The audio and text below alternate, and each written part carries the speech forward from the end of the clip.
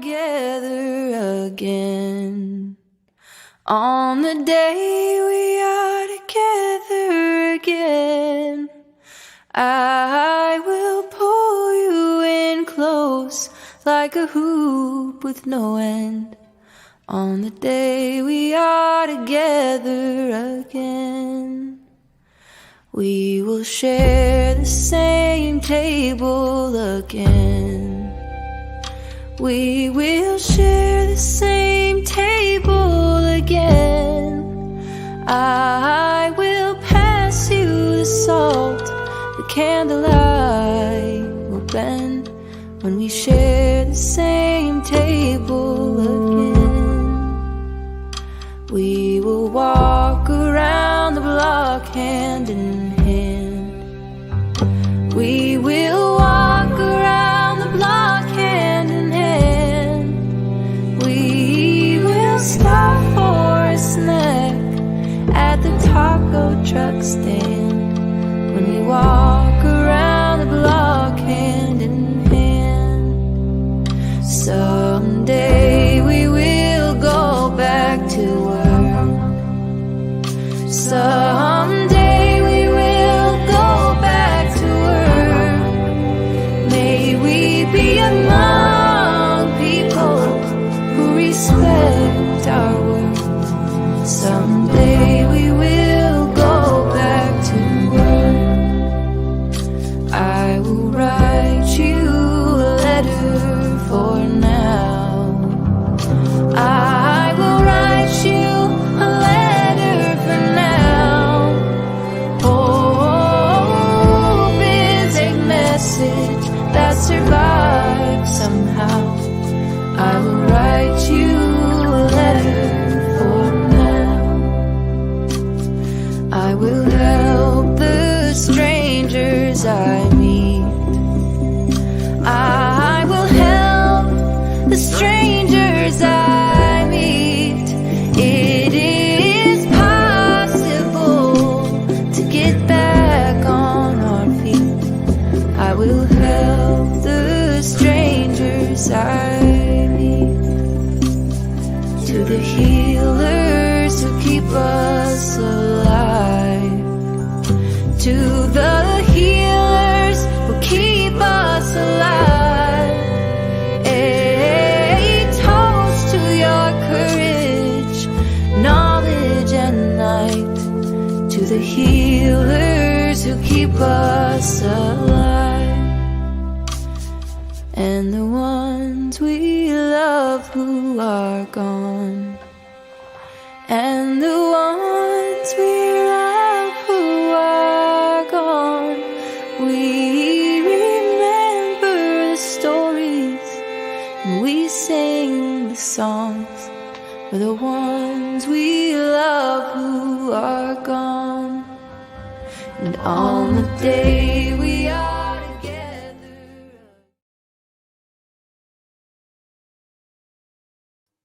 Good morning, my friends. How is everyone doing today? It is Friday, February 9th, 2024, the third day in the Adam Montgomery trial, actually, because, in my opinion, he is being charged for murdering his daughter. Yesterday was very hard testimony. It was very hard hearing the things that the prosecution alleged that he did by, I'm going to say it, by continually compressing poor Harmony into literally a shopping tote, putting her in the ceiling, in the vent, where that not only accelerated her remains, but also you know, did the neighbors could, sorry, I'm trying to do something here. The neighbors could smell the remains and all of that. There's a lot of evidence against Adam Montgomery. Will the coward show up today? That's what a lot of people are asking. I don't think it should be an option. I don't think it should be an option. His ass needs to be there, you know? Hold on. I'm trying to see if this works.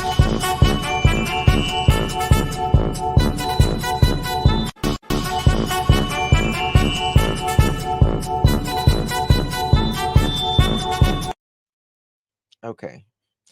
That's Stacy's ball buster I just made. Sorry. I was trying to upload that because he got stepped in his testy and he can't face the music at him. Exactly.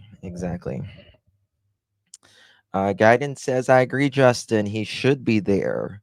Should be no right to waive appearances when the death of your child is at your own hands. I agree. I personally felt sorry for Harmony's mother yesterday. I know she wasn't the greatest mother out there, but even while she was struggling, she was still logging reports, calling, writing the mayor, calling DHS, still trying to find her daughter. And you could tell, you can tell she's clean now. You can tell generally, if someone's been really hard on drugs for quite a while. And I'm so glad that she has straightened her life up. Um, Me too. But if she didn't say or ask Harmony, when would they have realized she was missing? That is exactly right. Uh, w- d- when? When?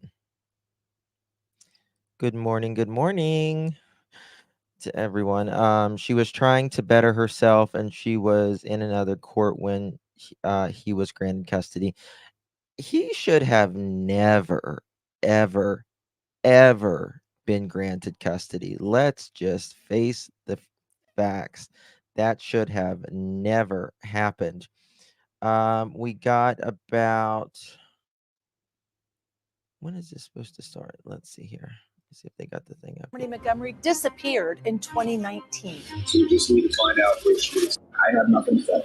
Now her own father. What? That's a Lori Daybell, Chad Daybell kind of thing. Where's your daughter? I have nothing to say. No, it doesn't work like that, Mother Chicken. It doesn't work like that. Yeah, of course. I'll drop my email. Oh, thank you. I see you. Thank you. It doesn't work like that. You need to proof of life. Proof of life. You don't just get to say, I have nothing to say. If your daughter hasn't been spotted in 2 years, yes, Fat Girl. See, he was receiving benefits for this child that DYCS should have kept following up. Methadone clinic, and no one checked on these kids. I know. Another thing that broke my heart into shreds yesterday was Adam coming out of the methadone clinic, and at every stoplight, he would beat Harmony. You know, I wasn't raised with a mom or a dad. I was raised by my grandmother, and I was lucky. I had love. I had attention given to me. I had comfort when I needed it as a child, which is so important. Every child deserves comfort, love, protection, and feeling secure. Every child. And I try to put myself in these children's shoes for a moment.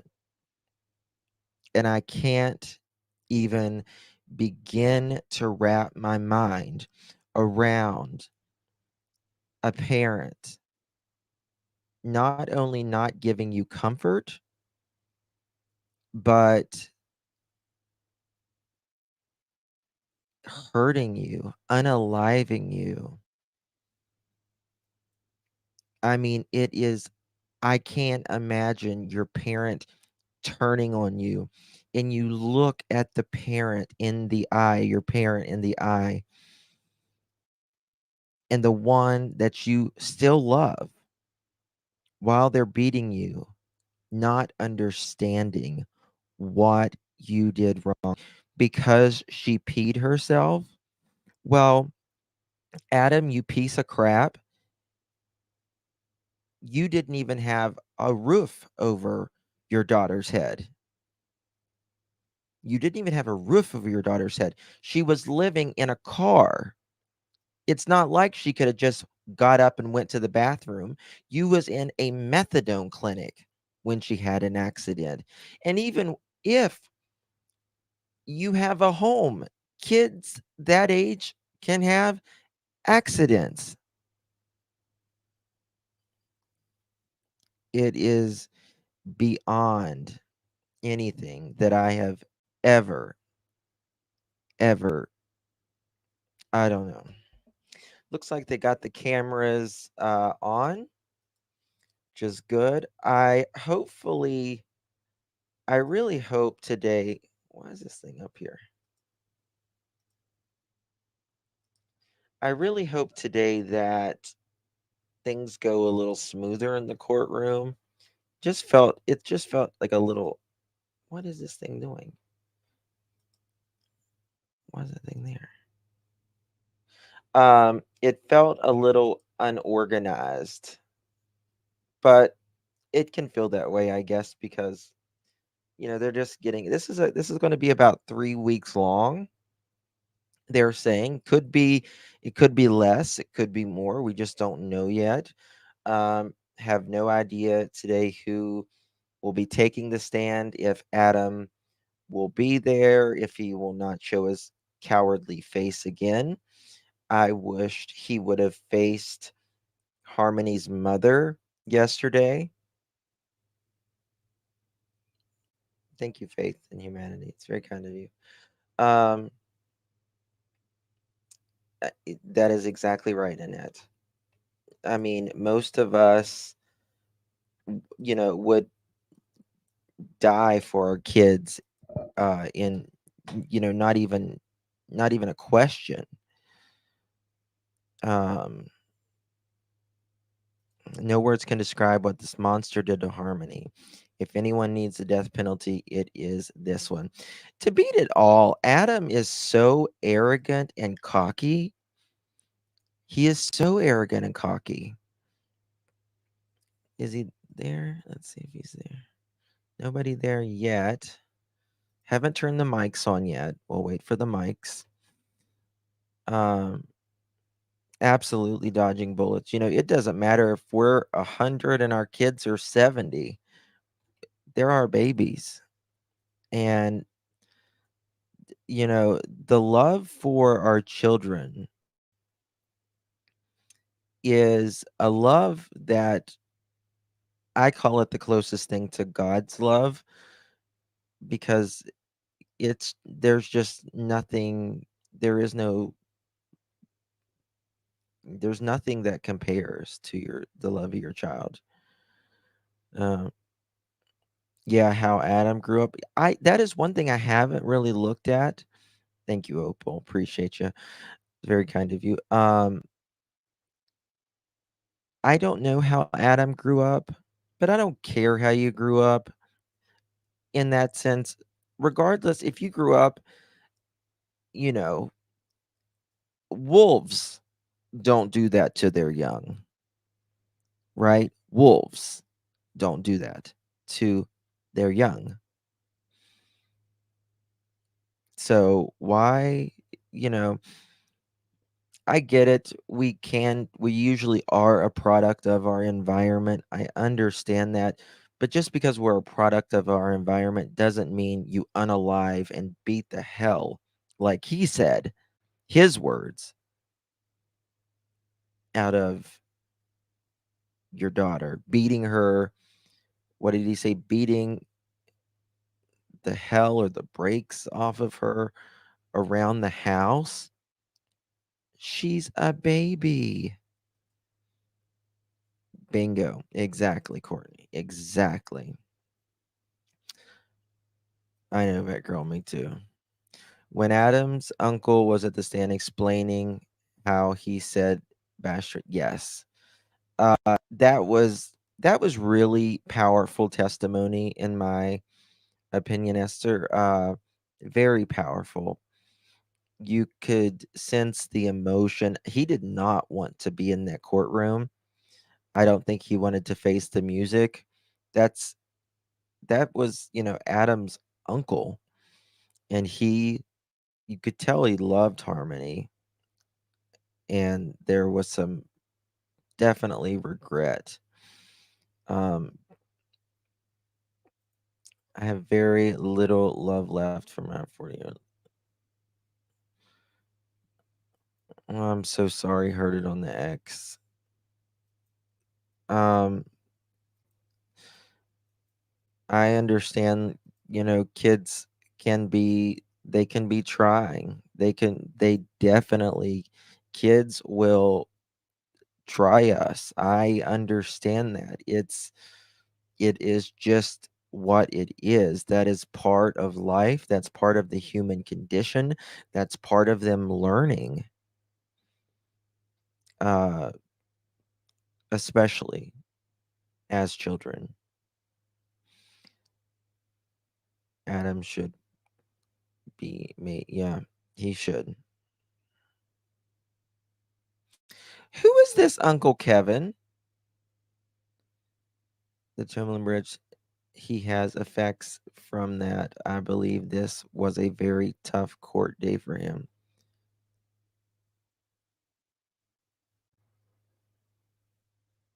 Is that the guy that testified? Was that his name?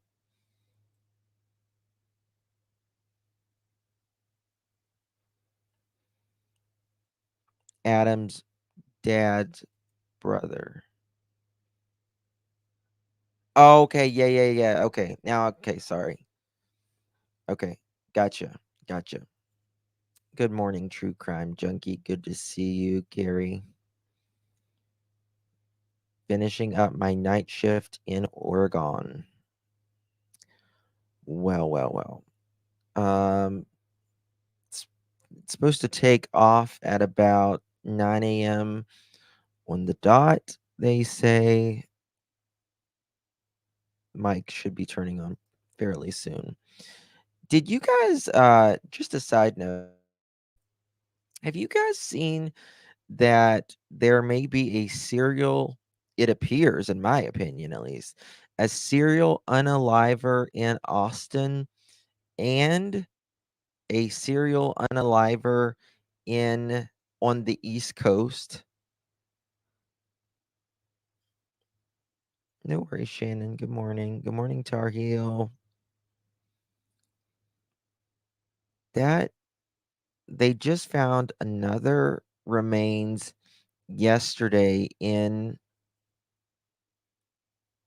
the little river area. And I'm like, damn. Yes, Austin has had us here. I mean, family. I have family that goes to the college there. I have two nephews. But they seem to. I think is it just gay men that they're unaliving right now, or does it matter? I heard something that was about maybe not. And if you look all up on the East Coast from, I think it's like Connecticut to South Carolina, there is so many. Actually, Emma sent me let me see something here. Uh, something the other day. Here, I'll find it here. There we go. All right. Let me show you this real quick. I'll kick it over in just a second. Look at this. Tell me if that's not scary. Tell me if that's not scary. Rachel Morton, Lindsay Doer, 31-year-old found. Heather Hickenlooper, Dana Mustaine, Marissa Carmichael, Aisley Ballard. There's actually, yeah, there's 2 mothers missing right now in North Carolina. Looks like the Gilgo Beach, but can't be him. Can't be him. He's locked away. I understand, Carrie. I don't understand why he was given. So there's a lot going on in this little area, and they still have not found the person that did this to Rachel Morton. It appears to be, in my opinion, some type of immigrant along I-95. Yes, yes, yes, yes. Justin, I'll be at the courthouse Tuesday through Friday next week. I will send you footage from. Oh, thank you. Thank you. That would be great. Thank you so much. Good morning, unapproachable light. It was very, very tough yesterday. It's a very busy corridor for sure. Lacey Fletcher case is horrible. I haven't looked. I've heard the name, but I haven't been able to research it yet. I wonder if it's the same. I don't know. I mean, Rachel Morton, we have video of the man. This guy was in California 1 minute and he's in DC the next. I'm talking to a woman who her sister is missing and is very worried about her. Facebook, she's in Belmont, North Carolina. Oh my goodness, November. How long she been missing? Yes. Yes, teddy bear. Please stay vigilant. Guys, seriously, do not walk the streets, especially at night alone, particularly if you're a woman. Don't do it. Don't do it. Make sure at least one other person is with you, preferably a man, because these people are freaking crazy. Wait, so if he plead guilty to moving corpse, he should be able to say where she is, right? Bingo. Yep, yep, yep. He absolutely knows where she's at. Which this is hard to say. But I don't really think there is much. I don't think harmony is anywhere per se. You know what I'm saying?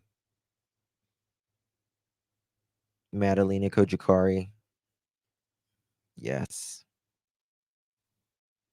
Sherry A. Jewel. Let me check that out. Sherry A. Jewel.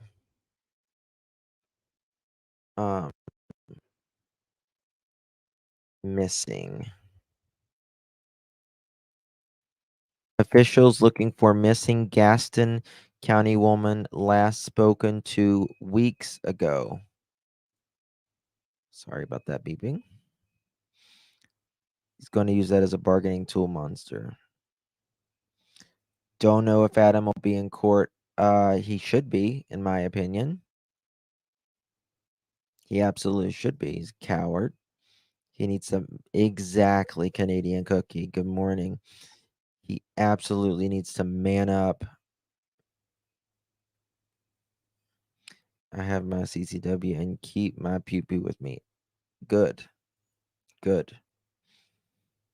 Uh, you need something for self defense. Carry some mace. You know, something to hurt a mother chicken, right? Miami police are warning women not to walk alone. A guy is touching women. They caught one guy, but still one police they are looking for. Oh. Bear spray. And if you don't got bear spray, which hornet spray, but that's like a big can, right? But it's good to keep hornet spray as well. Hornet spray works great. Um, and it sprays like 30 feet. That'll mess you up pretty good. He refused transportation again this morning. I would bring that mother chicken in a straight jacket and fold his mouth up, put him in a straight jacket, and say, "Sit there, mother chicken." But that's just me. What breaks my heart for Harmony is that he had enough money. Yes, he did. Yes, he did. Bear spray is illegal in Florida. Wanted to buy for Kim, but pew pews. Yeah, it is illegal in quite a bit of states, I believe. Um, but I think you can still get it. They just call it a different name. If I'm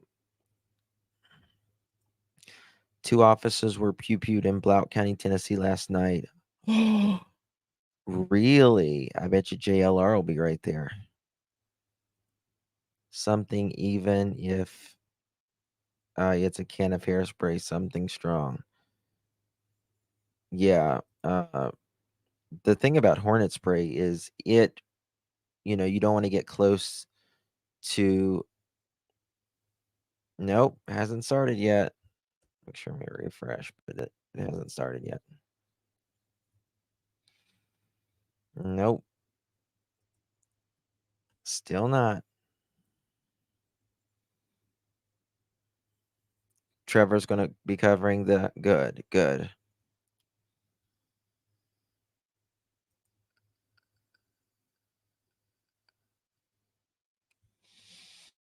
I thought of all the days he would show up would be Kayla's testifying. He's just a set your alarm off with your phone if you have nothing. Yeah. Kick him in the crotch.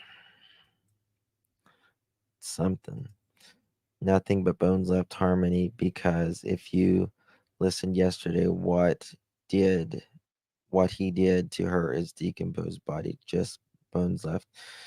Yeah, and you got to remember, when they were living in that apartment, the neighbors had to call the plumber, or the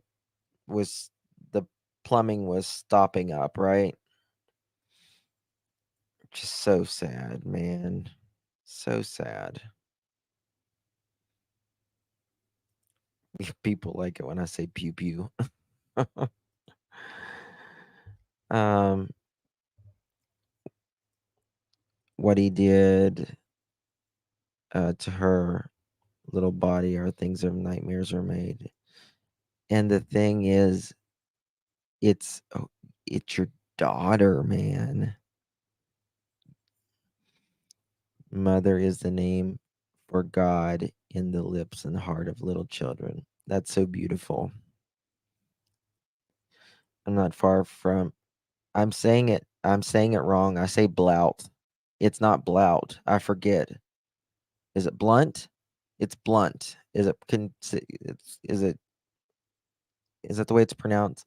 Blunt, Tennessee, and one is unalived and one is wounded. Still looking for suspect in regards to deputies. Good morning, please be seated. Okay, here we go. I understand you need to see me come.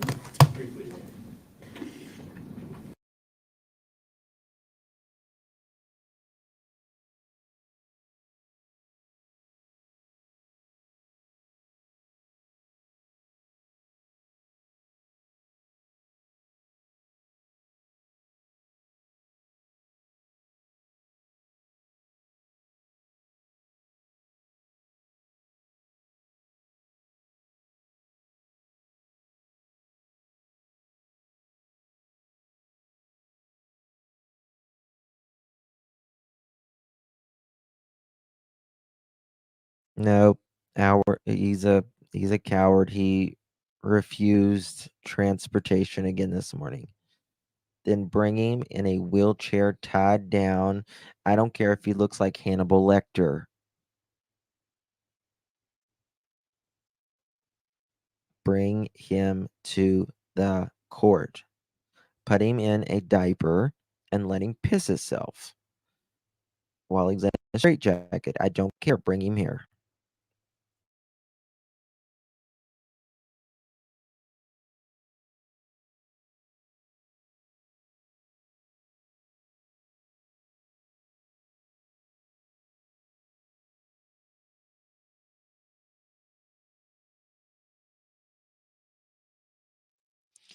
Okay, I guess they're talking attorneys are approach the bench.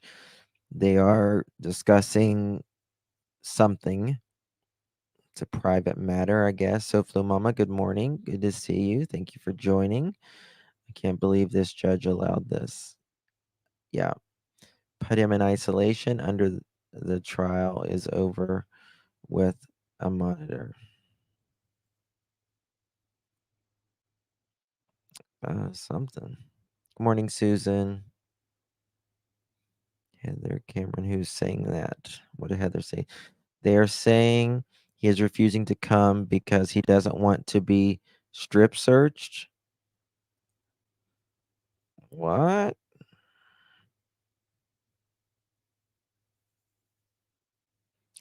They did. Yeah, yeah. It Mohawk, it's felt like a little disheveled, disorganized, in my opinion, the last couple days, but hopefully they'll work the kinks out. Um, this is day 3 of the trial, so hopefully they're getting there. But we won't have court tomorrow or Sunday. So I don't know. We'll have to see.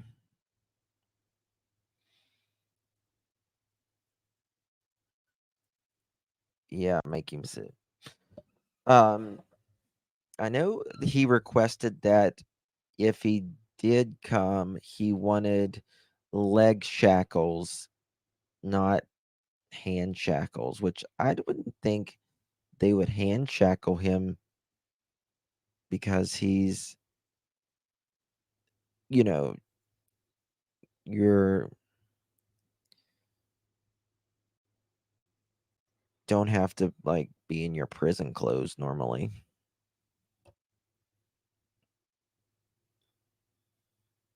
Oh, the jury is just yeah. I think he knows he's screwed, in my opinion. Like, how could someone not? Thank you, I see you. How could someone not? And take you're right. Well, he could also grab a pen and take some damn notes too, you know what I mean? It's like, come on. Lala, you're absolutely right. That I agree with you on that completely. I completely agree with you on that. And I think also because it's a high profile case. Um, but let him hang himself. The only Good morning, Fun Summer. I wonder if his lawyers are afraid he might explode during. He's just a douche. Brooks wasn't like shackles and attached to the floor. Oh my God, he was a lunatic. That was a crazy trial. He knew he was going down, Brooks did, and just simply made it as hard as he could possibly be on anyone.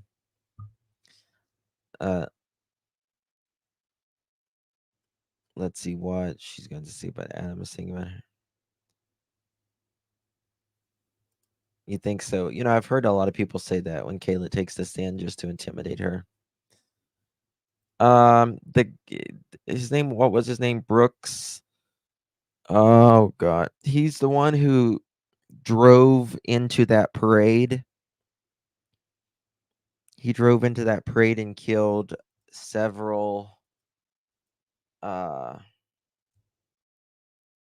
his name? Let me look here.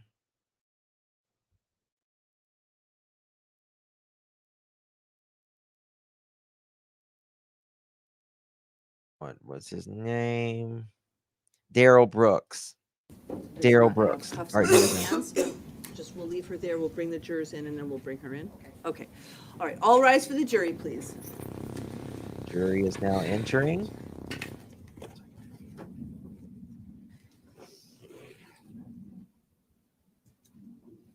Yeah, she had a lot of patience.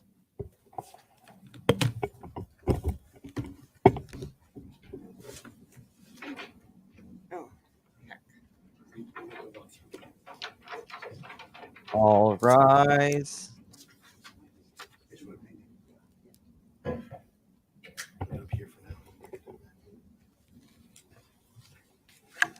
He really was Jane Bond.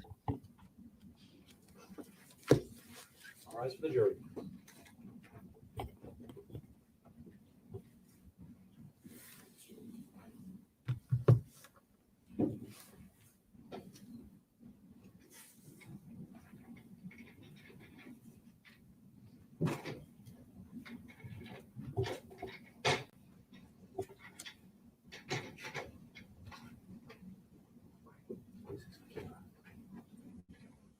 Please be seated. Good morning, ladies and gentlemen. Whenever the state is ready, you may call your next witness. Your Honor, the state calls Kayla Montgomery. I don't know who they have lined up today. Ooh, what's this?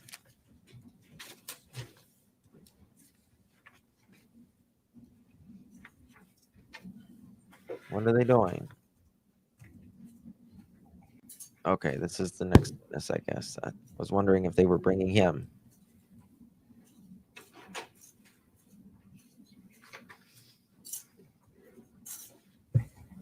Yeah. Kayla is already on the stand. Here we go.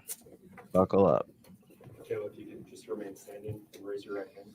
Do you swear that the testimony that you're going to provide this jury will be the truth and nothing but the truth, so help you God?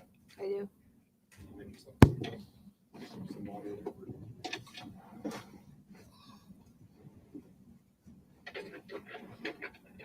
Kayla, can you begin by stating and spelling your full name for the record? My name is Kayla Montgomery, Kayla Montgomery. This how is old are you, crucial for Kayla? the state. Crucial. 33. Where do you currently live? I am in the correctional facility for women's in Concord, New Hampshire, How long have you been there? for over a year. Kayla, why are you currently incarcerated?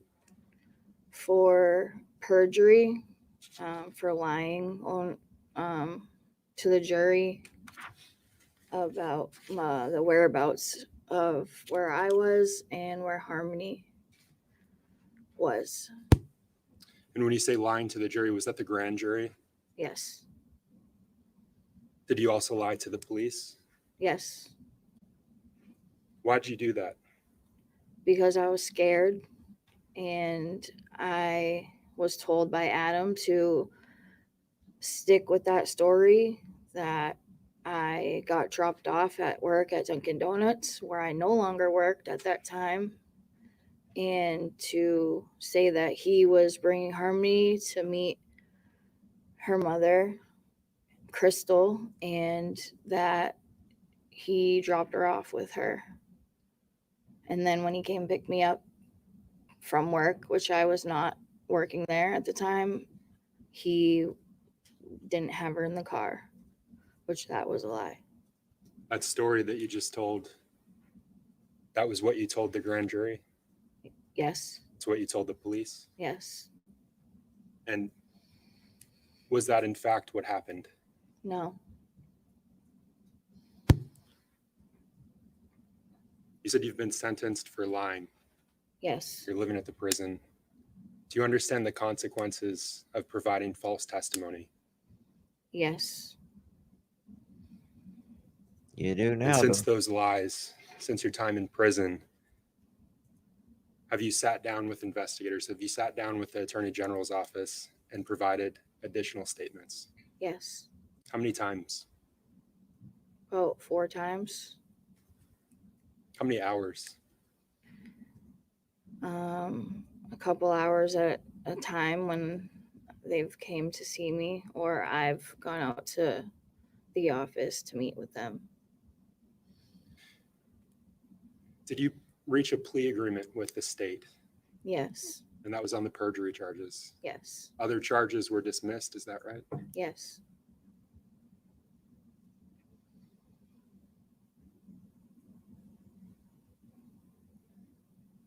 The story that you just told about the defendant dropping Harmony off with Crystal, who came up with that story?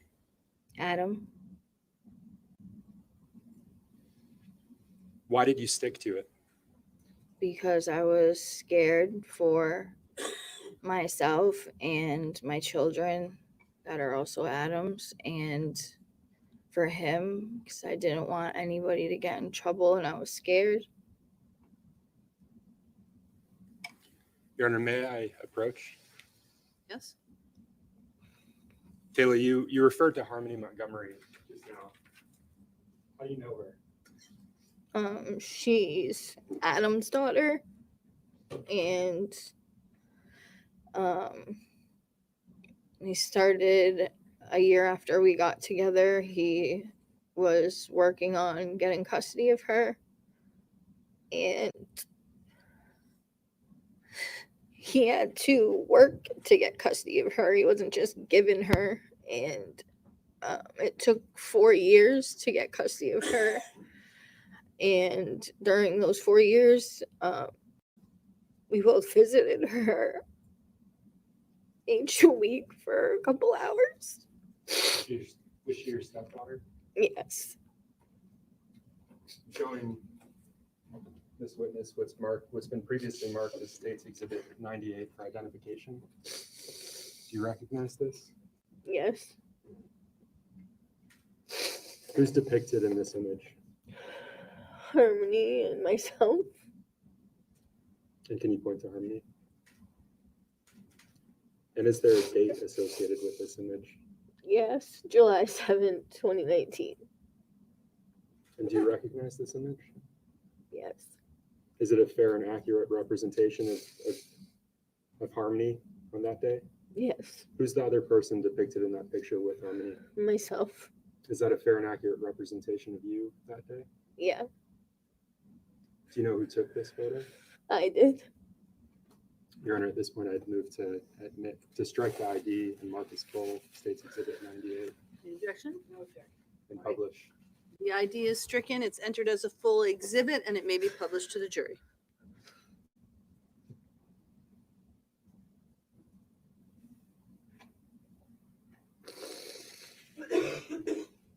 Kayla, what were you and Harmony doing in this photograph? We were taking pictures and laughing, playing. We always did silly pictures. You mentioned getting custody of Harmony at some point. Do you remember when that was? It was the month of February of 2019. And where were you living when you got custody of Harmony? 77 Guilford Street in Manchester, New Hampshire. When you got custody of Harmony, was she potty trained? Yes. Was she potty trained after you got her or before you got her? Before. Did she have accidents when you first got her? No.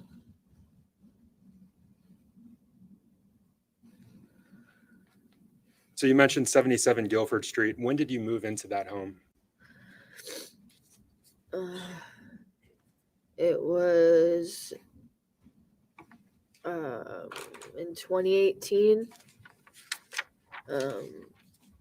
Probably around April or May. I think it was around that time. Whose home was it? Adam's grandmother's, Helen Montgomery.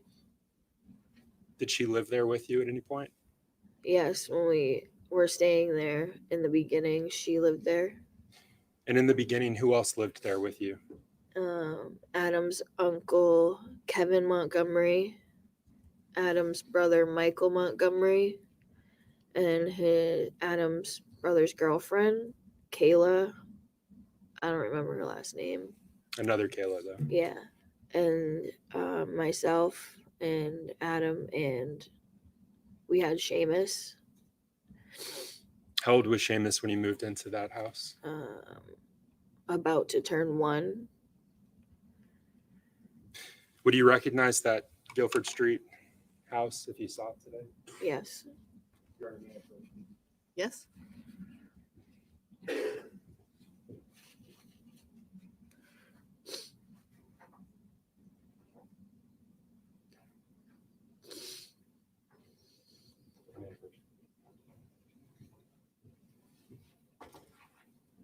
Kayla, I'm handing you what's been previously marked as States Exhibits 1 and 2.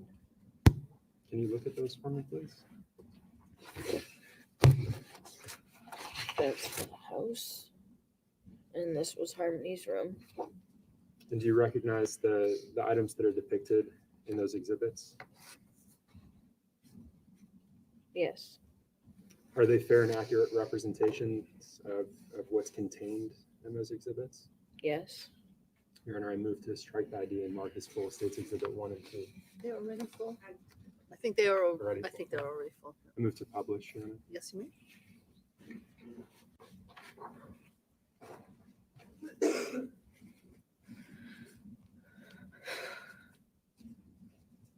Kayla, States Exhibit 2, what can you tell us about this room? Adam and I helped decorate this room right before Harmony came to live at Guilford Street. And she really likes Minnie Mouse. When you say she really likes Minnie Mouse, who is she? Harmony. When you say you helped decorate the room, what did you do to decorate it? Got the Minnie Mouse wall decor that stick to the wall, and got her a whole new bed set, blankets and sheets.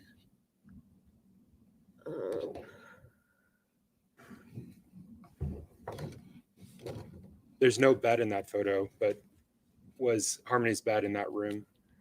Yes. Where would it have been located in relation to that image? Right next to the window.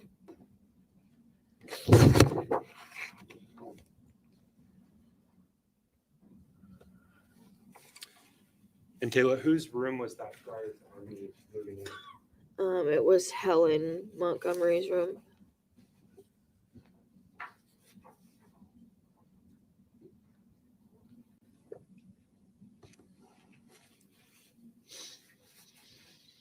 Kayla, I'm showing you it's been marked as States Exhibit 10 for identification. Do you recognize this? Yeah, it was Harmony's toothbrush. Is it a fair and accurate representation of Harmony's toothbrush? Yes. Your Honor, I move to strike the ID and mark as full State's Exhibit 10. Any objection? The ID is stricken. It's entered as a full exhibit. It may be published.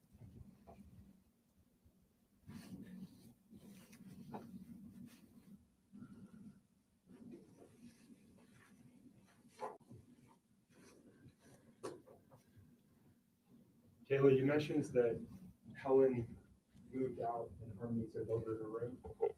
Yes. She moved out of the room, but she was still living at the house. Did she eventually leave the house? Yes. When was that? In May of 2019, Do you know where she went? Florida.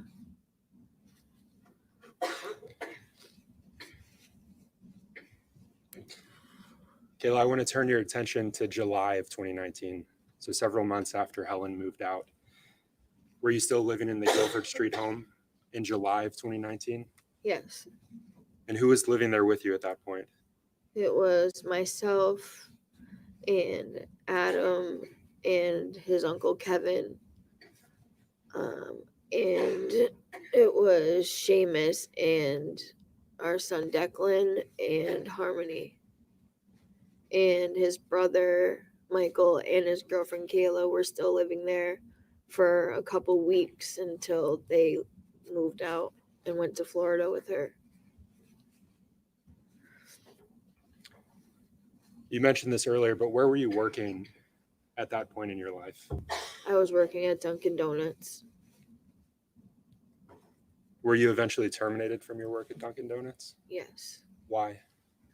because I was stealing money from the register. Did you admit to stealing money? Yes, Did you actually write a letter acknowledging that you had stolen? yes,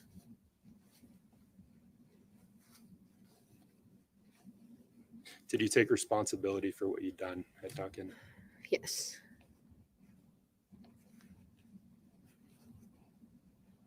You mentioned that in July of 2019, Kevin Montgomery was still living in the Guilford Street home. Yes. Did he eventually leave for Florida after Helen? I don't remember where he went. I remember Helen had surgery. She had open triple bypass surgery. And I don't remember if Kevin went to Florida. And I think he went to Mass too. I don't remember where he went. Let me ask you this. Do you remember him being gone from the house for several weeks? Yes. And let's talk about that period where Kevin's gone from the house. Okay. You were still working at that point? Yes. What were your hours like at work? I worked 6 a.m. to 2 p.m. And I also covered shifts if they needed help. The 3 children that you mentioned, Yes. where were they when you were at work? With Adam. And so in July of 2019, your youngest, Declan, how old would he have been? He was about 6 months old. And you said you were working from 6 a.m. to 2 p.m.? Yes. Did you like that setup? Yes.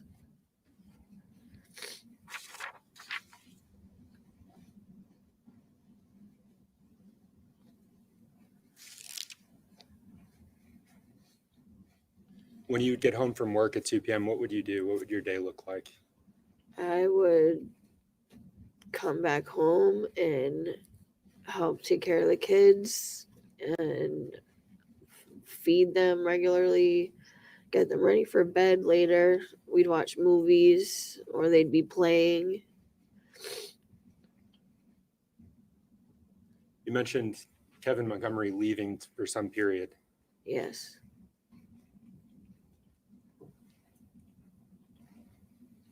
Did he return to the home at some point? Yes, he showed up with Helen. So before that, though, in July of 2019, did he Yeah. return to the home at some point? I don't remember. Do you remember overhearing a conversation between Kevin and the defendant, Adam. Yes. What was the tone of that conversation? They were arguing about a situation that happened with Harmony. What was Kevin's tone in that argument? How did he sound? He sounded angry. What did Kevin say in that conversation? May we approach? Yes.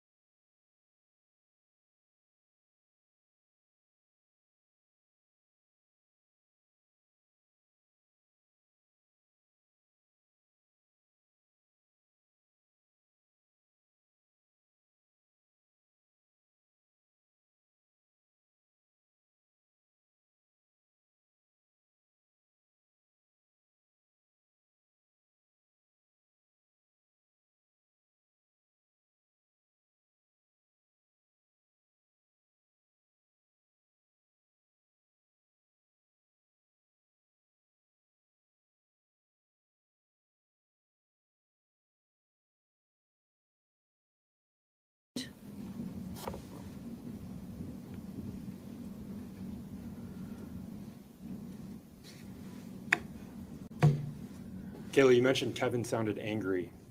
Yes. Was this a quiet conversation? No. How would you describe it? Yelling at each other back and forth. Argumentative. Yeah, it was just loud and angry. Where were you during this conversation? In the living room of the house in Guilford Street. And where were the children? Playing.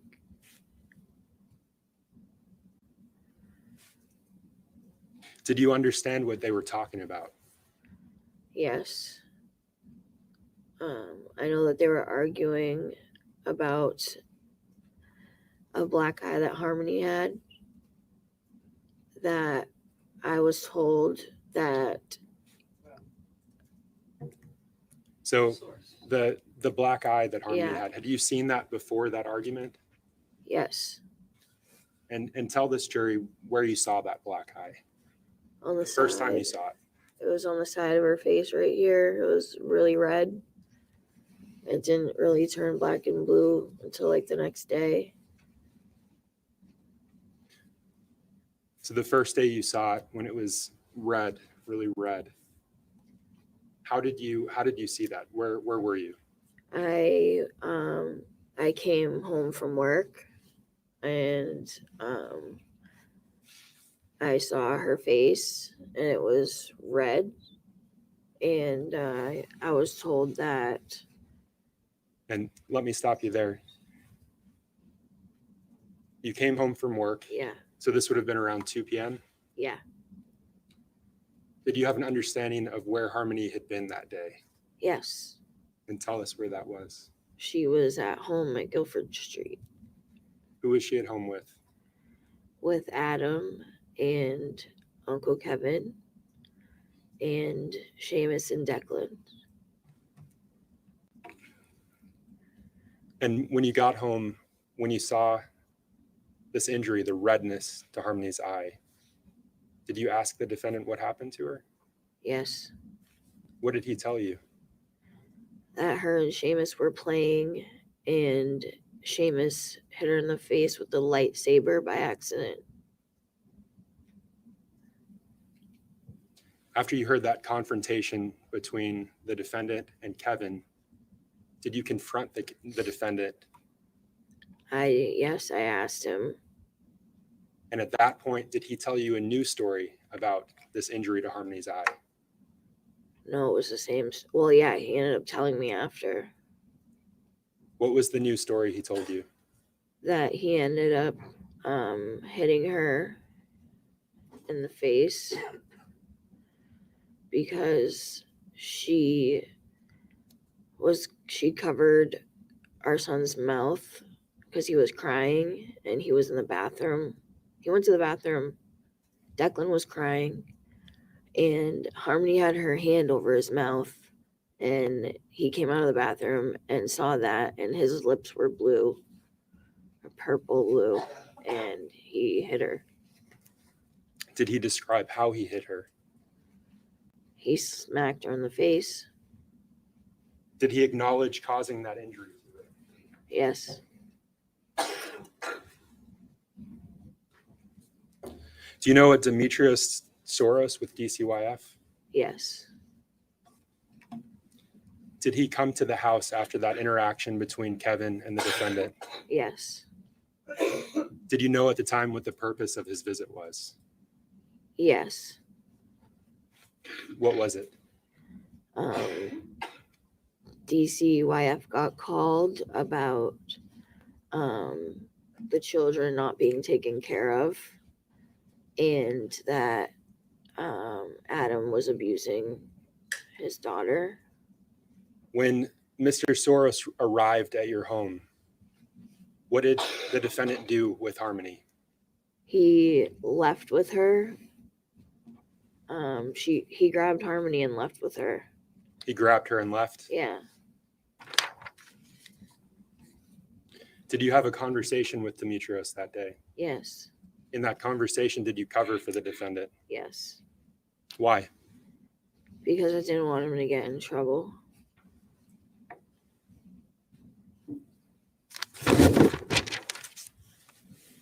Was there a period in 2019 when you no longer lived at the house on Guilford Street? Yes. And tell us how that came to be. We ended up getting evicted from the house in November of 2019, the day before Thanksgiving, because the mortgage wasn't being paid. And Your Honor, may we approach? Yes.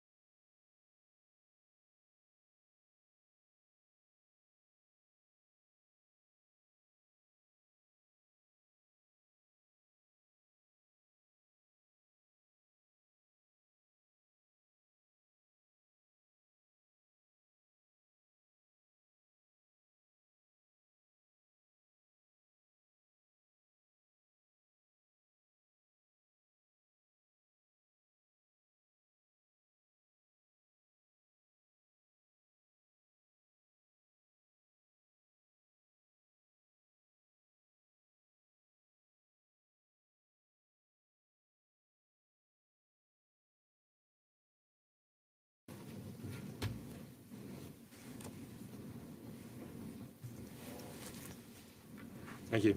Your Honor, I'd ask that the court take judicial notice that the day before Thanksgiving in 2019 was November 27th. The court takes judicial notice that the day before Thanksgiving in 2019 was November 27th, 2019. Kayla, why were you evicted from the home? Because the mortgage wasn't getting paid And after you were evicted, where did you begin living? in our car, What kind of vehicle was it? a Chrysler Sebring. When you began living in that car, who were you with? It was myself and Adam, Harmony, and the two boys Where were you sleeping during that period? in the car Where would you keep the car? behind Colonial Village in Manchester. Why Colonial Village? Because that's where our friend lived, What was your friend's name? Anthony Bodero. Did you tell Mr. Badero that you were living there in that parking lot? He asked us not to, but yes.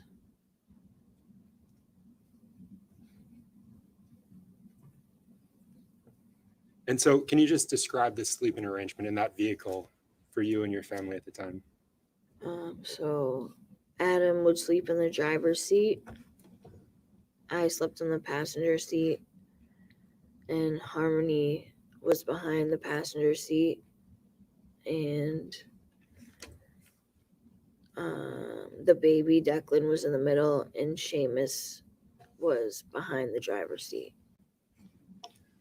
Kayla, I asked you earlier about whether Harmony was potty trained when you got custody of her. And I believe you said she was. Yes, Did that change at some point after the eviction? yes. And tell the jury about that. What happened to Harmony? She wouldn't let us know when she had to use the bathroom, and so she was peeing in the car, just in her seat that she was sitting in, and she wouldn't tell us that she had to use the bathroom. Was she only peeing or was she having other accidents at the time? She was also pooping. How frequently was this occurring for Harmony? A lot, like at least every day. And did those accidents, did they increase in frequency the longer you were in that car? Yes, How was the defendant responding when she had these accidents? getting angry. Would he do anything physically to her when she had accidents? Yeah, he would smack her. And what does that mean that he would smack her? He would smack her in the face, or on her leg, or in her hand.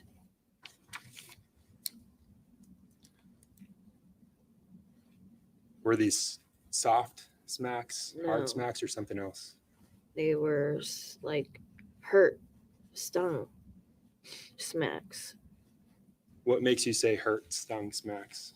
because she would cry during, like, whenever she got smacked by him, and I could hear it, and it sounds like it hurt.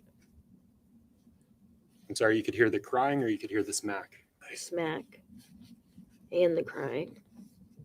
When you say she was crying, who's she? Harmony.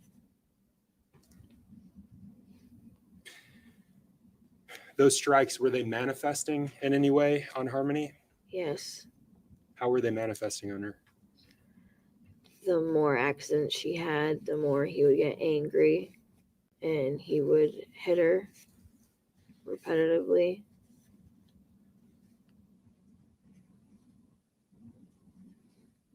Was the defendant causing visible injuries to Harmony? Yes. I'm sorry? Yes. And tell us about those injuries. When he would hit her, she started getting black eyes and bruises on her face, on her legs. Yeah. Did you ever see her bleed as a result of being struck by him? No, I didn't see that. Did you ever see the defendant attempt to cover Harmony? Yes. And can you tell the jurors how he did that? He would cover her with a comforter that we had in the car Why would he cover her? so nobody could see her.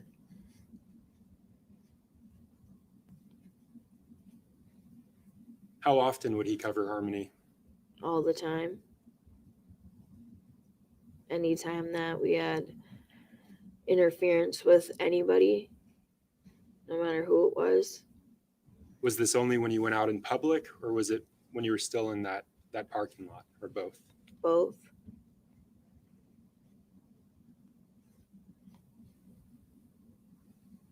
Kayla, were you involved in an accident, a car accident on November 29th of 2019? Yes. And I want to turn your attention to that day. Who were you with that day? Tabitha, Scott, Who else was in the vehicle during that accident? Adam, myself, Harmony, and the two boys. Who was driving? Adam, That Sebring, did you regularly drive it? Did you drive it at all? yeah, I didn't drive it, but he did. He had the license. I did not. You didn't have a license at the time. No.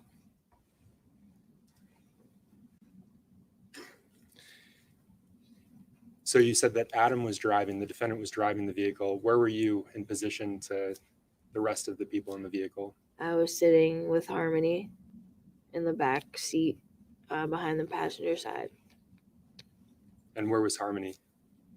next to me and Declan. She was in between, And where was Seamus? in his car seat on the other side of Declan. Would that have been behind the driver's seat? Yes. You mentioned the Tabitha Scott. Yes. Who was she to you? She's been one of my friends for a long time. And she was in the car with you that day? Yes. Where was she seated? In the passenger seat.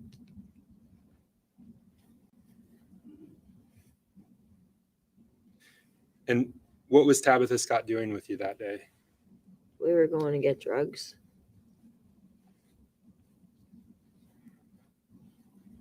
And can you just walk us through the accident, how it occurred?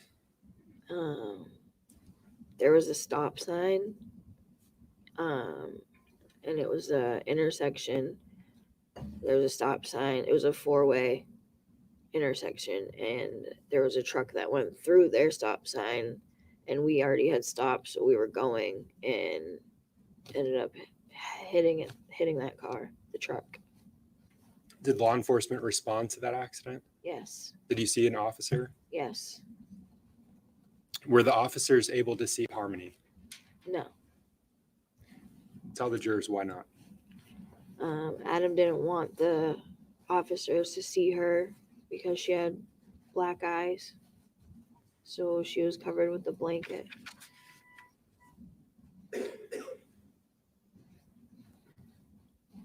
Were there other people, specific individuals that he would cover Harmony up and keep her hidden from? Yes.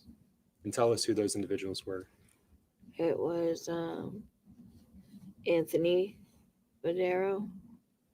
And when Tabby was in the car, she didn't look at her. She didn't see her. But she knew she was in the car. Kayla, so this accident occurred on November 29th. Yes. I want to turn your attention to December 7th of 2019. Yeah. Does that day stand out to you? Yes. Why? It's the date that Harmony passed away. The day that Harmony passed away? Yeah. Were you still living in the car at that point? Yes. Were you still sleeping in the Colonial Village parking lot? Yes. You mentioned Harmony having accidents and then becoming more frequent at that point.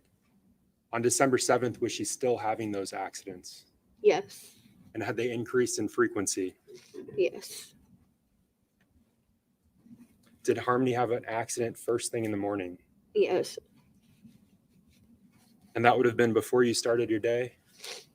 Yes. What happened when she had that accident? Adam repetitively kept punching her in the head. So I want to break that up. That morning, where did you wake up? At Colonial Village. And what happened first thing in the morning that morning? We went to the methadone clinic.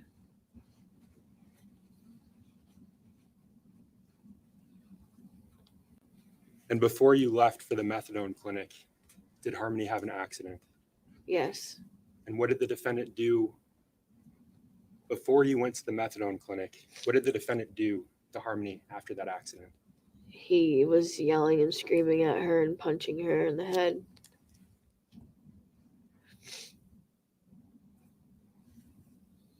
How did she react to that? She was crying. You mentioned the methadone clinic. Was that Habit Opco? Yes. And what did you do at the methadone clinic that morning? Got my dose of methadone, and Adam got his also.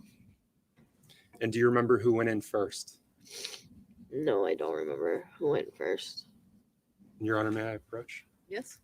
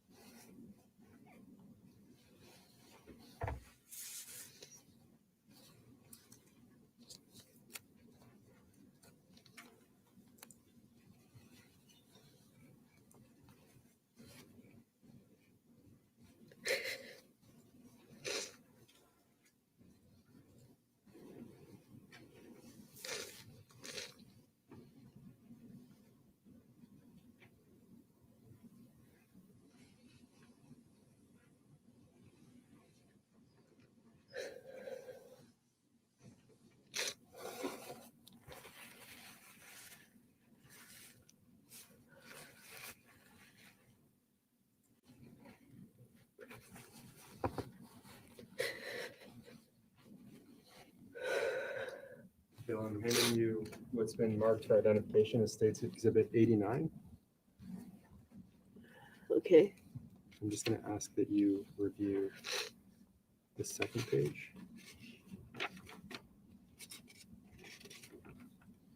And this page, paying careful attention to the times.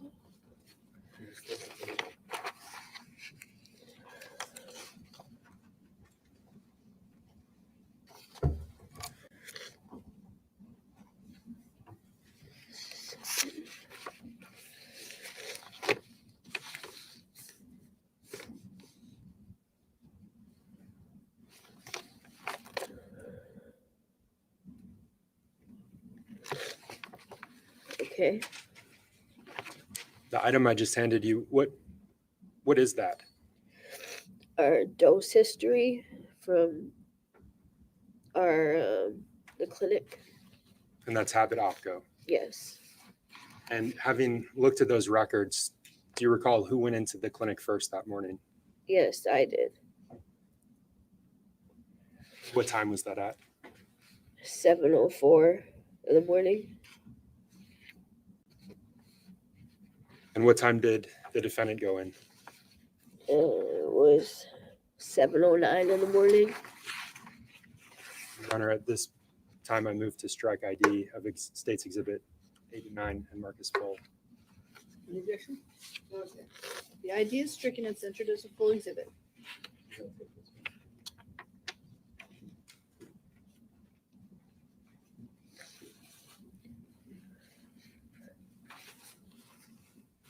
Kayla, can you tell the jurors what happened when Adam returned to the vehicle after his methadone treatment? When Adam came back to the vehicle, he could smell urine, and he started yelling at Harmony and kept hitting her in the head repetitively. Where were you when he smelt that accident? Where was the vehicle when he smelled that accident? in front of the methadone clinic. Did you discuss going somewhere with him at any point that morning? Going to get food? Yes. I asked to go to Burger King. You asked to go to Burger King. Yes. And so at some point, did he begin driving the vehicle? Yes. Was that before or after he repeatedly struck Harmony? After. What was Harmony doing at that point when he started driving the vehicle? She was crying a lot. She was crying a lot. Yeah. And she was making a weird noise. Was she saying anything? No. And Kayla, I want you to walk the jurors through in as much detail as you can what happened on your route from Habit Opco to that Burger King. Adam was getting really angry from Harmony peeing in the car, and he repetitively kept punching her on the way to Burger King, and there were a couple red lights, and when we were at red lights he would go over the driver's seat, like in between the passenger seat, and he was just punching her repetitively in the head. And you've said there were several times where he punched her repetitively in the head. Yes. How many times did he hit her? I can't count. I don't know. Were you counting? No, I wasn't. How many lights did that car come to where he repetitively struck her? At least 2 or 3. Between Habit Opco and the Burger King, did the defendant say anything to Harmony? Told her to shut the fuck up. Stop crying.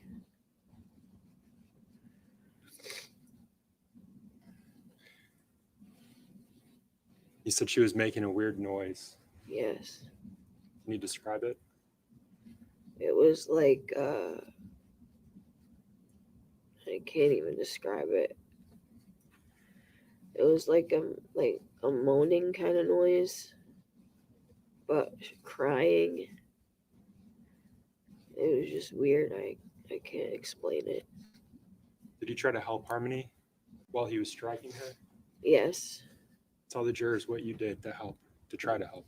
I put my arm up and said to stop, but he looks at me and he gave me this look that was like evil. It's his crazy eyes. I didn't like it, and I couldn't stop him from hitting her, because the look that he gave me was scary. I was scared. What were you feeling when he looked at you like that? Like he was either gonna hit me or just, I don't know. It was weird.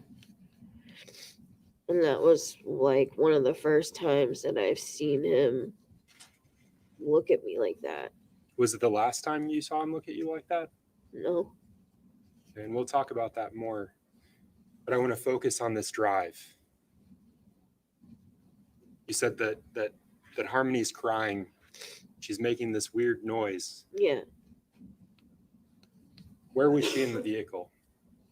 She was behind the passenger seat. And who was in front of her in that car? I was. You described the defendant almost coming over the seat. Yes. Was he still driving at that point? Some, kind of. It, between the red lights, and it definitely at the red lights. I remember that. How was he striking her? By punching her in the head.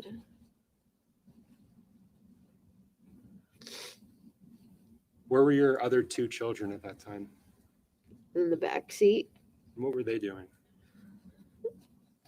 They had no idea what was going on. How old were they? Seamus was about 2.5, and Declan was 11 months old. Did you look back at Harmony at any point? No, Why not? because I was scared.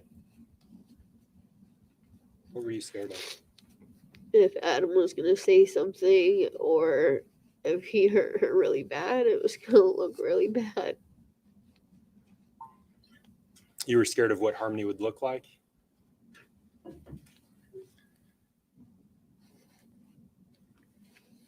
That attempt to intervene, were you successful in that? No, Did he stop after that?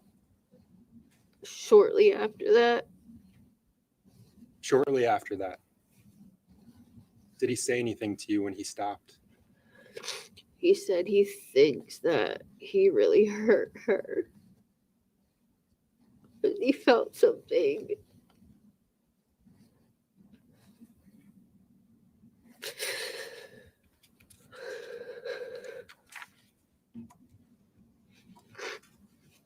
When he said that he thinks he really hurt her, where was the vehicle at that point? At Burger King? At the Burger King? Yes. And what did the defendant do after he stopped hitting Harmony, after he said, I think I really hurt her? Nothing.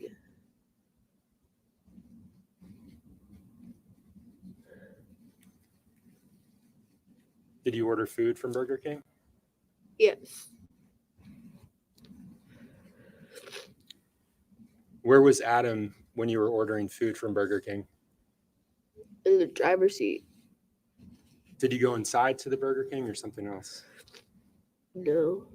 I don't remember going in there. Did you go through the drive-thru? Yes. And so who ordered the food? Adam did. And what did you do with the food that he had ordered? Ate it, gave some to the kids. Where were you when you ate the food? In the parking lot Which parking lot? of Burger King. Now, the kids were behind you at that point. Yes. Is that what you testified to? Yes. And who gave them food? I did. Did you see Harmony when you were giving them food? No. Why not? Because she was under the blanket. Who put her under the blanket? Adam.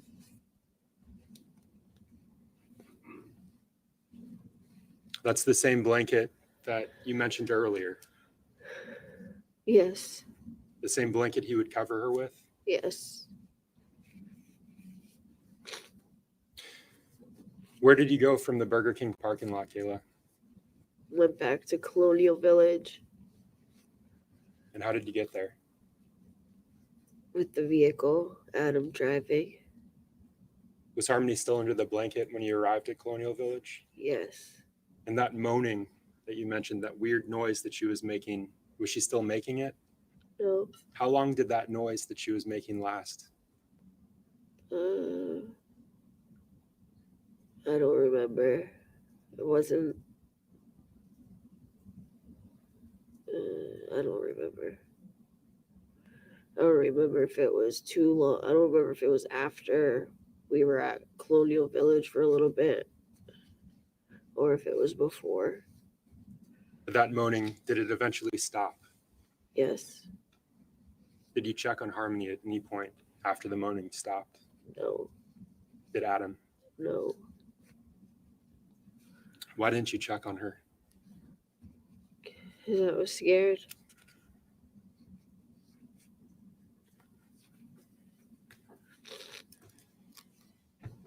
When you arrived at the Colonial Village parking lot, when you arrived back there, what did you and the defendant do? We got drugs and got high. When you say we got drugs and got high, what drugs did you get, Kayla? Heroin and crack. And how long did you use those drugs for in that parking lot?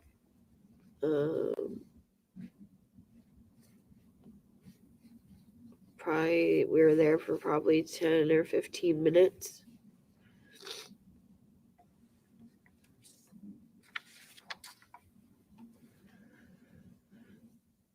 Where did you go from the Colonial Village parking lot? I don't remember where we were going, but I know we left. You left at some point. Yes. And what happened when you left the parking lot? We made it to the next street over, going towards Elm Street, and the car died when we got to the traffic light, and it wouldn't start or anything, and so we were stuck without a vehicle. What was the defendant doing when the car died?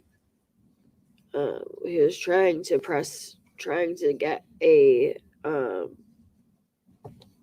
jump, and there was no jumping the vehicle, and so we ended up having to leave it. And when we were getting out of the car and getting the kids out of the car, Harmony had passed away. Let's talk about that. When you say Harmony had passed away, when did you realize that Harmony had passed away? When Adam was trying to wake her up and she didn't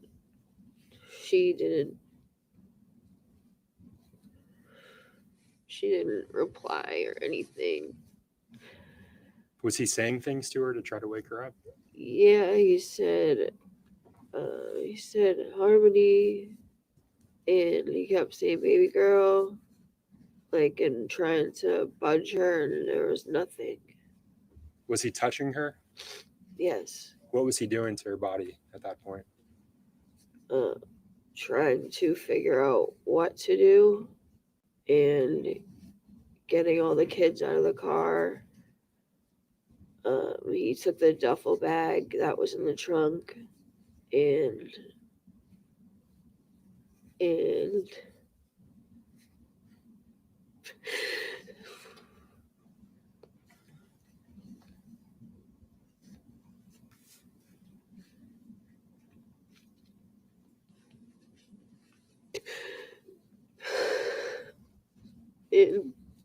put her in the duffel bag.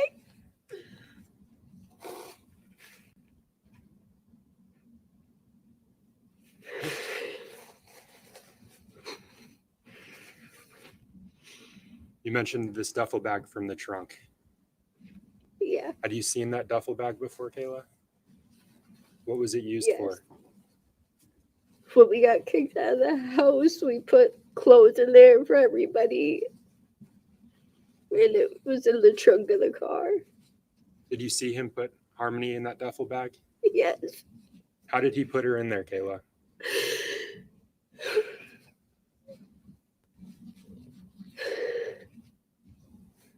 He like folded her in half and put her in the duffel bag.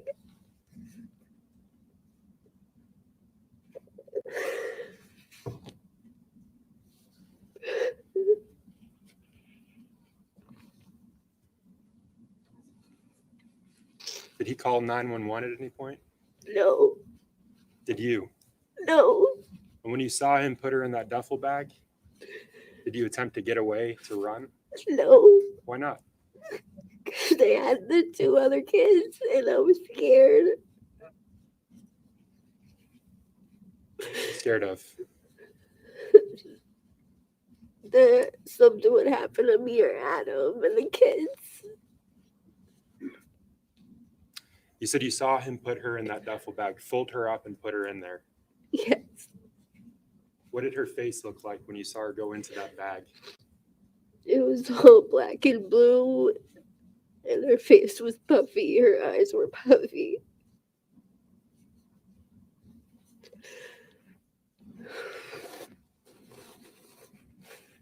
Did he say anything to you after he put her in that duffel bag? I don't remember.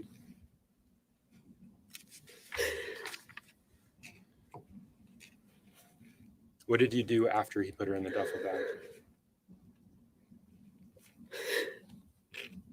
We took the kids and we walked back to Colonial Village.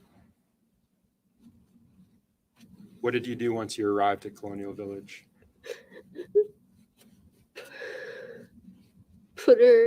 put the bag in the snowbank so Anthony wouldn't see it. I'm sorry, so that who wouldn't see it, Kayla? Anthony. That's Anthony Badero. Yes. Where was the snowbank that you put? And sorry, let me clarify. Who put her in a snowbank? Adam. Where was that snowbank that he put her in? In the embankment from the parking lot. What was around that snow embankment? A dumpster. And cars and snow.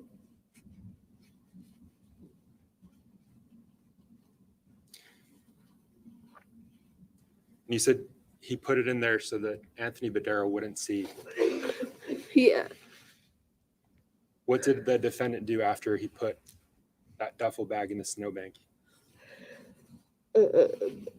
Left her there.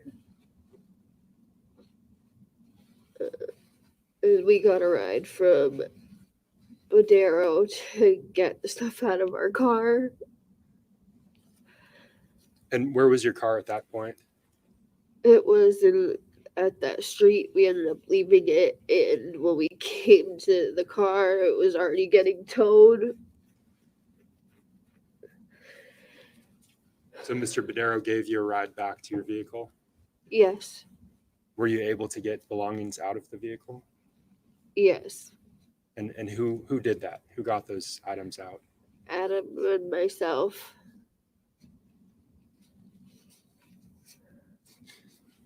That vehicle was your home at the time. Yes. What did you do after that in terms of a shelter? Badero let us sleep in his car for the weekend until I figured something out.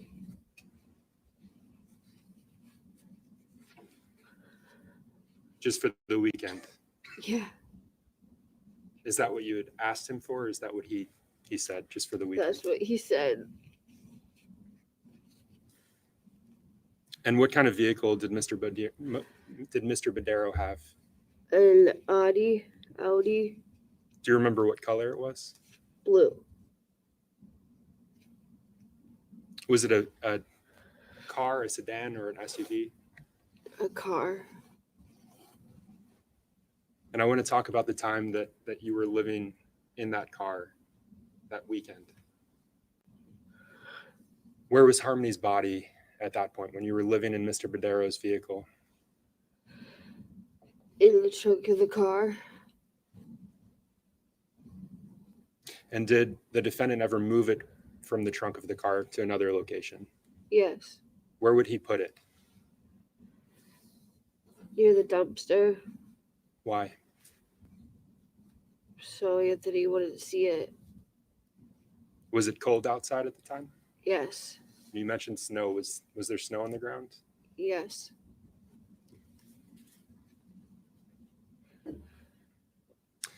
Did something happen to the vehicle that first night you were staying in Mr. Badero's car? Yes, the battery died. What did the defendant do when the battery died? Used somebody's phone and called Miss Frayne. Is that Kimberly Frayne? Yes. Are you aware of him communicating with any other people regarding the dead car? Not that I remember. At that time, did the defendant have a Facebook account? Yes. Do you know if he had a Facebook account? I don't remember. I don't remember. But you recall a call to Miss Frayne. Yes. And what happened after that call? She showed up with a battery pack jumper to jump the car. Was she successful in jumping the car? Yes. And what were you doing while that was going on? I was in the car with the kids. Where was Miss Frayne? Outside of the car with Where- Adam. I was going to ask, where was the defendant? Where was Harmony at that point when the car was being jumped? in the trunk of the car. What did you and the defendant do for food during your time in Mr. Badero's car? Bodero bought us pizza and brought it down to the car. You mentioned being there for 2 nights, Yes. and the first night the battery died. Yes. When was the pizza given to you? I think it was the next night. Because he did give us food for a couple of dinners. He gave us food. We had the pizza and stuff like Could you repeat that, please? a couple of nights we got pizza. And did you leave Mr. Badero's vehicle after that weekend? Yes. After those 2 nights you left? Yes. And can you tell the jurors where you went? I went to my aunt's house, And what's your aunt's name? Kimberly Simmons, Where did Miss Simmons live at the time? in Manchester. Was she on South Main Street? Yes. And how did you get to your aunt's home? Bodero dropped us off. Your Honor, may I approach? Yes.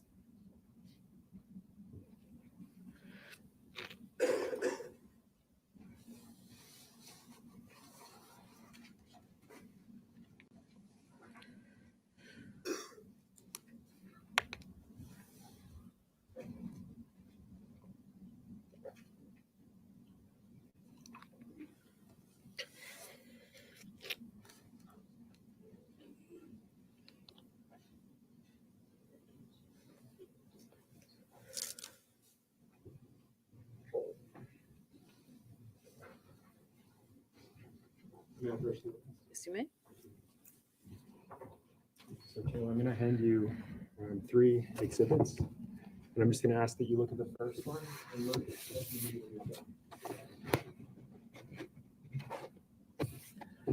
So that first one, what's been marked as State's Exhibit 25 for identification, do you recognize what's depicted on that item?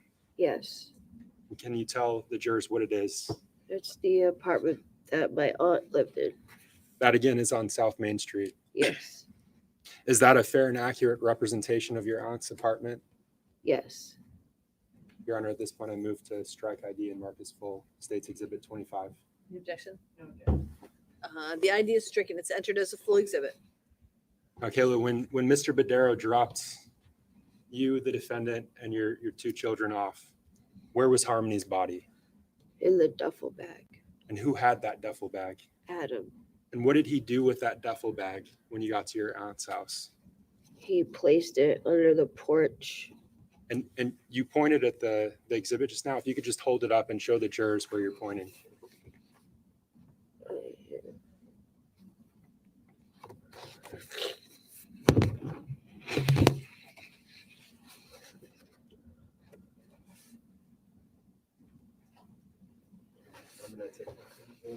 Can you show me where you pointed?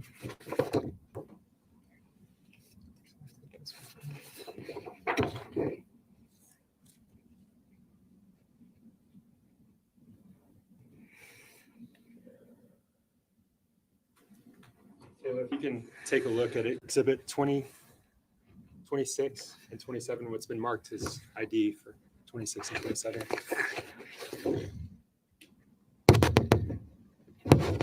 What's depicted on those 2 items, Kayla? The porch. Up close. Is that a fair and accurate representation of your aunt's porch? Yes. Is there a difference in the 2 photos? Yes. 27 has measuring tape, looks like. And Your Honor, at this point, I move to strike the ID and mark as full State's Exhibit 26 and 27. And the ID is stricken. They're entered as full exhibits.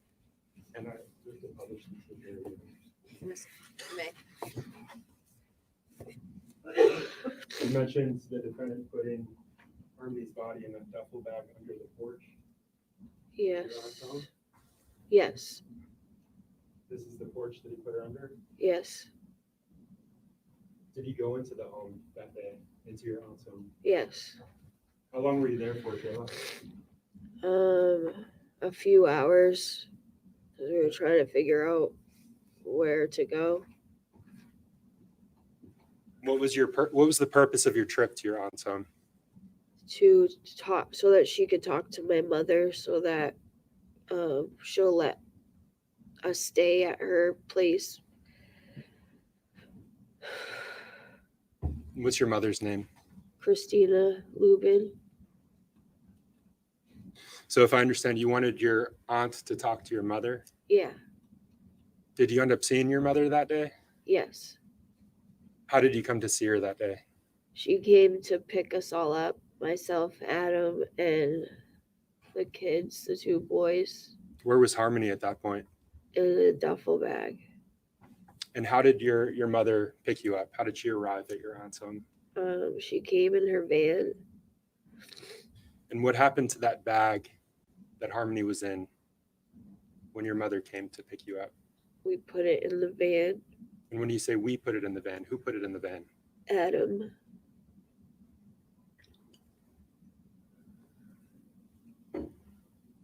How long did Harmony's body stay in the van? Probably about 5 to 10 minutes. Was it in there while you were traveling somewhere?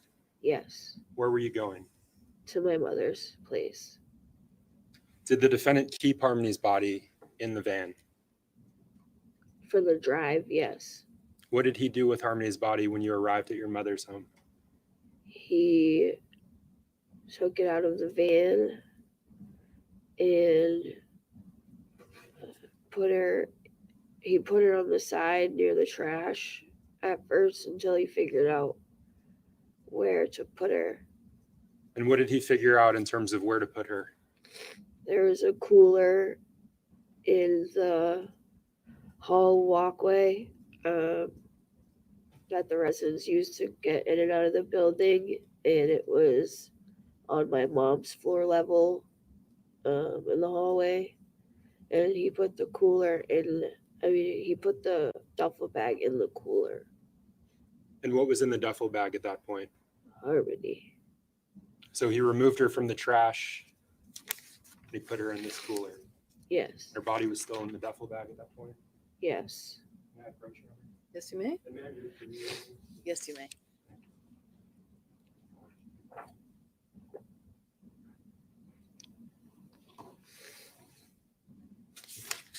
So I'm showing you what's been marked as State's Exhibit 28 for identification. Yes. Do you recognize that item? Yes. What is it? That is the cooler that was on the porch in my mom's hallway.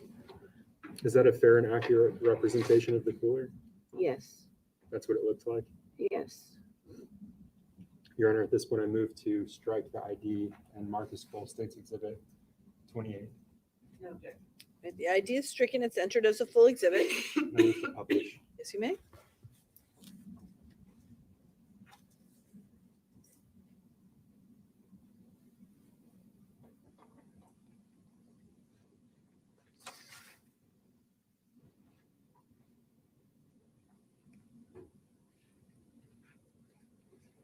Kayla, how did Harmony's body fit into this cooler? Adam pushed it in the cooler so it would fit. Is that something you saw him do?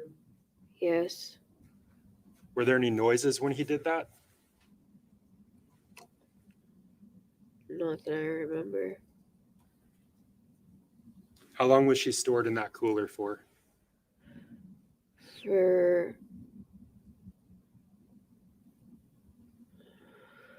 For a couple weeks. And how long did you stay with your mother for? How long were you with Christina Lubin? For a couple weeks.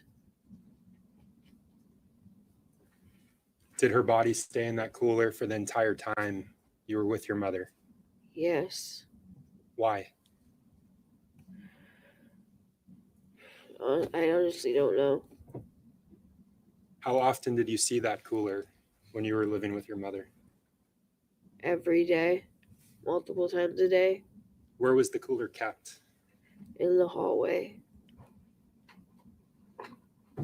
Was that your mother's hallway, or was it? It was access to everybody who lived in the building, but it was on the level of my mom's apartment. And tell us about that hallway. What else was kept there? I don't remember. Were there other items in that hallway? I don't remember. Where did you go after living with your mother? To the fit shelter, families in transition. And when you moved to the families in transition shelter, is that fit, the fit shelter? Yes. When you moved to the fit shelter, where was Harmony's body? Adam put her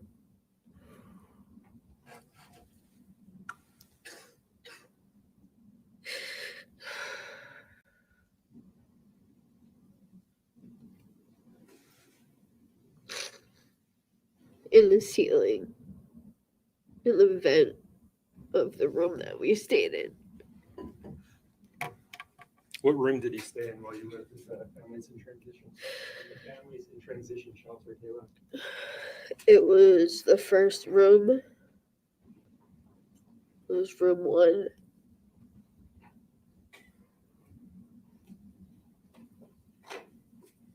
And how did he access the ceiling to store her in there? He used the bunk bed and climbed up in the ceiling. Was there something that allowed him to access the ceiling that was above that bunk bed? It was a vent. And who slept under that vent? The kids. Where did the defendant sleep? We all slept on the floor on the mattresses.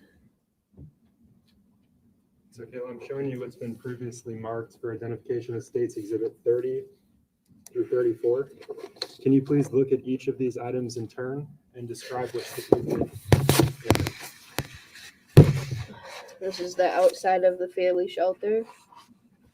And that's States Exhibit 30. And this is the door to room 1, and next to it is the second room. That's Exhibit 30.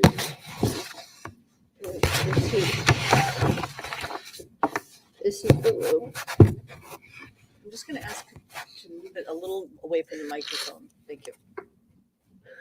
And when you say this is the room, whose room was that? It was the room that we stayed in. And that setup, the way the room is set up, is that similar to how it was when you lived there? Yes. And that's States Exhibit 32. Let's go to States Exhibit 33. What is depicted there? The vent above the bed. And what happened with that vent? Adam moved it so he could go in the ceiling. Now, did you ever touch that vent, Kayla? No. And States Exhibit 34? It's the vent.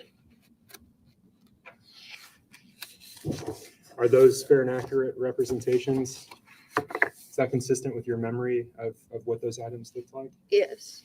Your Honor, at this point, I move to strike the ID and mark as full States Exhibit 30 through 34. Any objection? Only through 34. All right, the idea is stricken. Those are entered as full exhibits and may be published to the jury.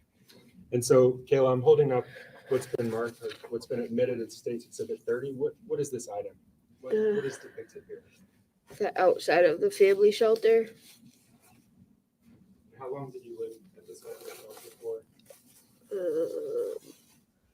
A month and a half almost. And States Exhibit 30? What's depicted in this image? The room that was the one we stayed in was on the left side, room 1, and the other room is the second one next to it. So you stayed in room 1, Yes. and you mentioned room 2 being decided. Yes. In States Exhibit 32 and 33, you mentioned that this was consistent with what the room looked like when you lived there, Yes. and those are the bunk beds that you mentioned. Yes.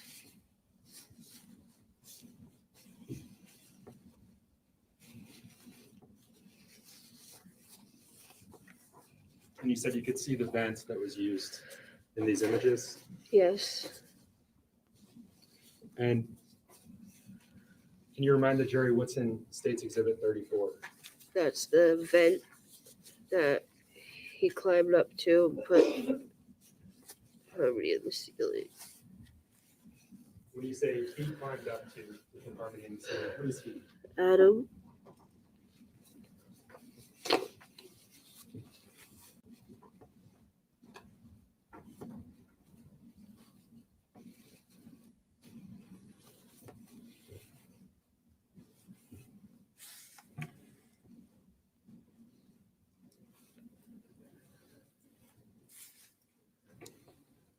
At the time you were living at the Families in Transition shelter, was there anything going on with Harmony's body? Was she having any changes? Or was her body having any changes? Yes. And I want you to tell the jurors what those changes were. You could smell a horrible smell that was coming through the vents.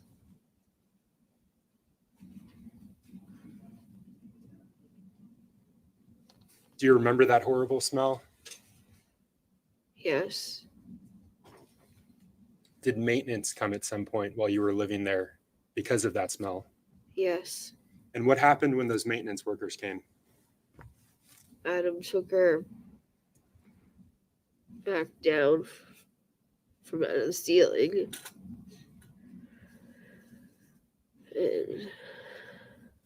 and brought the bag in the bathroom. And what happened when Adam brought Harmony down from the ceiling?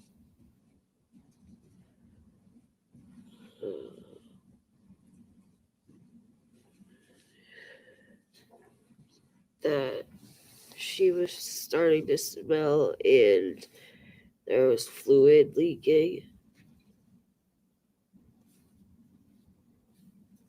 So you smelled her. And did you see the fluid? No, I didn't see it. How do you know about the fluid that was leaking? Adam said that. What did he say? He said that there was blood up in the ceiling and fluid. And so what did he do with that duffel bag containing Harmony after he removed her from the ceiling because of maintenance? He put her in a trash bag.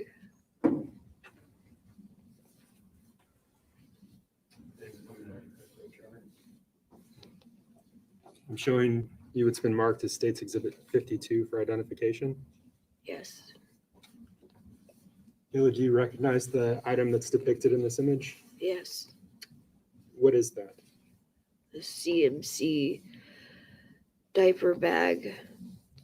Is that a fair and accurate representation of the CMC diaper bag? Yes.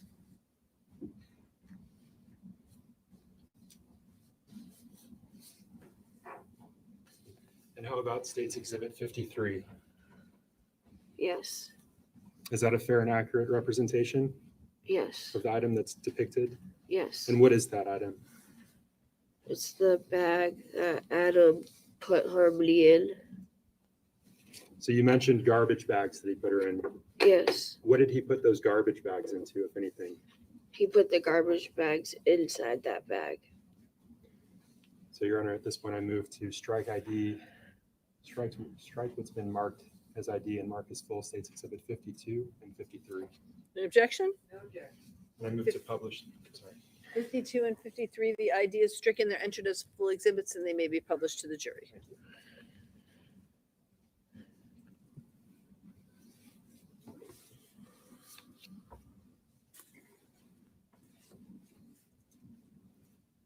Kayla, how did Harmony's body fit into this bag?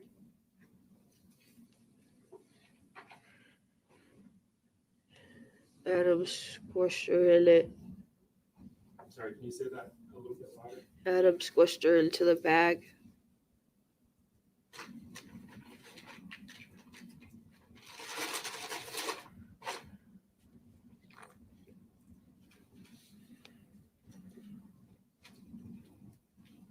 Kayla, I'm showing you it's been marked for identification as State's Exhibit 85. Do you recognize this? Yes. Is this similar to that CMC bag? Yes. Is it in fact identical to that CMC bag? Yes. Your Honor, at this point, I move to strike the ID of State's Exhibit 85 and mark as full and publish to the jury. Any objection?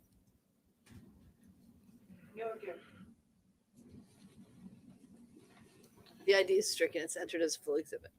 So the defendant put Harmony into garbage bags and he squished her into a bag like this one. Yes. And this again was at the Families in Transition shelter. Yes. Where did he do that to her? In the bathroom of the room that we stayed in. Were you in the bathroom with him when he did that? No. Did you hear anything when he was doing that to her in the bathroom? I heard a loud bang. Could you see what was going on in there? No. You mentioned the defendant stuffing Harmony into the duffel bag Yes. at that intersection in the car guide. Yes.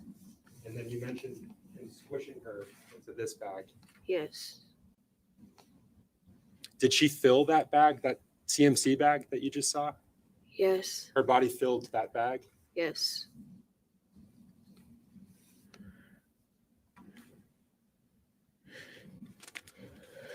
And what did he do with the bag after he put her in there? He put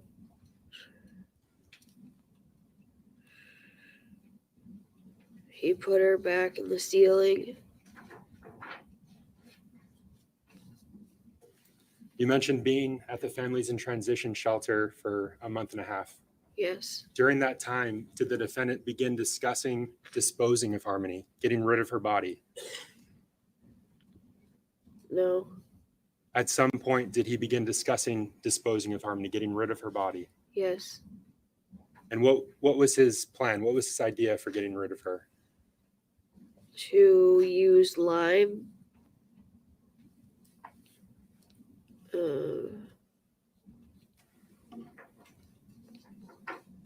And dismember her.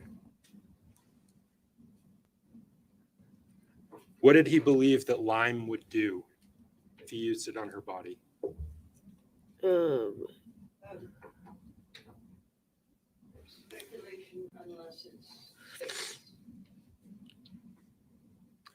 The objection is sustained. So you can rephrase the question, please.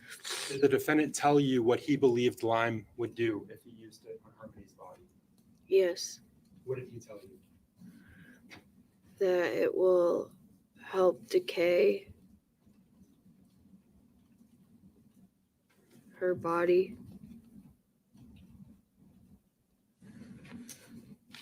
That it would help decay her body? Yes. Did he tell you what he believed dismembering her would do?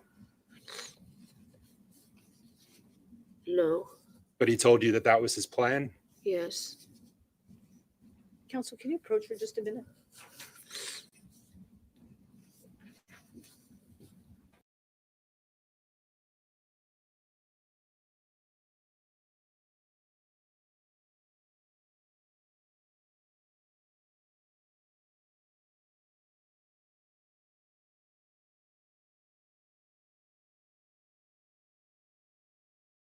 As I had said to you, we will take a mid-morning break. I think this is a good time to do that.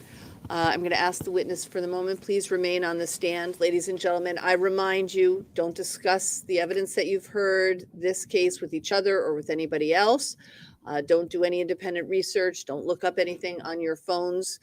Make sure you're avoiding any headlines. And we will take a 15-minute break. So we'll come back and start testimony again in about 5 of. Okay. All rise for the jurors, please. Am I sitting or am I standing?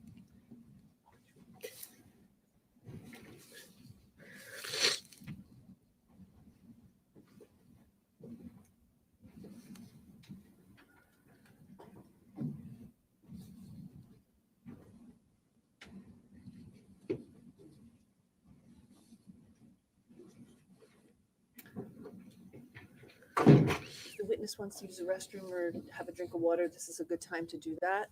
15 minutes, everybody? Yes. I believe Ms. Montgomery's attorney is here, and you may have snacks for her. I just want to make that available to you. Okay, if Attorney Garrity, speak to the sheriff's office. If there's any issue, they can communicate with me. I will. Okay, thank you. All right, all set, everybody. 15 minutes. She can, Attorney Garrity. Yeah, okay, We already have it in holding. okay. Yeah. So I want her back on the stand in 15 minutes. So however you want to accomplish that is fine with me. Okay. Thank you so much.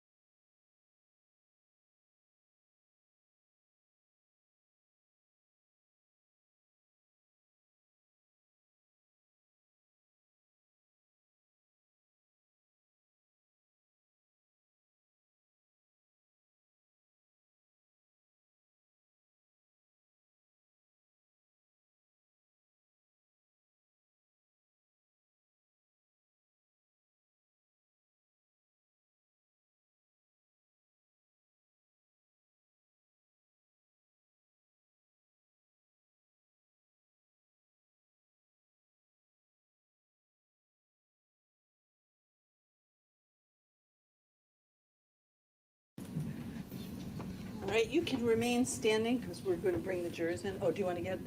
Yes, yeah, why don't we get her? Yep. All right, you can be seated. We're going to bring the witness in first.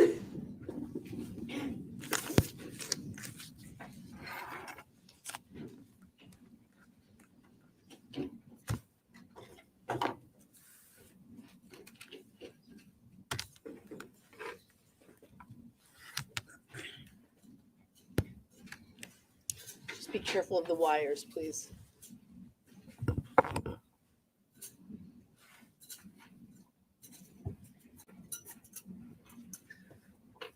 All right. All rise for the jurors, please.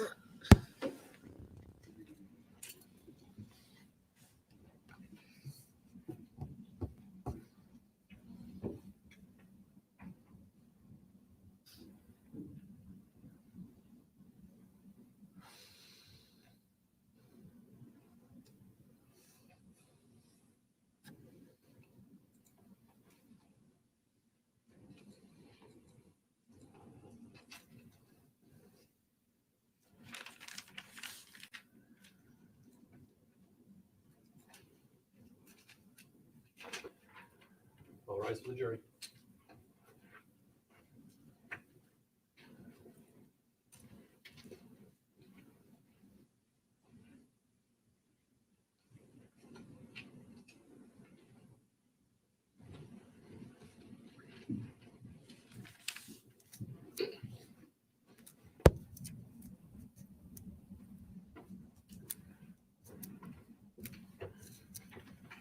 You may be seated. Trina Knowles, whenever you're ready.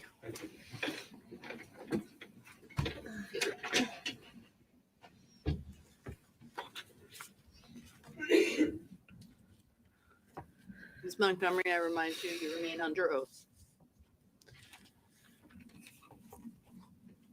Kayla, before, excuse me.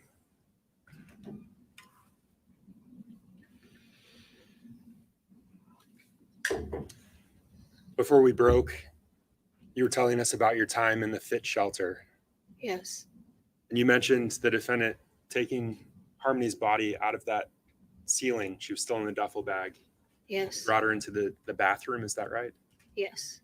And you said when he was in there, you couldn't see what was going on, but you heard a bang. Yeah.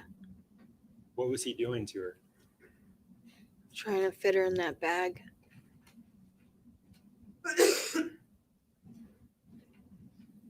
When you say trying to fit her into that bag, is that the bag like this one? Yes.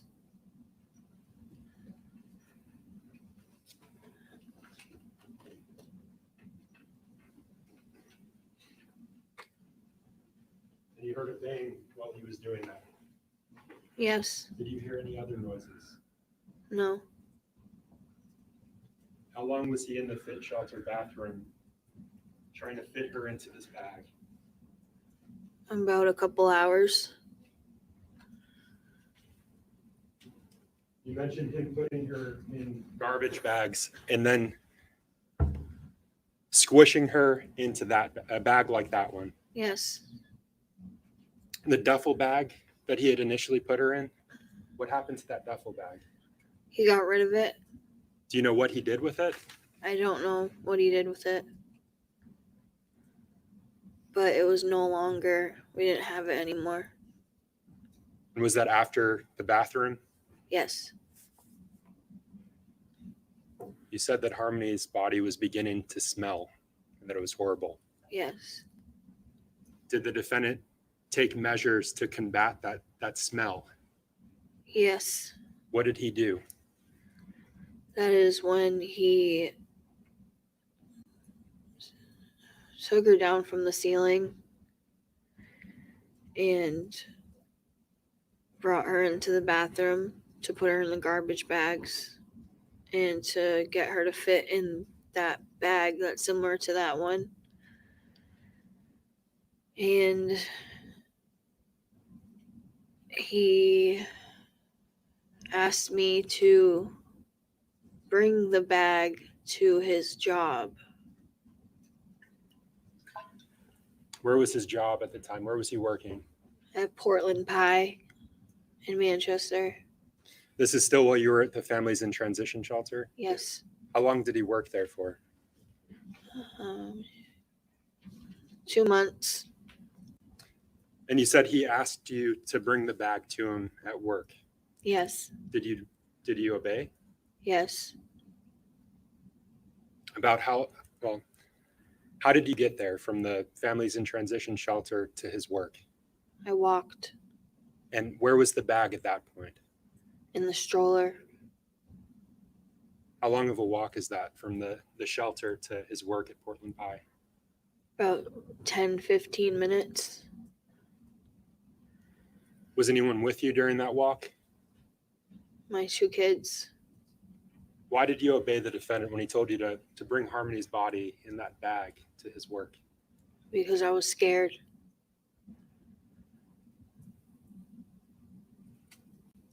Are you aware of what he did with her body once you brought it to him? Yes. What did he do with it? He put it.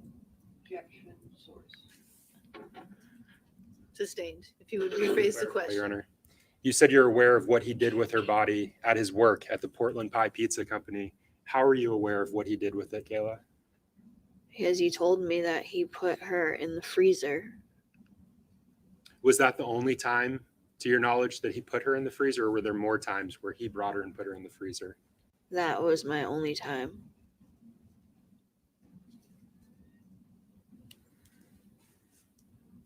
I want to go back for just a moment. When he was in the bathroom, you said it was for several hours. Yes. Are you aware of him doing anything to clean up in that bathroom? Yes. Can you tell the jurors what he did to clean up? He used ammonia to clean up anything that happened in that bathroom. How do you know he used ammonia to clean up anything that happened in that bathroom? Because he specifically bought it. Were you with him when he bought it? I don't remember. But you remember him using ammonia to clean. Yes. Did he tell you what he believed the ammonia would do? It wouldn't show evidence of any blood or fluids. And did he tell you at that point why he didn't want evidence to be shown, why he didn't want anything to be shown down the road? So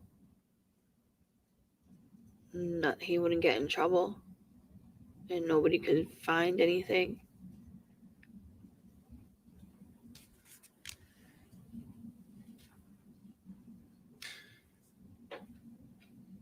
Why did he put Harmony in the freezer at the Portland Pie Pizza Company? Because he said that if she's in the freezer, there wouldn't be any fluids or anything leaking.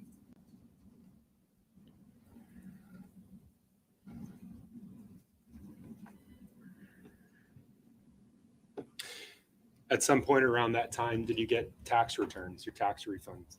Yes. Do you remember around when that was?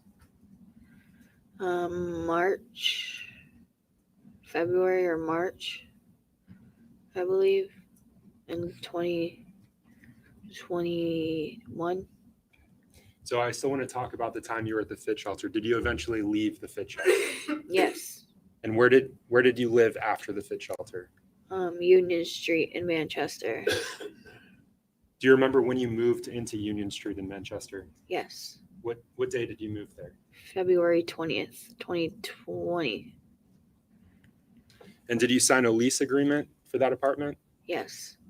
Did you list Harmony as a child? No. How about on your tax returns? Did you list Harmony as a child? Yes. Can you tell the jurors why you did that?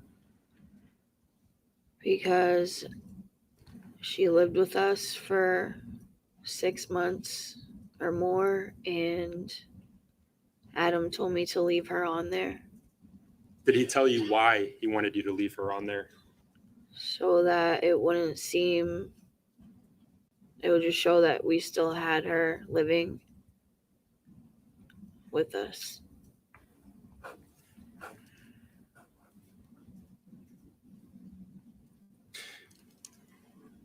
So you moved into your apartment on Union Street on February 20th, is that what you said? Yes. And that's of 2020?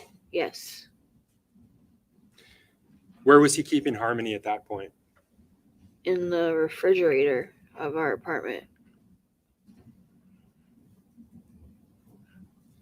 And I asked you earlier, and I think you said he began to discuss dismembering Harmony. Yes. What did he say about dismembering her? That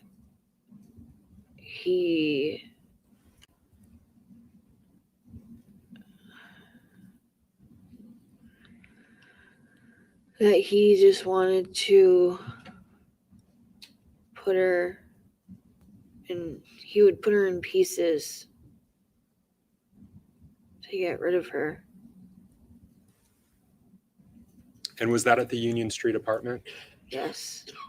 That's where that discussion occurred? Yes. Did he ever discuss using tools on Harmony with you? Using tools on her body? He said that he was going to try and use a saw. He wanted to use a hand saw or a NutriBullet. And I want to unpack that. And I didn't hear that last word, I'm sorry. And a NutriBullet. NutriBullet.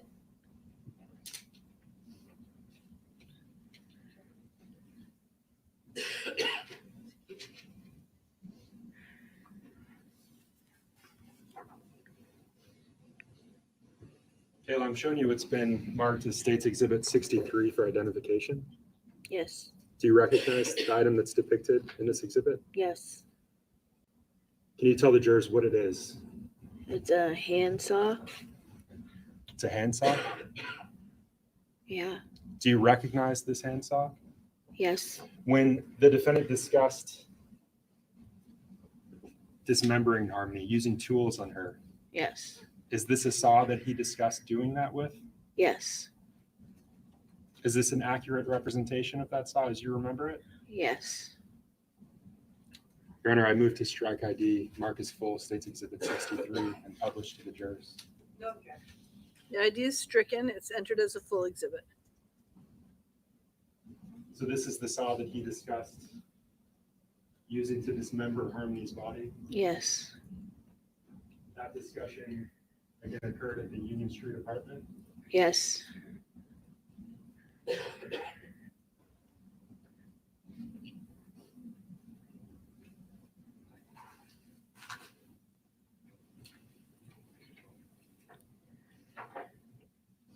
You talked about something else just then, and we barely caught it. You mentioned a NutriBullet. Yes. Can you tell the jurors what that is, what a NutriBullet is?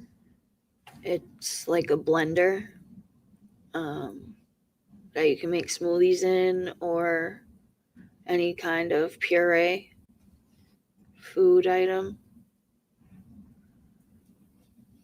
And what did the defendant say about using a NutriBullet, a blender on Harmony? When we lived on Union Street, What did he say about it? he said that it would be good to use. It would help get rid of her. It helped get rid of Harmony. Yes. Earlier, you mentioned the defendant talking about lying, the idea that what was his idea? What was his purpose of using lime? That it would help her body decay. That's what he told you? Yes. Kayla, I'm showing you it's been marked for identification as State's Exhibit 62. Do you recognize this item? Yes. And what can you tell me about this item? Do you recognize anything, particular markings on this item? The bag of lime on the left side is similar to the one that he had.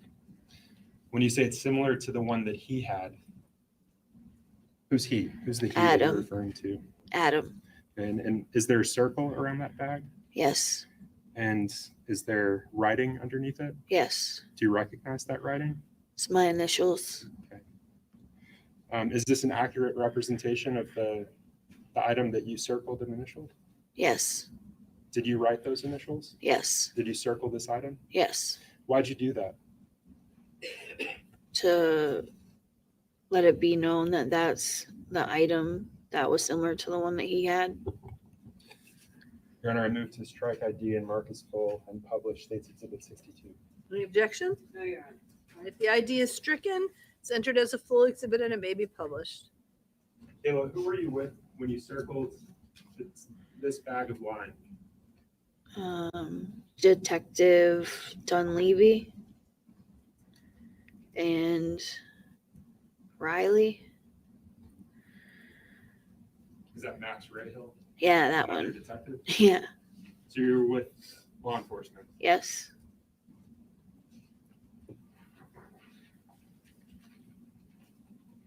And they asked you if you could identify. Had you seen? I'm sorry, objection sustained. Had you seen a bag of lime in your Union Street apartment? Yes. Where was that bag of lime located in your Union Street apartment? In the bathroom. Do you know how that bag of lime got there? No. Did you buy that bag of lime? No.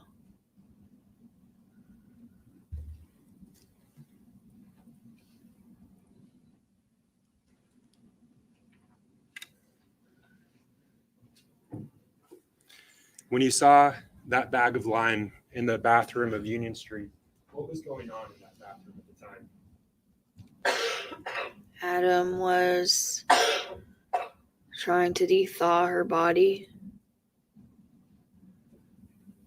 When you say Adam was trying to de-thaw her body, what was he doing specifically? Taking the clothes off of her.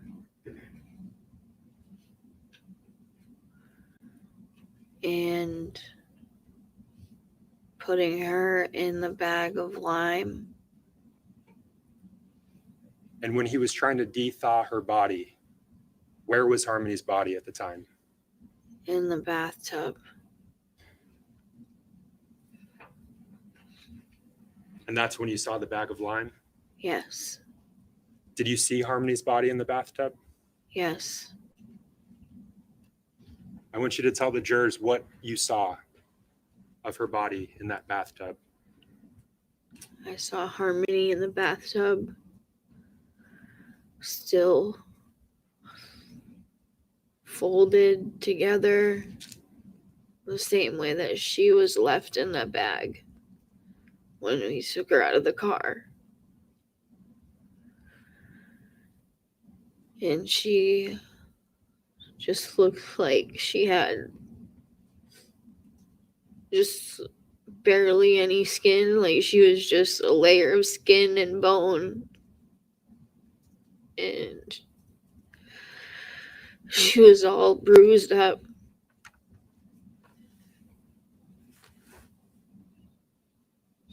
And what was the defendant doing to de-thaw her? He had the hot water running from the shower. And where was the hot water running in the shower? In the bathroom. Where was the hot water running in relation to Harmony's body? Union Street apartment. Harmony's body, where was it in the Union Street apartment? In the tub. Was the hot water touching her? Yes. He was running it over her? Yes. And what was he doing to Harmony's body during this process? Taking the clothes off of her. Was he touching her at all during that process? Yes. Tell us how he was touching her. He was cutting the clothes off of her and just de-thawing her.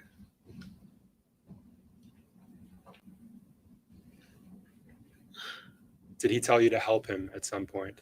Yes. Did you obey him? Yes. Why? Because I was scared. How did you help him? I helped him take the clothes off of her. How did he take the clothes off of her? By cutting them with scissors. What did he do with her body after he cut the clothes off of her? Put her in the bag of lime. You mentioned these clothes.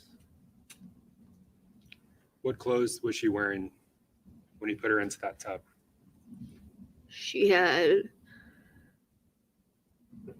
a hoodie on. And she had her leggings on.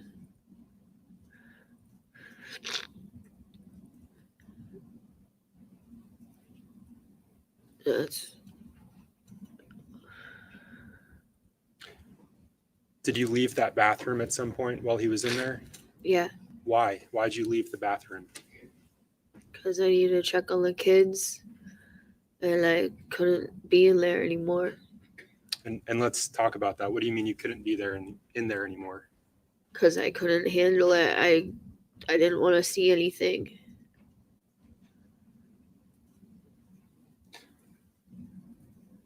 How long was he in the bathroom for that day? A few hours. And that was with Harmony's body? Yes. At some point, did he close the door to the bathroom? Yes. Were you able to hear what he was doing in there? No. Were you able to? Why weren't you able to hear what he was doing in there? Because our neighbor next door always had loud music playing, and I couldn't tell what noises were happening. You mentioned a shower being on earlier. Yes. Did that shower stay on after you left the bathroom? It was on when I left the bathroom, yes. And did it stay on? Did he leave it on? Yes. Did he take breaks from what he was doing in the bathroom at any point? No.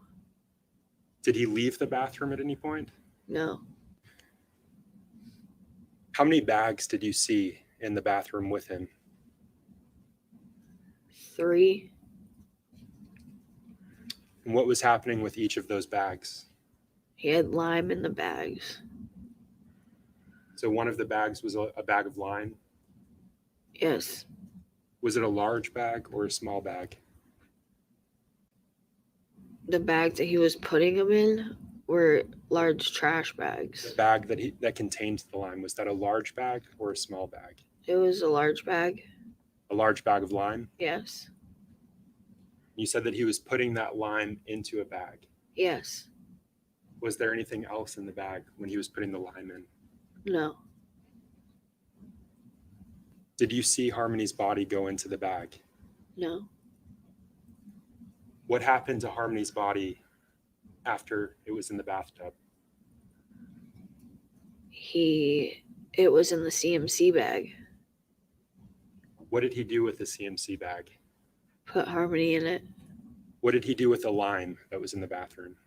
It was in the big trash bags. The lime was in the big trash bags? Well, I know he put the lime in trash bags, but I didn't see that bag after. Which bag did you not see after The that? lime bag. Did he also add lime to the CMC bag? Yes. Was he talking to you during this process? No. He was working. Yeah.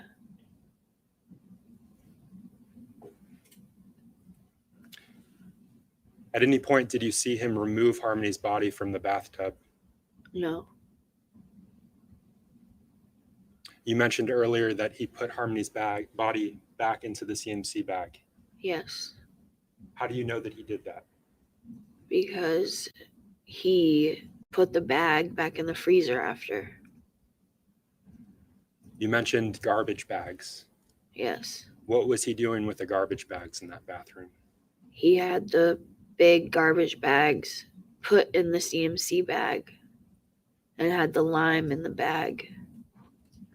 And that clothing that you mentioned, you used scissors to cut off her clothing. Yes. What happened to her clothing?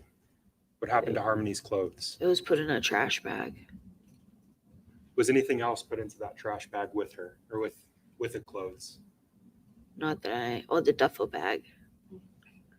So you saw the duffel bag again after the fit shelter. Yes. And that trash bag that the duffel bag went into, that the clothes went into, what happened to that trash bag? I don't know. Did the defendant tell you what he planned to do with that trash bag? Throw them away. Did he tell you specifically where he was going to throw it away? He just said he wasn't going to leave them in our trash area. He was going to bring them somewhere. Did he say why he wasn't going to leave them in your trash? So that there's no evidence.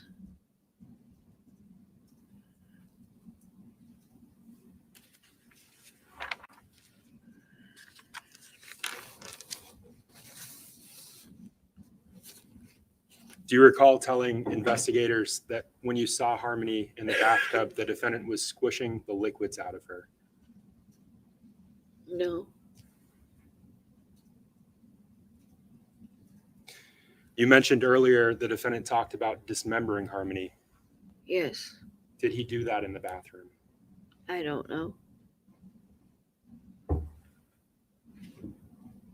That conversation about dismembering Harmony, conversation about using the tools, how close in time was that to the steps, the actions the defendant took in the bathroom? Well, I know that the conversation with the tool happened when I lived with my mother. Okay. We were staying at my mother's house. And by the time that he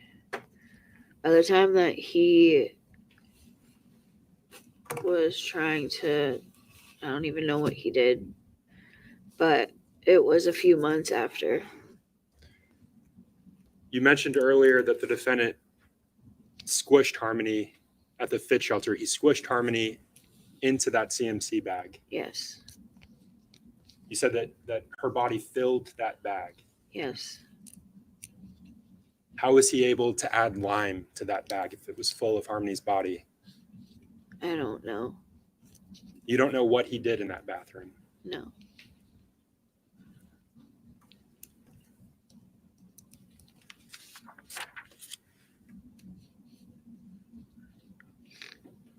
And I believe you said this already, but what did he do with the bag, the CMC bag, after he was done in the bathroom? He put it in the freezer.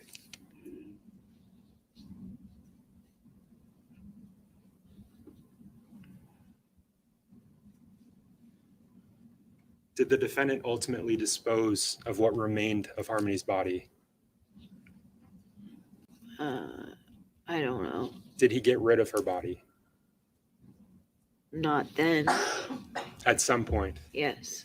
And so I want to turn your attention to that. At some point, did he have a conversation with you about getting rid of that CMC bag, of getting rid of Harmony's body? Yes. And can you tell the jurors what that conversation involved, what he said? He said that that he wanted to get rid of her body soon because he was scared that if anything ever happened, he was scared of what would happen to him and me and the kids. And what steps did the defendant take to get rid of that CMC bag that had Harmony's body in it? He got in touch with an old friend of his, Do you remember that old friend's name? Travis Beach.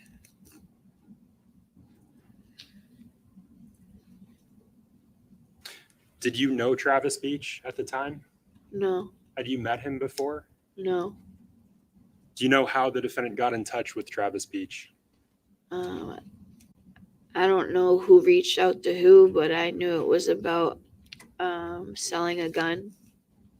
And did Travis Beach ever come to your apartment? Yes. Did he come to your apartment with a female? Yes. Do you know that female's name? Brittany. And is that Brittany Bedard? Yes. Your Honor, may we refer? Yes?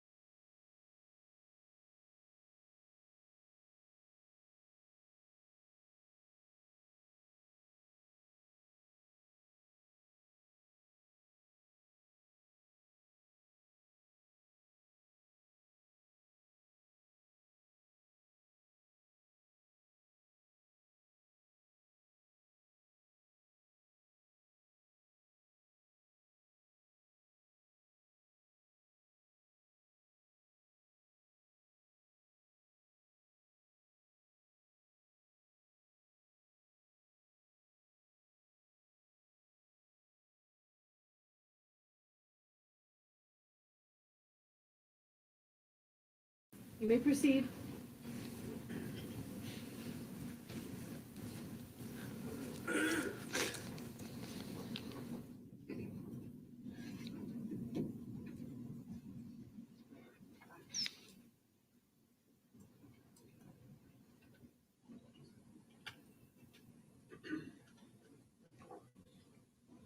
Miss Montgomery, you mentioned a Brittany coming to your house. Yeah. Do you recognize the person that's depicted in this image? And I should say, for the record, I'm showing Kayla what's been marked for identification as States Exhibit 55. That's Declan. You recognize the individual in this image? Yeah. And you said it's Declan? Yes. Who is Declan to you? My son. Did Brittany, did she stay at your house for very long? A couple days. Okay. And at some point after Travis Beach, Brittany Bedard arrived at your home on Union Street, did you go to a hotel with them? Yes.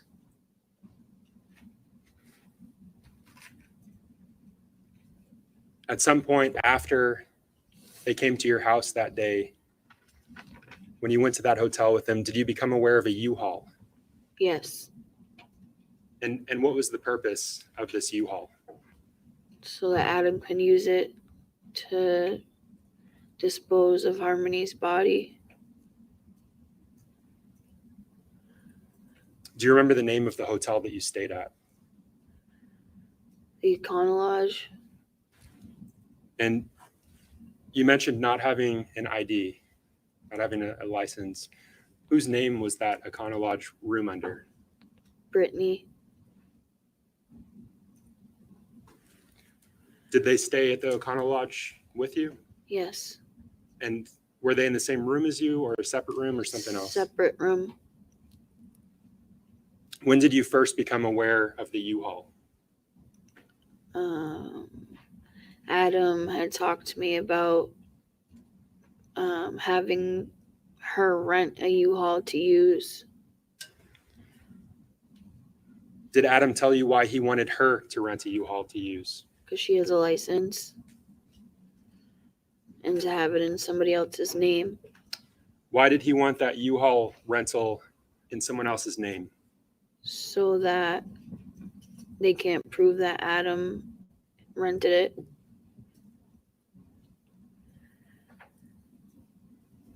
Did you see the U-Haul rental at any point?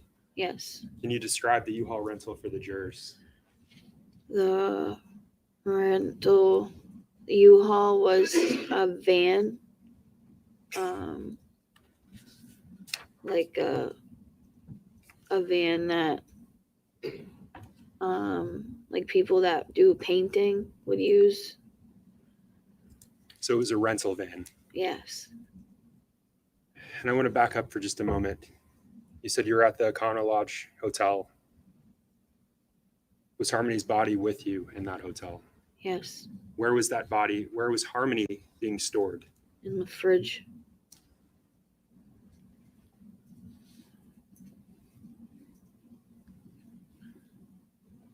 Did the defendant tell you where he planned to dump Harmony's body? No. Did he leave with the rental van at some point? Yes. Did he leave with the CMC bag at the same time? Yes. When did he leave? It was in the middle of the night. Did he say anything to you before he left? No. Did he tell you what he was doing? No, but I already knew what he was doing. And that's because he told you before. Yes. Did he tell you specifically why he wasn't telling you where he was going, where he was dumping Harmony? Yes. Tell the jurors what he told you. He said he wasn't telling me where he was bringing her so that if anything like this happened and the cops got involved, that I wouldn't be able to tell. I wouldn't know where she is, so I couldn't tell anybody where she is. Only he would know.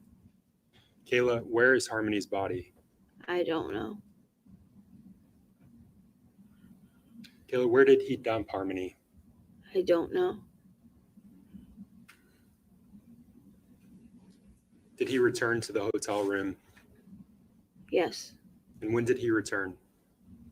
It was like right before the sun came out Did he say anything to you when he returned? that he got rid of her.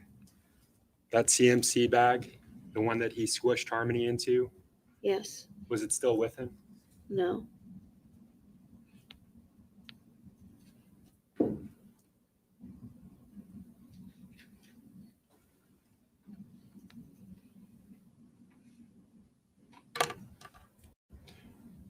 I want to switch gears, Kayla. I told you we'd get back to this, but I want to talk about the time that you were living in the fit shelter, the time you were living in your apartment on Union Street. At some point during that time frame, early 2020, did the defendant begin to suspect that you were informing on him? Yes. Did he suspect that you were informing on him about Harmony? Sustained. I'll rephrase. What did he suspect that you were informing on him about? About killing Harmony. And what did he do because of those suspicions? He started abusing me. I want to unpack that abuse. Can you tell the jurors what he did to you? When he would accuse me of talking to police or detectives, he would ask me if I was telling, and I would say no. And he would say just to tell him the truth, and I wouldn't agree, saying that I did. And then because he would end up hitting me, and I finally said that I did, even though I didn't, but he still hurt me anyway. You said that he ended up hitting you. He would still hurt me anyway. Yes. How did he hurt you, Kayla? By punching me Where did he punch you? in the head. What did he punch you with, Kayla? His hands. Open hand, closed fists, something else? Both. How often did this happen to you? How often did he do this? Constantly. It just kept happening. What was it like living with him back then, Kayla? It was definitely not good.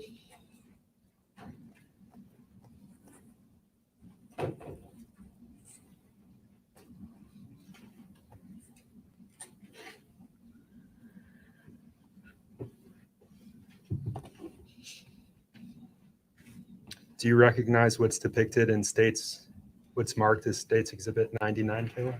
Yes. It's me with 2 black eyes. Is that a fair and accurate representation of you on that day? Yes. Do you remember what day this was? March 17th, Is that of 2020 or 2021? 2021. Your Honor, I move to strike the ID mark as full and publish to the jury states Exhibit 99. Any objection? No objection. All right, the ID is stricken and is entered as a full exhibit. It may be published to the jury. Kayla, you said that the abuse started in early 2020.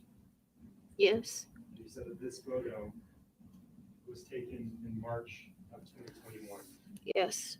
You also said that this was a regular occurrence. Yes. From the time that the abuse began until you took this photograph, was it consistent with the defendant? Was he consistently accusing you? Yes. Was he consistently hitting you? Yes. Was he doing things to items in your house? Yes. What was he doing to the items in your house?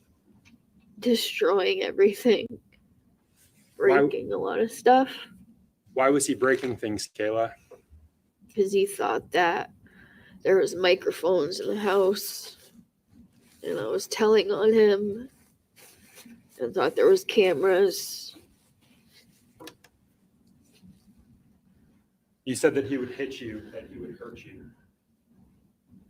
Did he also threaten you? Yes.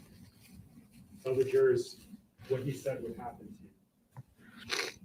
He said that he would be able to contact his family member, his Uncle Kevin, and have him kill me and cut me in pieces, and nobody would be able to find me.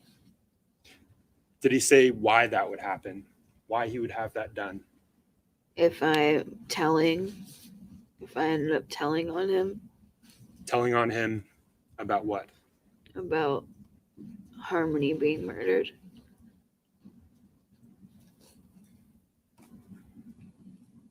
What else did the defendant do when he suspected that you were working with the police?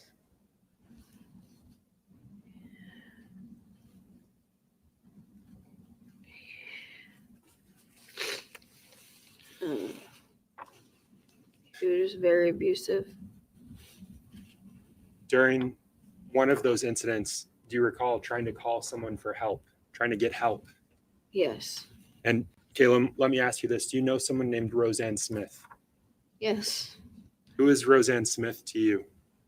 She was the public transportation for the ride to the clinic. I want you to tell the jurors about an incident involving Mrs. Smith. I was going to the methadone clinic and I left without him while he was sleeping because he would tell me we're not going even when our ride showed up, but I ended up going while he was sleeping.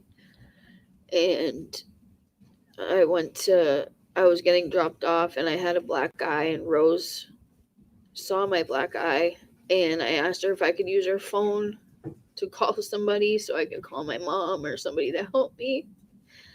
And he saw that I was using her phone, and he came and ripped it out of my and her hand. I was handing her back the phone, and he ripped it out of her hand and asked who I was calling. And he was being very aggressive. And you were trying to call for help. Yeah. Do you know someone named Tara Hilbert? Yes. Tell the jurors about an incident involving Miss Hilbert.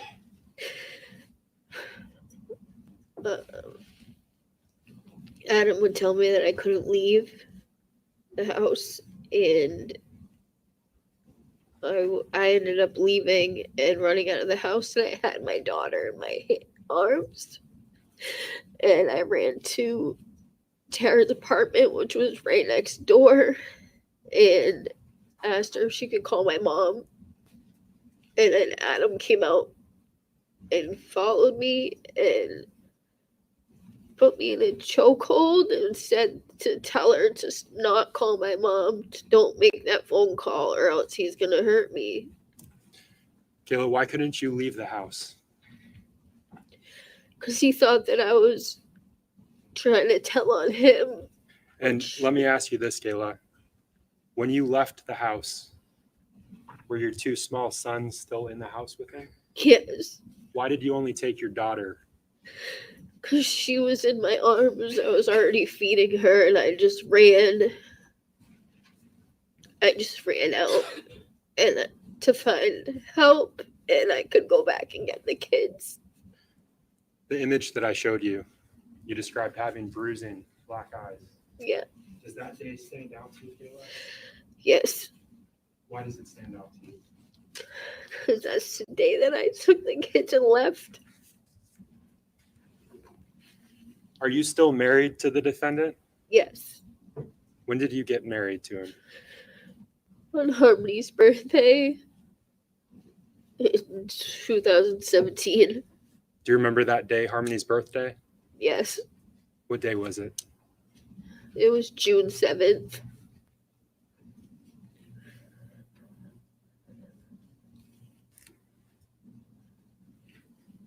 And can you tell us that date again that you left him?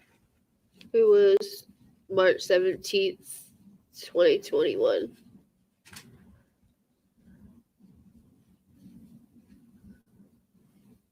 Are you aware of whether or not he began a relationship with another individual after you left him? No, Do you know someone named Kelsey Small? yeah, Did you ever meet Kelsey Small? yes. Did officers in December of 2021 contact you regarding Harmony being missing? Yes, And you mentioned a lie earlier. Did you stick to that lie? yes. I want you to tell the jurors why you stuck to that lie.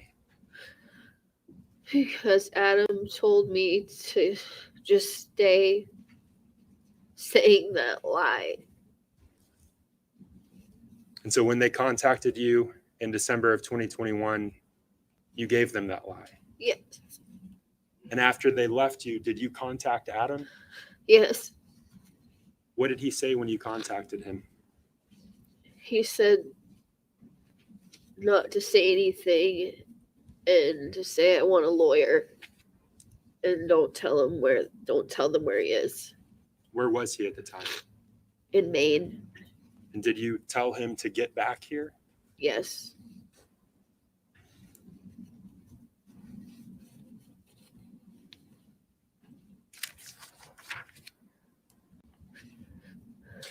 Kayla, do you remember where you were on December 30th, 2021? I was at the family shelter.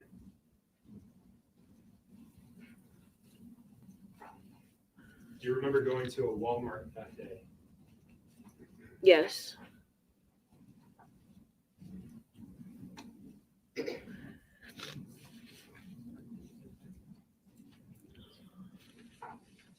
And Kayla, I'm showing you it's been marked as State's Exhibit 65 for identification. Yeah. Do you recognize the individuals that are depicted in that image? It's Kelsey, Adam, and myself. And can you point to Adam on that image? Is this a fair and accurate representation of you, Kelsey, and Adam at the Walmart on December 30th of 2021? Yes. Your Honor, I move to strike ID and mark as full State's Exhibit 65. Any objection? The ID is stricken. It's entered as a full exhibit. It may be published to the jury. And you said, you pointed here? Yes. That's Adam? Yes.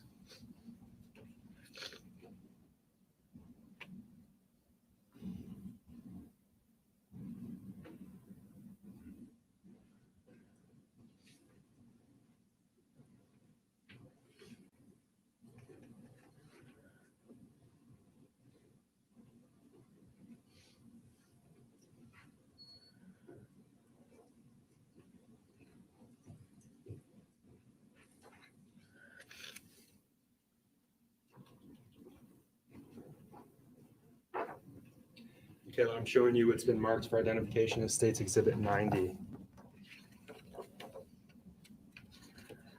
I'm just going to ask that you look at each page in turn. Do you recognize the individuals depicted in these images? Yes, that's Kelsey and me. I'm sorry, say that again. Kelsey and me. Do you see the defendant anywhere in these images? That's not him. No. So it's Kelsey and you. Yeah.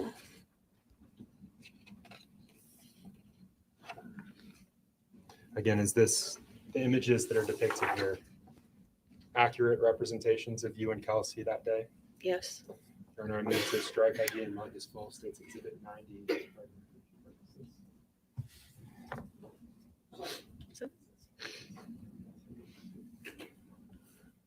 No, I heard something.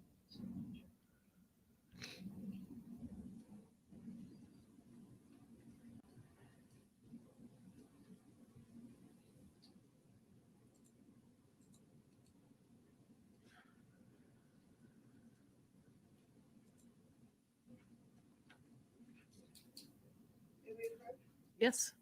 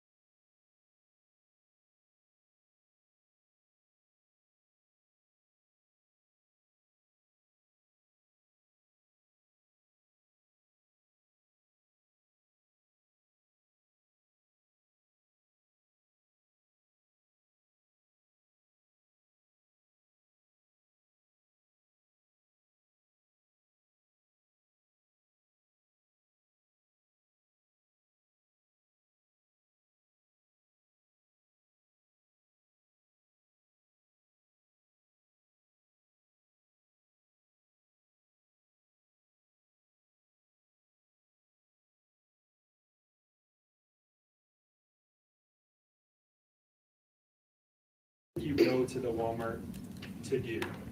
To trade phones in for money. Do you remember how many phones you traded in that day? Like 3 or more.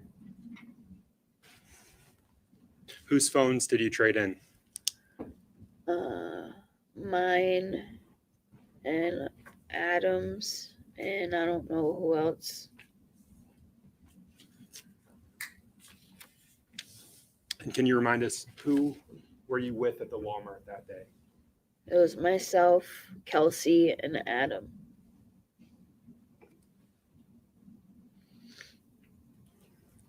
Kayla, we spoke earlier about your convictions.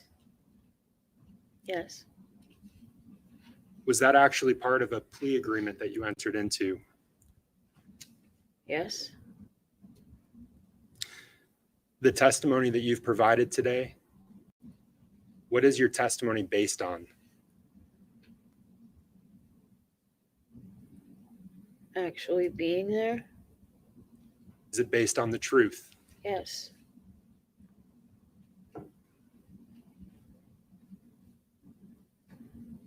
At some point you were charged with perjury, and we talked about that earlier, but after that charge, did you agree to proffer information, to provide information to the state? Yes.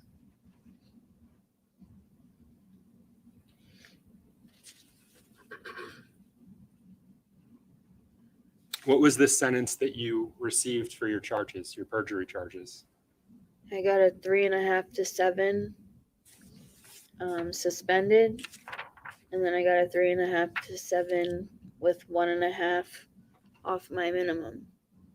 And what portion of that prison sentence are you currently fulfilling today? My minimum, What's the suspended portion of your sentence as a whole? it's 3.5 to 7 for 10 years. Other than the sentence conditions and your cooperation agreement with the state, are there additional conditions that you have to follow right now? To tell the truth, What happens if you breach that agreement? What happens if you violate that agreement? then I get charged with whatever you guys decide to charge me with all my charges that got dropped and whatever else. Kayla, what's your primary obligation under that agreement? To tell the truth. And I want to follow up just briefly with a few of the things that you've said. You testified earlier that the defendant told you he hit Harmony back in July of 2019. Yes. You said that he gave Harmony a black eye that day. Yes. You said that he murdered Harmony on December 7th, that you witnessed him murder Harmony on December 7th, 2019. Yes. You said that you saw him carry Harmony's body for months and compressing her, squishing her into a bag. Yes. You said that after months of carrying her, he ultimately disposed of Harmony's body. Yes. I'm going to ask you if you're able to identify the person that you've said did those things.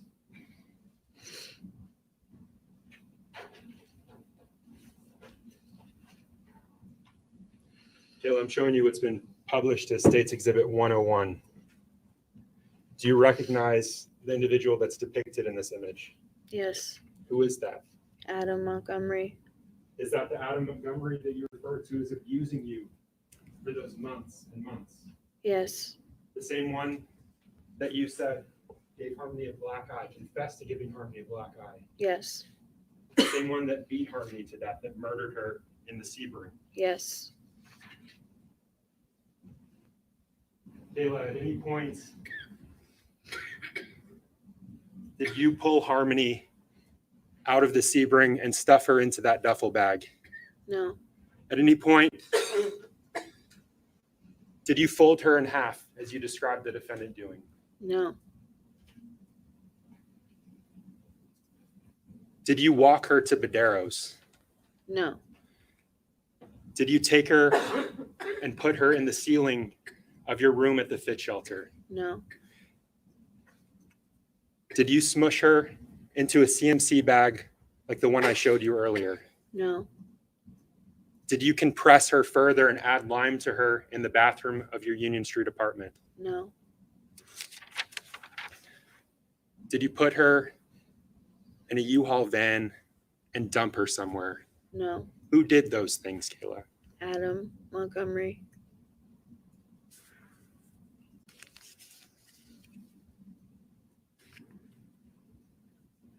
At any point when you were living in that vehicle after you'd been evicted, were you ever alone with Harvey? No. Why not? Because we were just always in the car. Kayla, I want you to look at these jurors.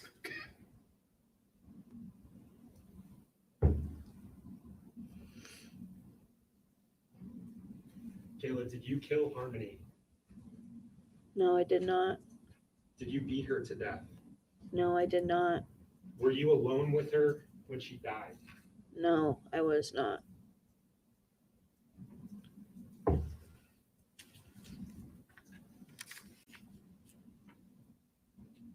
If I could have just a moment.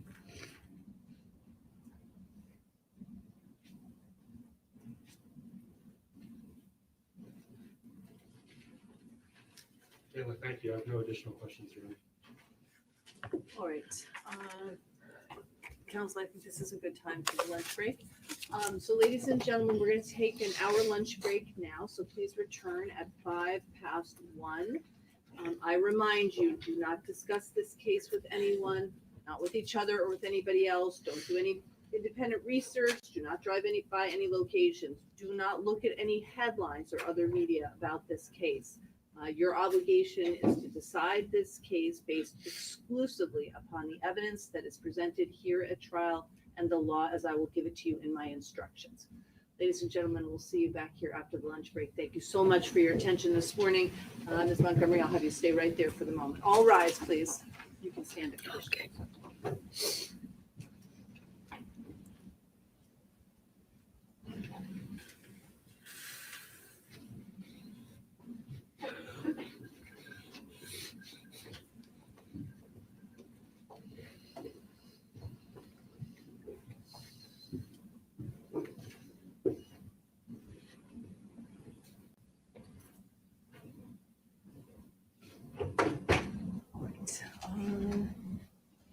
Any preliminary matters? You can be seated. Any preliminary matters you want to discuss? Okay.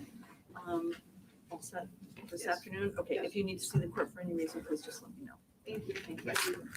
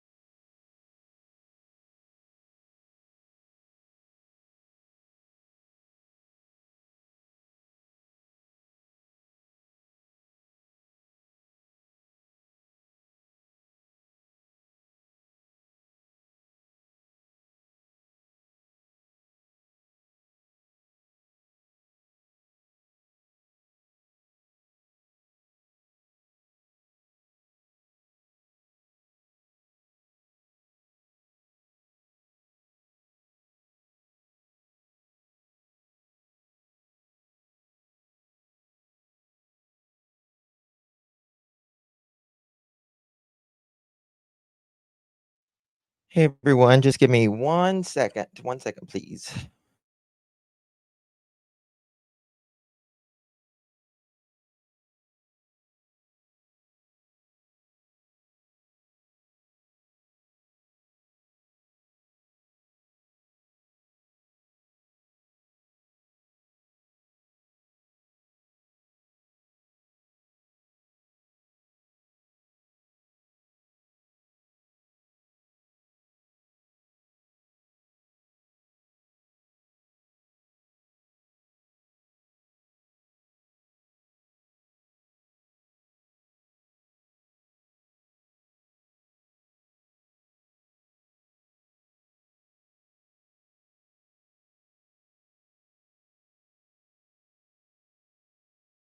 All right.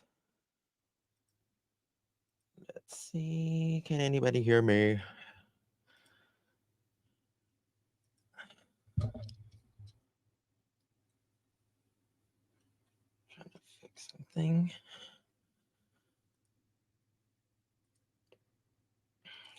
All right. Okay, guys. That was yes. Yes. I know. It is terrible.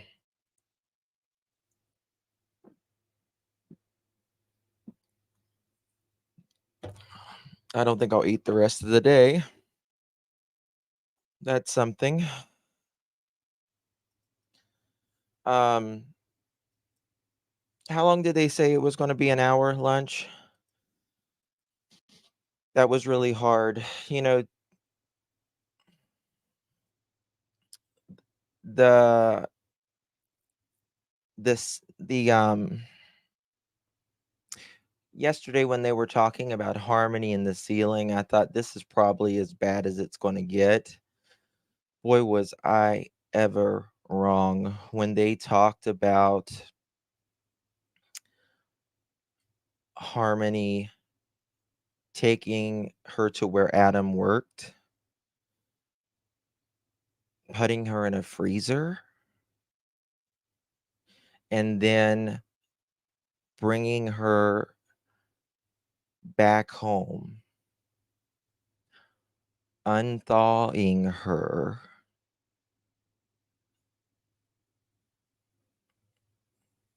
Is just beyond anything that I have could imagined. And then he said, or she said rather, that Harmony looked so small and fragile, bruises all over her.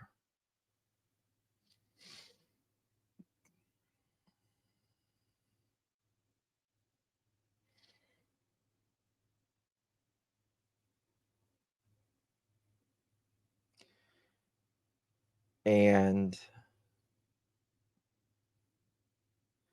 he used a saw and a NutriBullet. I have a NutriBullet. If anyone doesn't know what a NutriBullet is, it's kind of like, I would call it like a personal blender. It's where you put like fruit in, yogurt or something, and make like a shake, or you can use it for food.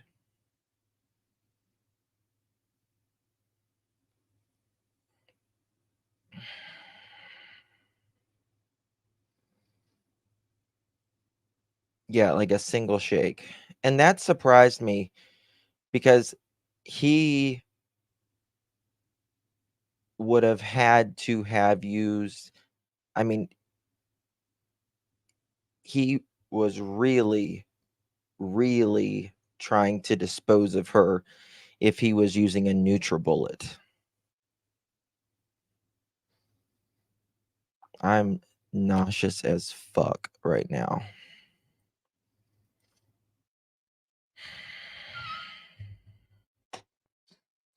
Ugh. I I don't know.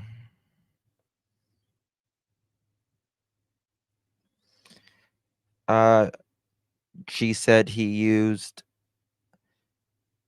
a saw and a NutriBullet.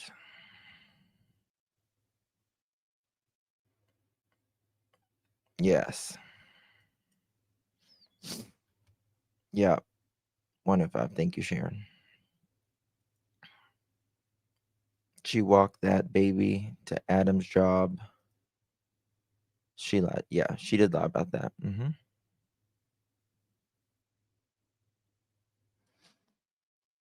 You know, I don't even like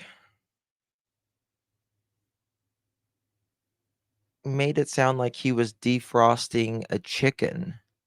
This is your child. This is a human being. And lime.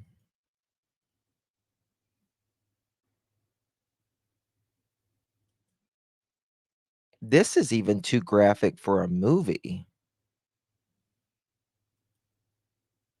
This is even too graphic for a movie, y'all.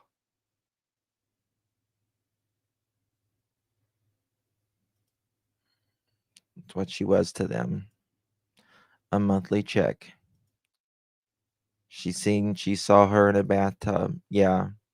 And he kept running hot water to unthaw her. He cut her clothes off with scissors.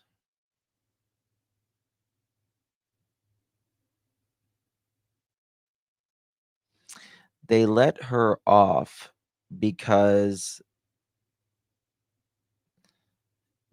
she was the key witness.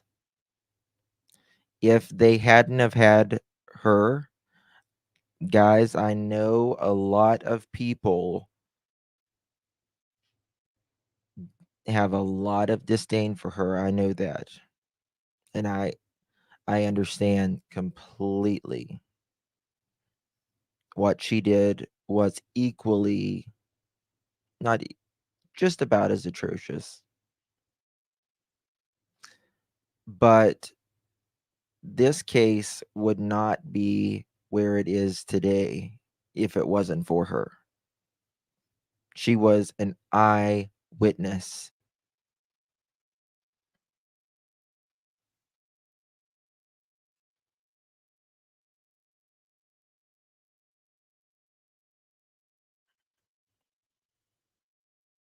Thank you, Enrid. Adam should absolutely have to be there. I honestly think he is the biggest coward. The biggest coward. I understand. I understand. But unfortunately, in crime, sometimes you have to give someone 10 years so you can give the main person life. And that's as close to justice as you're going to get. Thank you, Butter Biscuit, for 3 months, my hun. I wonder why he couldn't love his daughter. Because he didn't love himself. He doesn't know what love is. He is incapable of love. If you can't love your child, you are incapable of loving.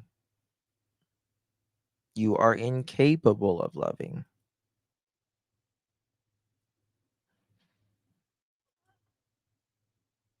And being fueled on every substance known to man and probably unknown to man,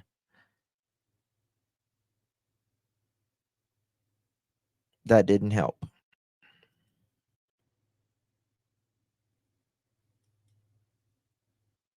Didn't help at all.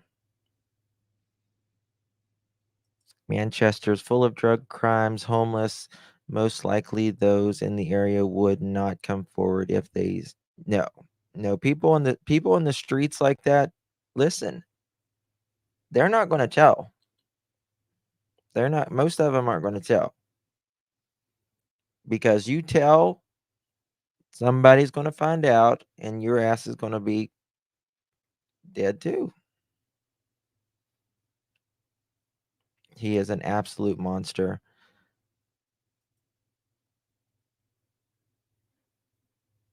They absolutely need to drag him to court. Where's Adam's parents? That's a good question. I don't know. Probably unalive. Daily, I was thinking the same thing. I was thinking, I don't even think this could be made into a movie because it's so graphic, one, but number two, it's a child involved. You know what I mean? A human being, a real life human being. Liplock says we can't wrap our brains around this because we are not psychopaths. Well stated. Well stated, Liplock. Yeah, he was tweaking.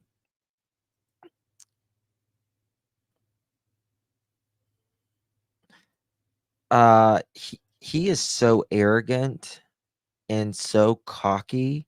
I wish this state had the death penalty. Boy, if there is anyone that deserves it, Adam Montgomery certainly does.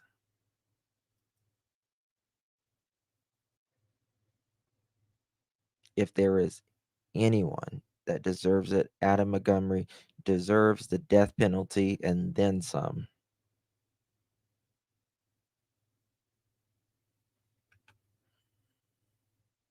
They made the movie Saw. I've heard of that movie. I'm never watched it, but you know, to be based on real life and have a child, I just yes, he does. Yes, he does. I I don't know how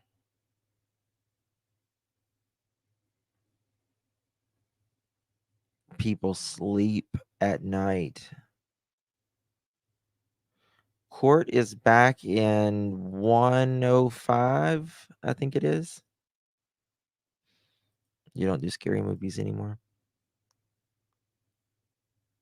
No, she looks completely different. Like, when I first saw her today, I was like, "Wow, she looks completely different." I didn't realize he could not be there. I didn't either. I didn't either. Um, I hope, at the very minimum, that the jury can see Adam wherever he is and that he has to watch, even if it's via, camera. Thank you, Jessica, for 1 month. How do they live with themselves? I agree, Jessica. I agree. Just as bad as the crazy guy that boiled his parents in pots and stove when the police caught him. Yes. Yeah. It's bad with an adult, but a child, a special needs child, any child.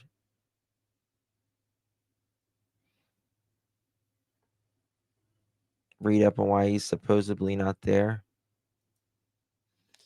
Uh Someone said earlier that they thought it was because he uh he didn't want to be strip searched. Oh, I bet the jury sees him as a coward for not being there. Oh, listen.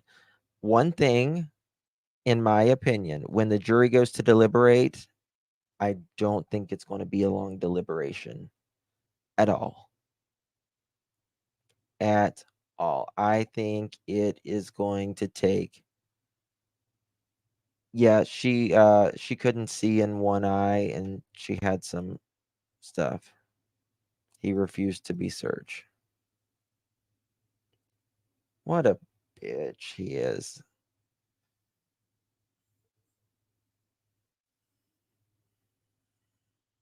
I think you should be there even if you look like Hannibal Lecter being wheeled in there. Oh, I don't think it'll be 3 hours. I think they will go in there and they'll be like, "What do you think? What do you think? What do you think?" They'll be like, "Okay, we made up our mind. Let's sit here for a little bit to make it sound like we deliberated a little bit longer."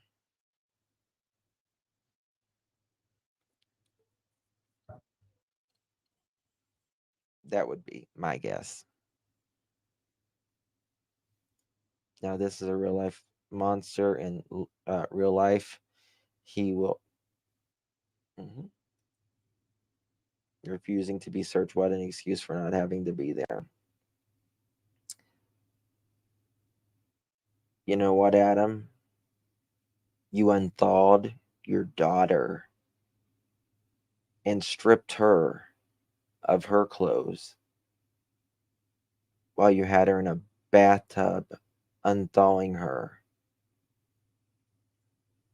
And you can't be searched?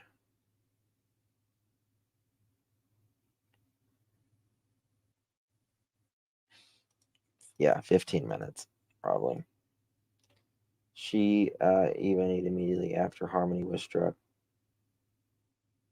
Yeah. Yep, they both ate. Both ate. I'm going to have to go to church. I know, Ruby, trust me. I've cussed more the last 2 days than I have in my 2 years on here, probably. Yeah. Didn't want his prison purse searched.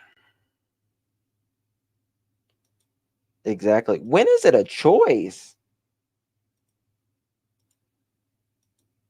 That's right. She's the world's little girl now.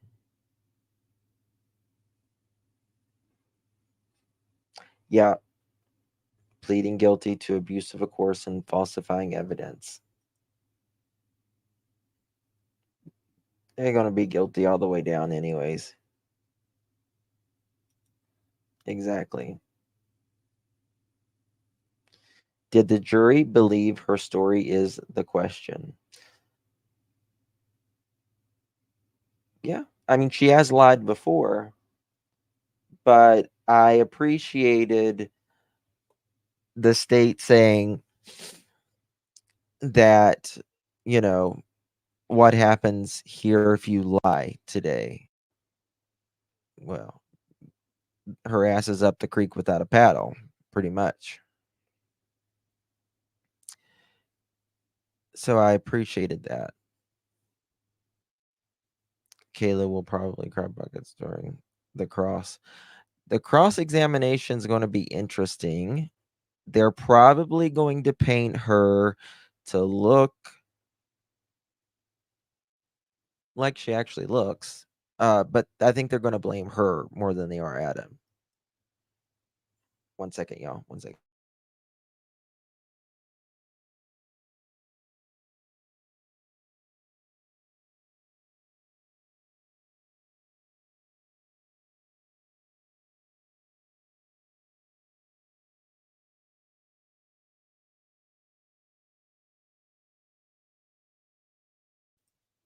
She seemed. I mean, I believe her. I believe her because she's got nothing to lose. She's this is something she told what she did and everything. Adam didn't want to tell her where Harmony was, so she couldn't tell on him. He's very calculated. Very calculated. Why did he plead to those charges? So strange. I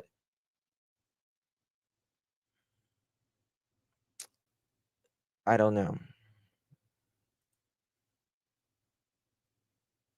CPS really failed her in this one. Really failed her.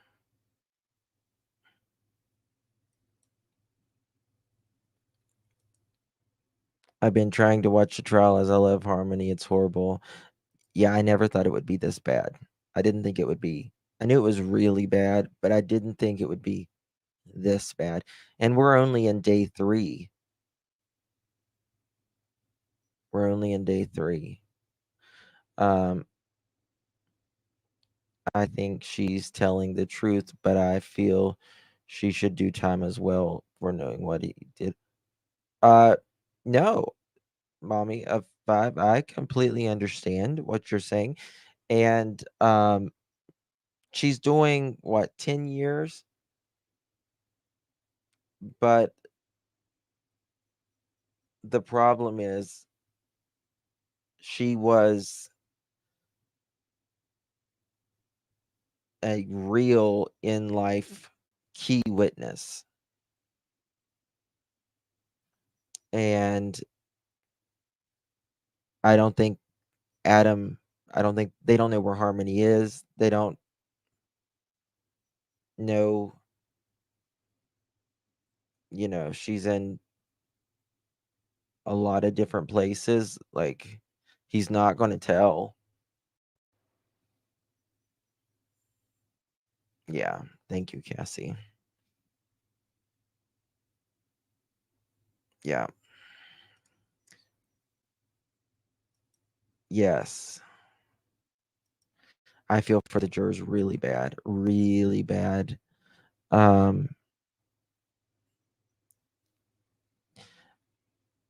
that I look back on it, I kind of wondered why they took the jury there in the beginning. I thought it was a strange call, but I'm glad that they did. They didn't have GPS on the U-Haul van, probably not. And if, yeah, probably not.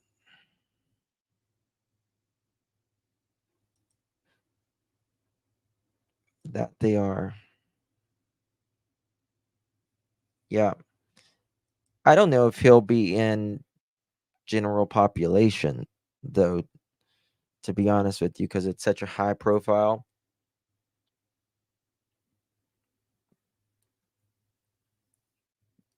So, I don't know. We'll have to see. She knew every blow that Harmony took. She knows everything right up until dismembering and where H is. Believe she I don't believe her. She knows. You think she knows where Harmony is? Yeah, I don't think she knows where Harmony is. I think she would have told, in my opinion. I mean, I think if there was GPS, they would have been able to find probably Harmon. Um, we can't blame mom. We all shut when mom's asking for help. I feel I feel bad for Harmony's bio mom.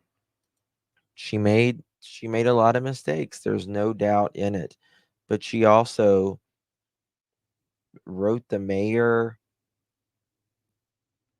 She's got so much documentation of where she was trying to find where her daughter is. And I mean, she looks like an angel compared to those two. Unfortunately, I think he put her remains into the river in bags. There is so much trash in that area. Yeah. Yeah. Um Harmony, I don't think will ever be recovered. I don't think she'll ever be found. She sat there numerous times until this child was being attacked. I bet she would have interviewed with her own too. Hmm. You're right, Sue. You're probably right on that. I think he guilty plea in order to push. I just wish they had the death penalty. Really wish they had the death penalty. She was concerned when they turned the hate onto her. Uh, yes, I noticed that when she was talking about her being DV'd by Adam, and she was talking about her children, she cried more. She cried more when it was about her, and she would say Harmony's Adam's child, not our child, even biologically. But you're supposed to treat them all the same. They will. They will answer to God. That is for certain. She would have nothing to lose by telling where Harmony is. She would actually probably have, if she could tell where Harmony is, that would have been even better for her, in my opinion. I think he was so paranoid. He constantly thought she was going to talk. And with that paranoia came DV, obviously wouldn't let her go anywhere. Um, just a life. Some of these people, just a life that they live. Man. Why did he need a truck to hide Harmony? There was nothing left of her? Uh there was she they compressed her in a bag. Daily, Justin, you are still blocked. Sorry, can't join. I don't know what you mean by blocked.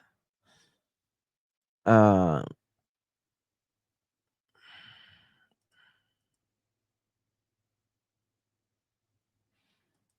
mhm. Yeah, me too, Jam. I think if she knew, she would tell where Harmony was. It would definitely prove Adam did the crime. Hey, Lady May, good to see ya. The state gave Harmony to a convict felon, a violent felon. I'd like to see charges given to the agencies responsible for that. Not a drama. I think there is going to be a lawsuit from hell on this one. After this is done, I think it's going to be rather easy for them to prove overall. He rented a van or a truck. I can't remember what it was, but she said he came back around dark. Thank you, Daily. I hope Don and Candace are seeing this so they can know the body isn't necessary. Tara, I was thinking similar. I was thinking,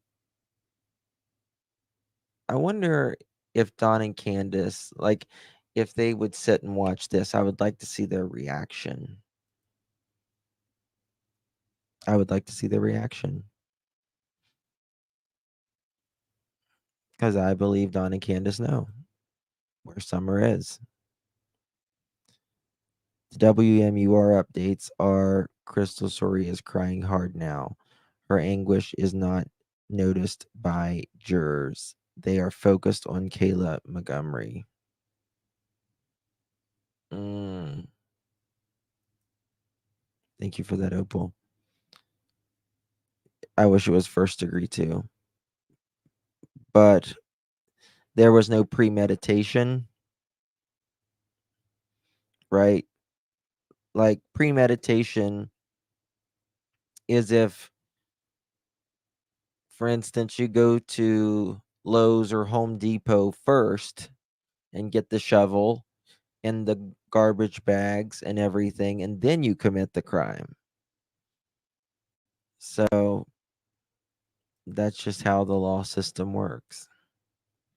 They could have just let the other family adopt her. Hmm. She was definitely under a sedative. You can tell she's not on drugs now. She's gained a bunch of weight. Like when she came out, I was like, is that her? Because she looks so different.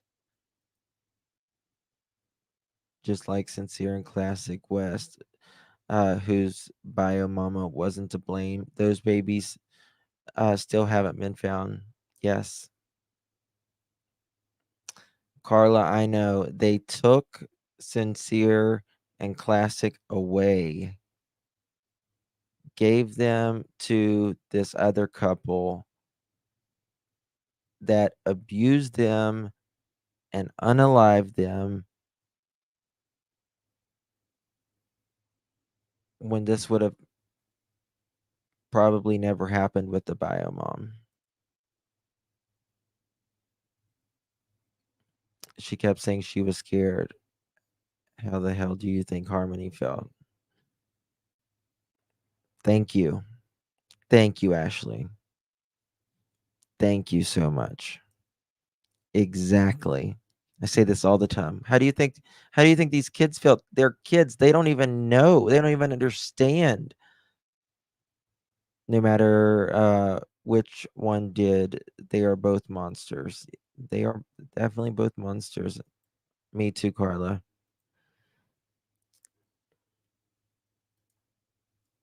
Oh, Canadian. Thank you so much. I didn't even see that. Thank you so much, my dear.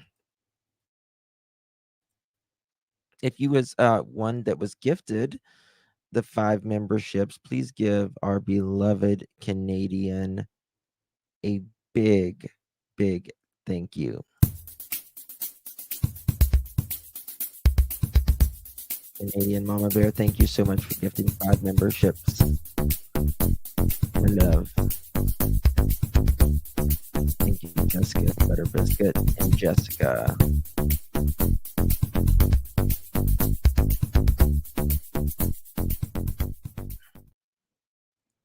They said the U-Haul was cheaper than a rental.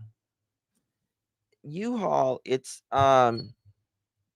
they charge you like it's like a flat rate, and then it's so much per mile. Positive vibes. It has drove me nuts. It has drove me nuts the last 3 or 4 days, YouTube chats. It keeps freezing, and then I'll think, well, the chat's not moving.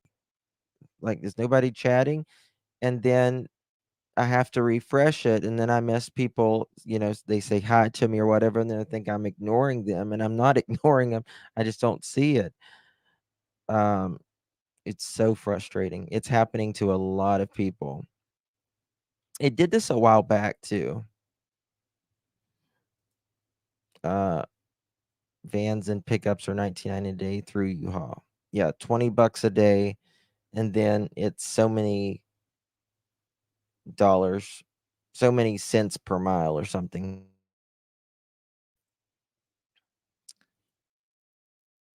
She was with him for everything pertaining to Harmony. So in my opinion, she would have been there when Precious Harmony was left to wither away for the last time since the stepmom and stepfather last was with her. I agree. I agree. I agree. Um Yeah, Joe Claude Daniels is in it. I restarted the car. My phone connected to Bluetooth. Oh, you thought I was muted? I wasn't muted this time. I see you. I wasn't muted this time. I. It's. Oh my God, mine has just been freezing something awful. All right, guys. We got about 20 minutes before they start back, so I'm gonna go grab something to eat. Oh my gosh, Canadian Cookie, thank you so much for gifting 5 memberships. Thank you, my loves. Canadian Mama Bear, Canadian Cookie. I love my Canadians. I usually go to Canada in July. Love Canada. Love. Swear I would live in Canada if it wasn't so damn cold of the winter. It's cold enough here. Oh, well, how you do it? It is rough. It is rough. Guys, if you was gifted one of the 5 memberships, please thank our beloved Canadian Cookie. Welcome to all the new members. Yes. So I'll be back in about 15 minutes. I'm gonna go downstairs and grab something to eat. Where are you going in Canada? I have been from Niagara Falls to uh Vancouver. I have been from coast to coast in Canada. So I usually go in July on my birthday. Okay. I love you guys. I appreciate it. I'll be back. Uh, go get some coffee, get a drink, get something to eat, some crackers or something. I don't know. Uh, thank you, Canadian Cookie. But I'll be back here shortly. They're supposed to start at 1:05. 1:05. Coffee, something. I'll be in chat though. No, they don't have death penalty. No. I don't think any of the New England states have death penalty, do they? No one in the New England states do they? Yes. Oh, your birthday's in July. Yay. Oh, you're in Alberta. I love Alberta. I love Canada in general. I always have a blast in Canada. Yeah, yeah, they're mostly Democratic states, the New England states. Okay. What am I coming to Canada for? I love Canada. What's there not to come?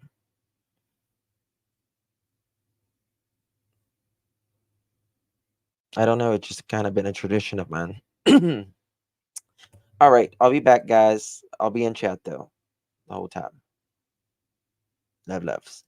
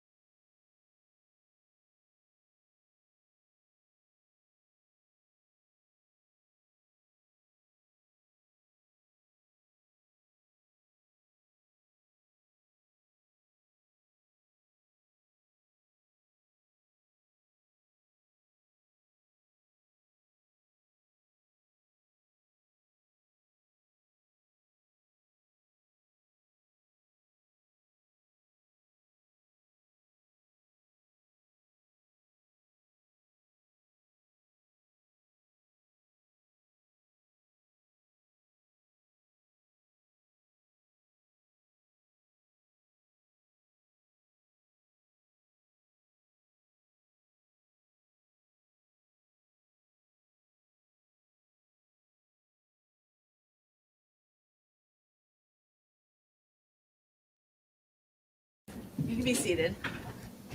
Are we ready to bring Ms. Montgomery back? Yes. Ready? Okay.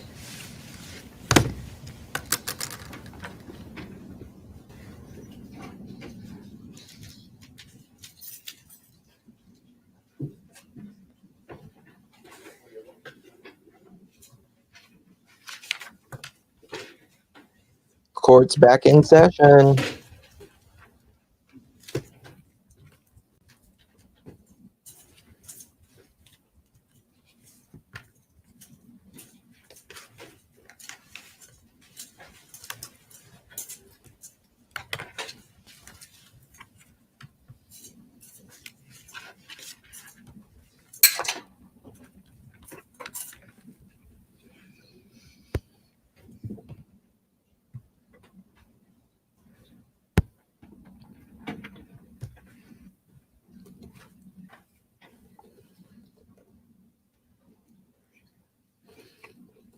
Just be careful with the lid on that, please.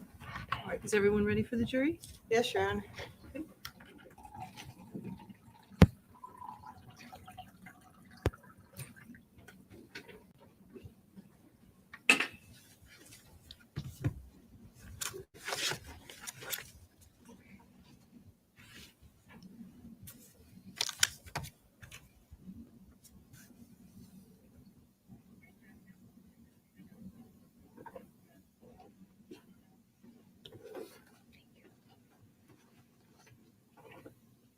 All rise for the jury.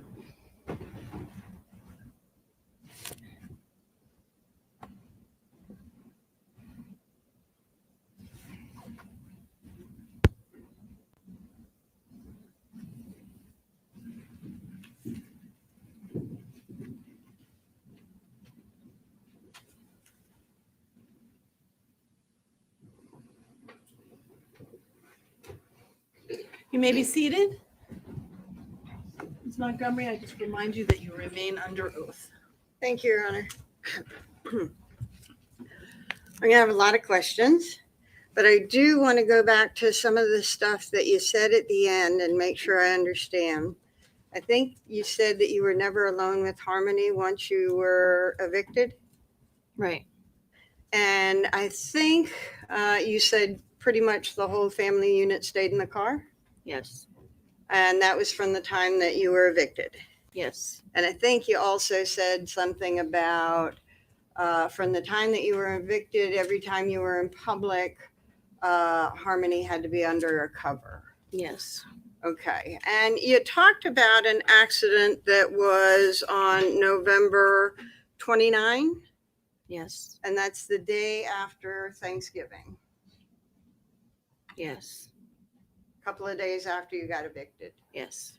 And after that, on the same day of that accident, you actually went with the family to your mother's house. Yes.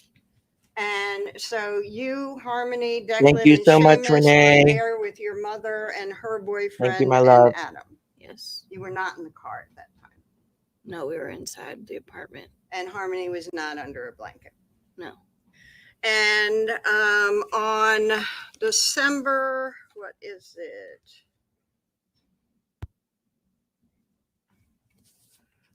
Second,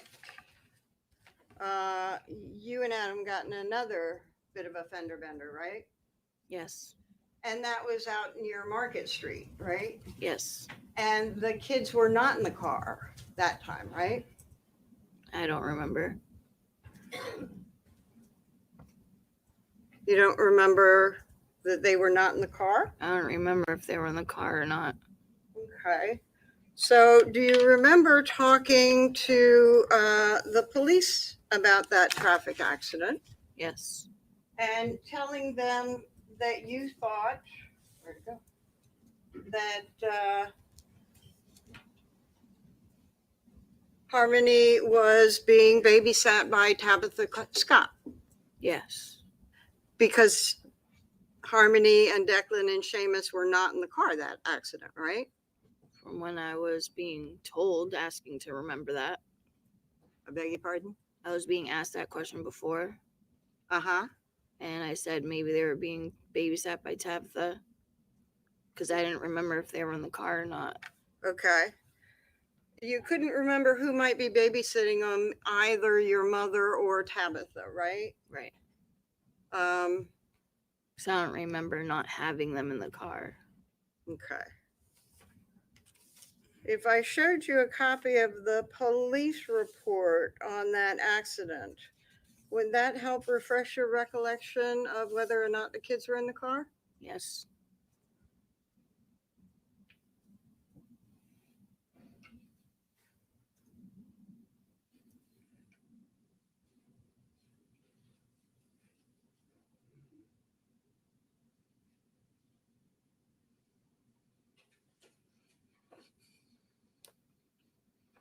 Show you a copy of a report. It's 4 pages, and you can read anything you want to refresh your recollection, but I would start perhaps there that talks about the gist of the accident.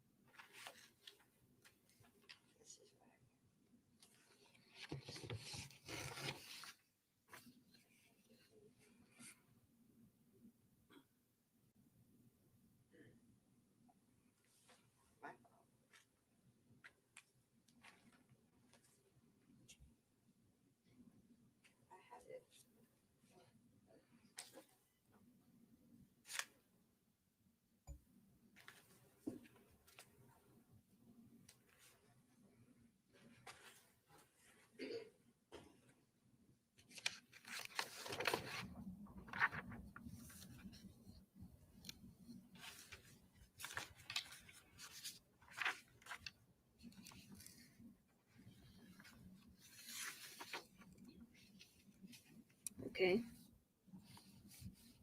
Does that refresh your recollection about whether the kids were in the car? No. It doesn't? No. Okay, I'm gonna ask you about that conversation with the police. You recall the accident, Yes. and you recalled that it was near Market Street. Yes. And you recalled that accident when you were talking to the police, correct? Yes. And Kiki. I have a copy of that. We'll go back a little bit. Kimmy, thank you so much for becoming a You had member, honey. conversation with Appreciate the you. police June 3rd. You recall that? Of what year? I'm sorry, 2022. Yes. And during that conversation, the police asked you about that accident, right? Yes. And when they asked you about the accident, they suggested that with it being at Market Street in the morning, you had probably just gone to the clinic, right? Yes. And they asked you where the kids were, right? Yes. And you said, I think Tabby was watching them. I'm not 100% sure, but I don't remember if it was her or my mom, but I don't know because I wasn't really at my mom's house yet because we went on the 11th. Yes. Okay. So when they asked where the kids were, you thought that they were being babysat by Tabitha, perhaps your mother. Yes. Okay.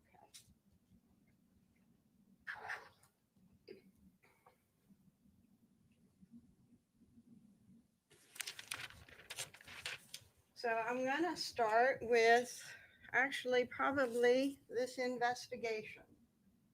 And you were contacted by police. Sorry.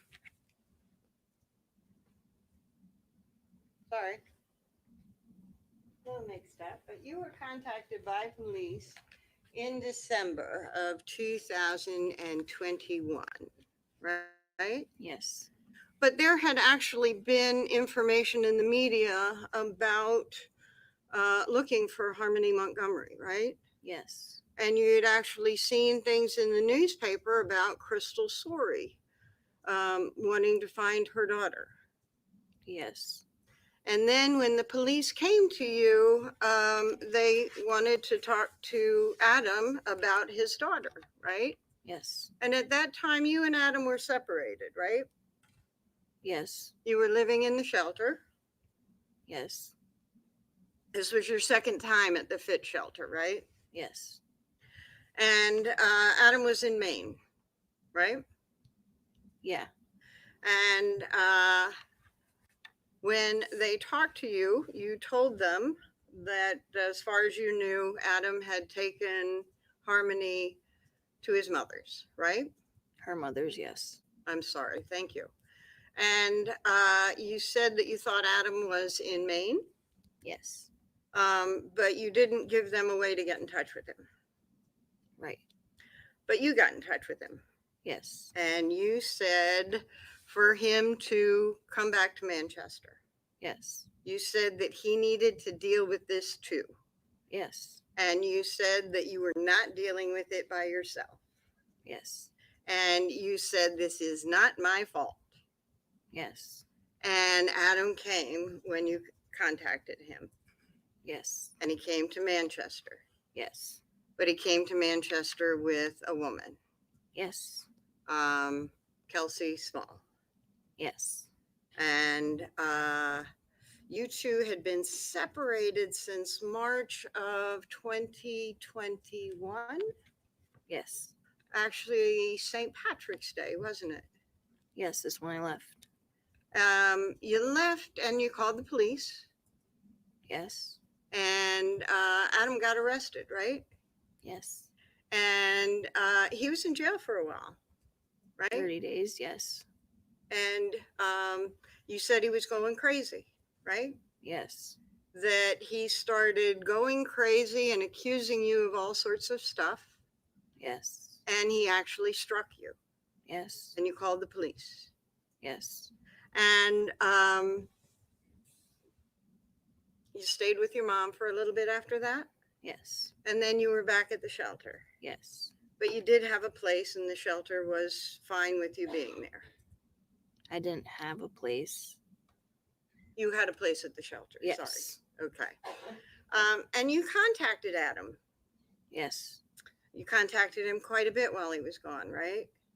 Yes. Because he was in jail for a bit and then he went to Farnham Center, right? Yes, I gave him a ride. So our transportation drove him to the farm center. And then he went to a sober house. Yes. And while at the sober house, you two communicated. Yes. But you thought he might be fooling around on you then. Yes. And you get mad at him. Yes. And you'd tell him he couldn't see the kids. I don't remember that.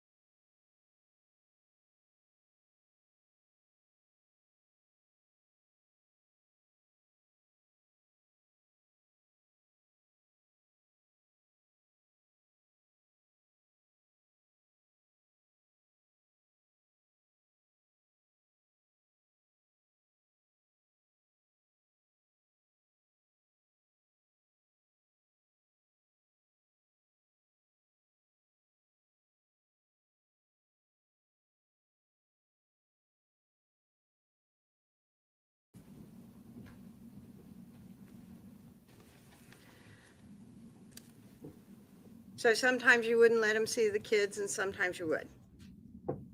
I don't remember saying that he couldn't see the kids. Okay. Sometimes you'd get mad at him. Yes. And you'd communicate your anger to him. Yes. And then sometimes you got jealous. Yes. And you'd communicate your jealousy to him. But that I didn't know that he was with a girlfriend at those times. Right. You just were jealous. Is that right? Yes. Okay. Whether it was Kelsey or not, you didn't know what was going on, but Because he was accusing me too. Right, So, right. It was sort of a back and forth relationship between the two of you, Right. right? And you'd get mad at him or he might get mad at you, right? yes. But when things were, but you were actually, both of you sort of trying to get together too, right? Yeah, we were trying to have our family back together. Yeah. You considered him your best friend when things were good. Yes. He was the And, same way with me too. right. But you two were pretty connected when things were good, right? Yes. And sometimes even when things were not so good. Right. Pretty solid with each other. Yeah. And so when Adam showed up with this woman in December of 2021, when you called him and told him to come back, you didn't like her. No. I think you called her thing. Yeah. But you needed to work with Adam to get through this investigation, right? That's not why I was being nice to him. Was not because of this situation. Okay. Okay.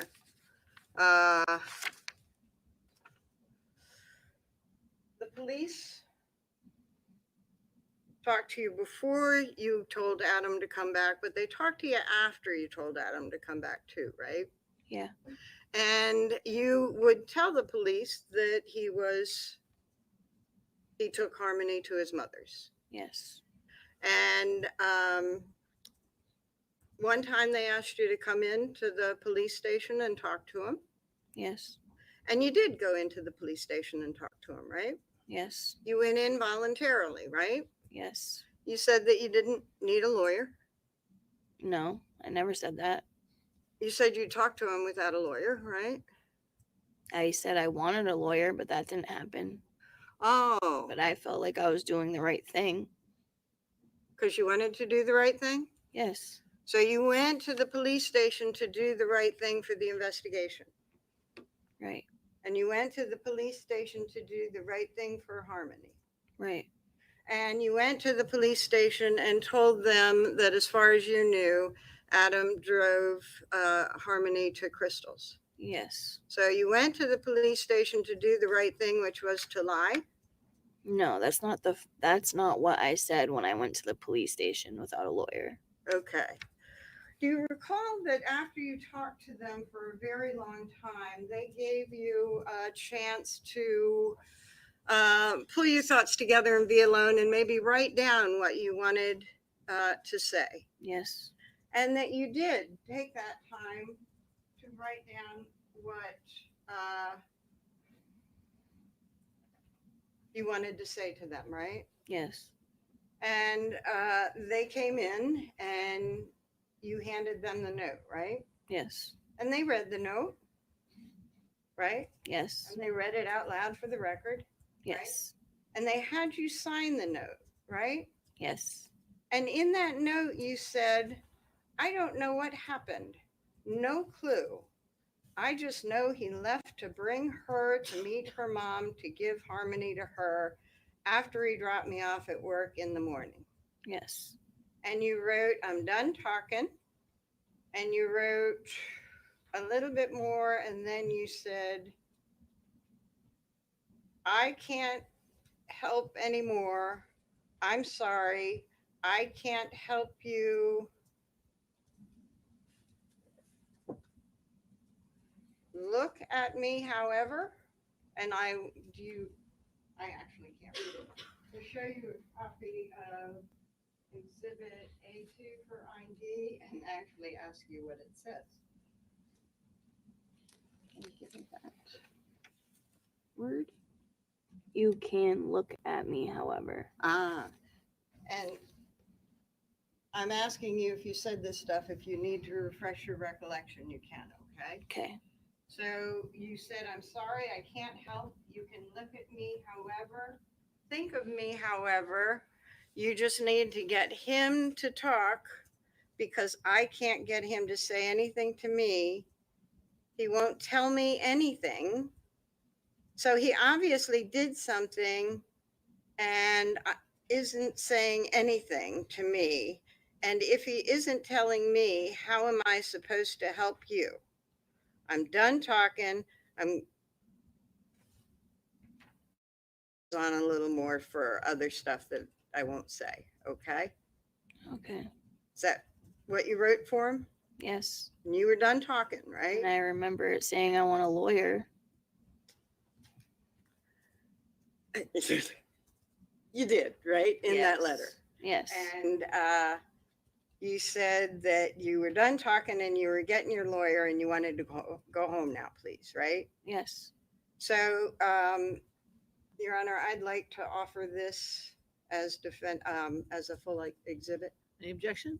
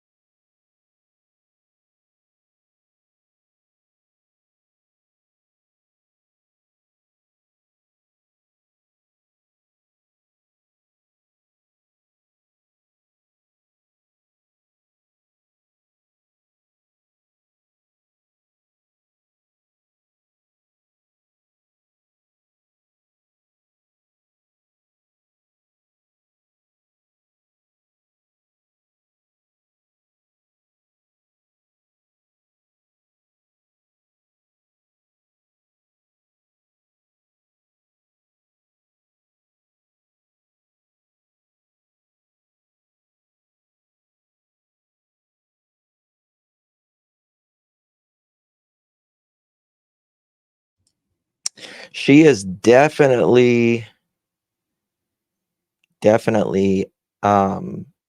they're talking at the moment. So they mute the mic.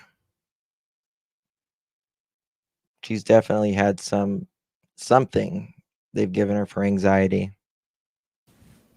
Dodging bullets.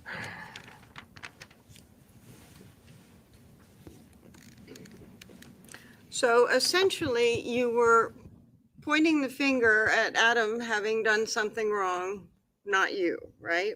Right. And you were lying to the police about what happened, right? Right.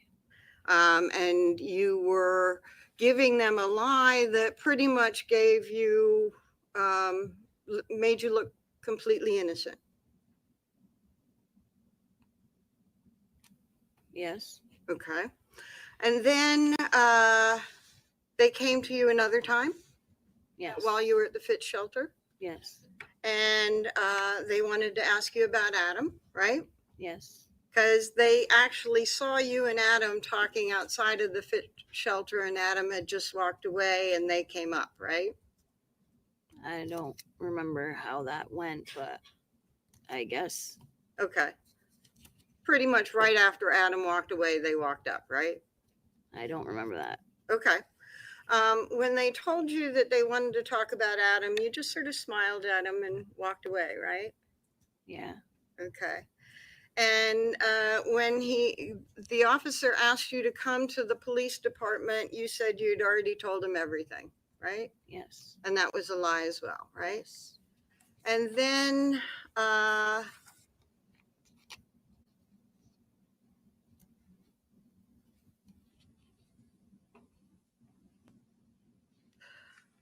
during that interview, you also told them that you didn't understand why Crystal was saying she didn't have harmony. Yeah.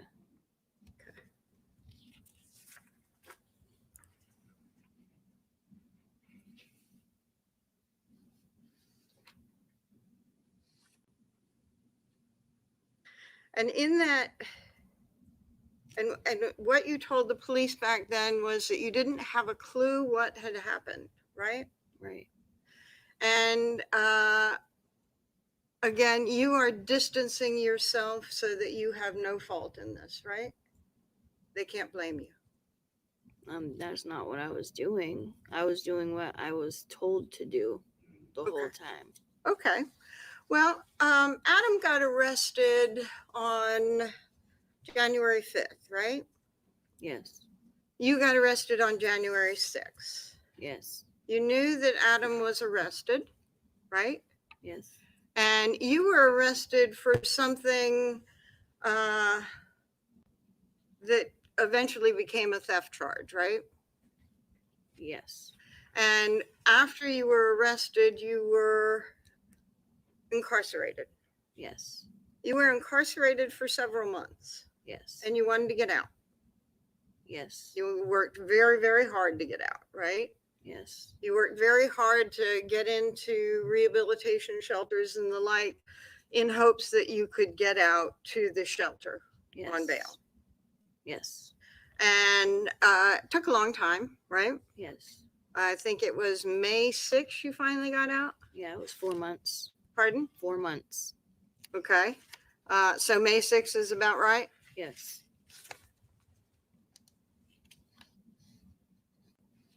I want to talk about some of the things going on while you were in jail, waiting to get out.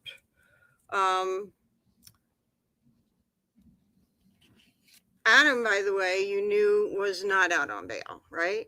Right. And you knew he could not get out on bail, right? Right. You had the ability to get out on bail, but he did not.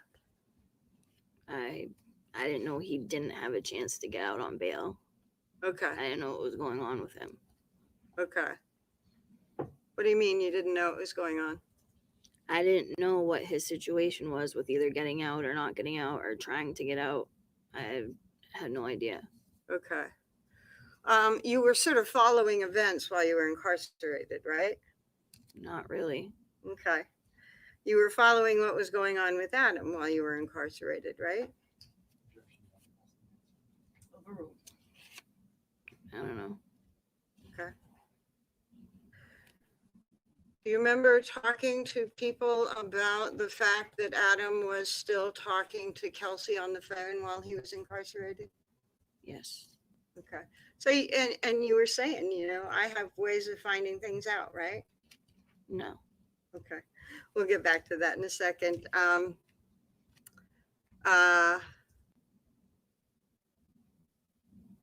During that period of incarceration that you wanted to get out, you did not tell the police the truth of what happened to Harmony, right?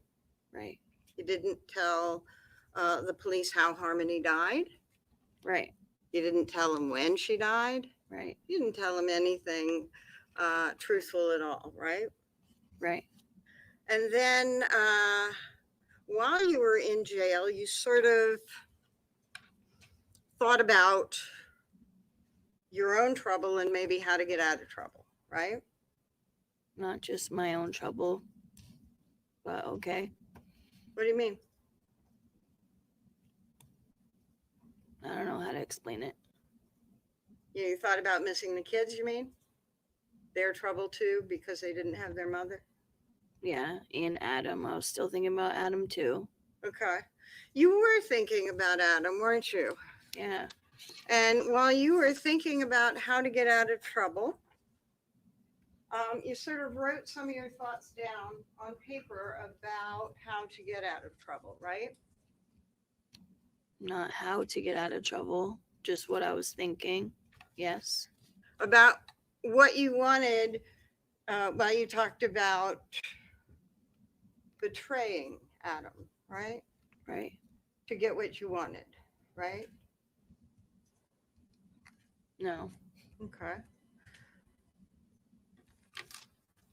I'm going to show you a copy of what is marked for ID as G10.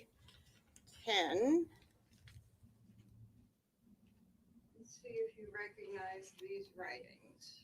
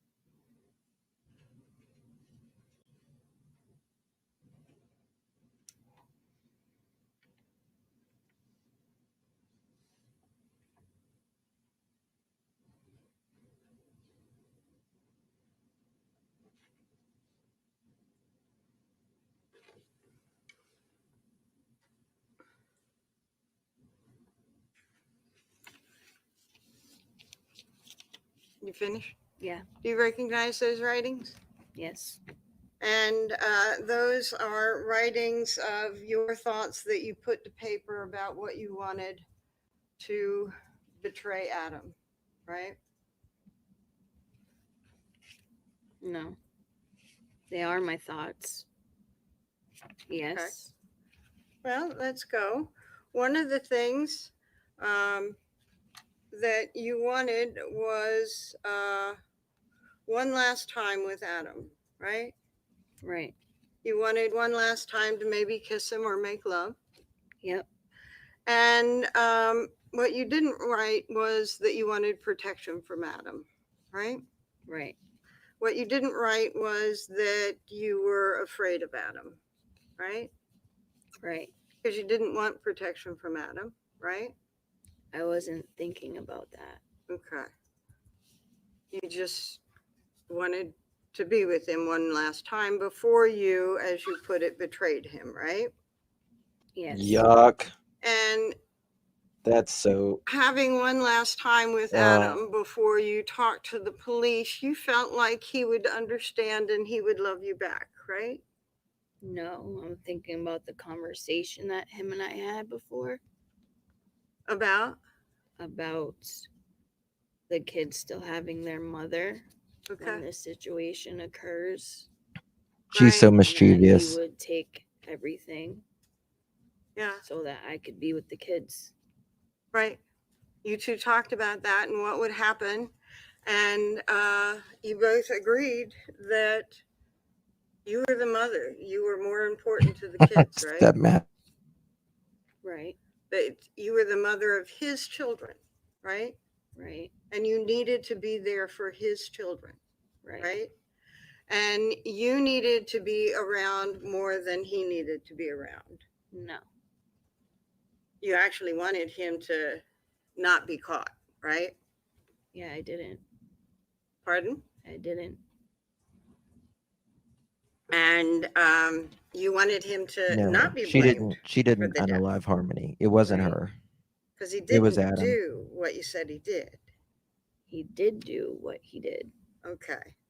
Well, one of the things that you wanted, other than being alone one last time, was immunity.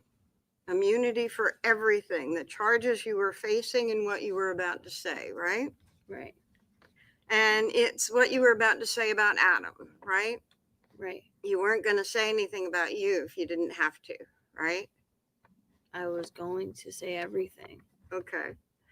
And you wanted the kids in your life. You didn't want to lose custody of your kids, right? Right. And you wanted treatment, right? Right. You wanted mental health counseling, That's right? true dodging. Right. And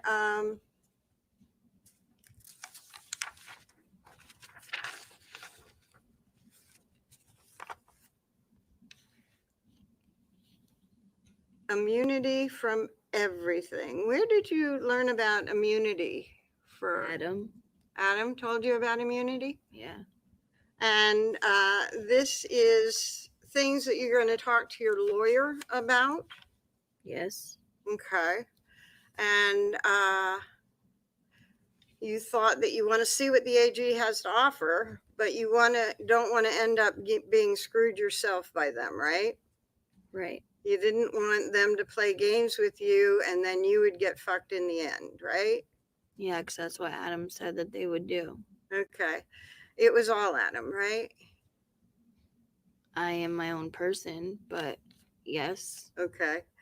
And you said, I am so fucked, I should just, I don't know, for Harmony, for me, for my kids, so you actually thought maybe I will help with the investigation for Harmony.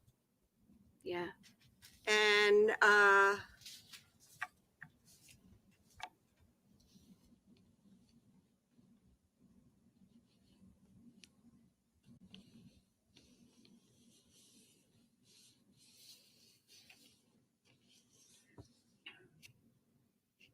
one of the things is you were noticing that Seamus was having a hard time, as well as Declan, and you didn't want them to get adopted out, right? Right. And it's one of the things that you talked to Adam about when you two agreed not to talk about Harmony's death was that people would take the children.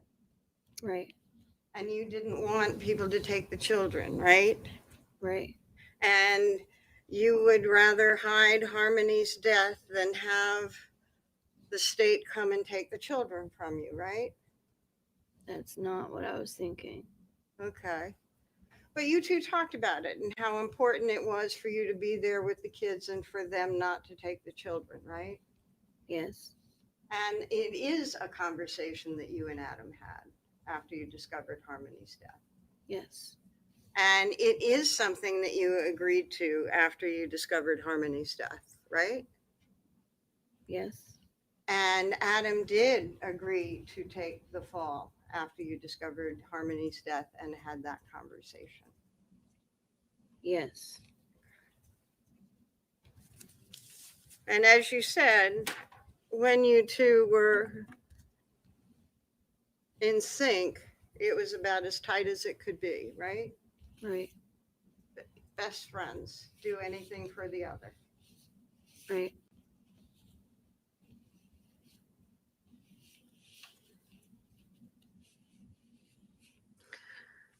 That note was your thoughts for what you wanted your attorney to talk to the AG about, right? Yes. And that note was found in your cell, hidden like between the mattress and the frame? No, it was in a book. Okay.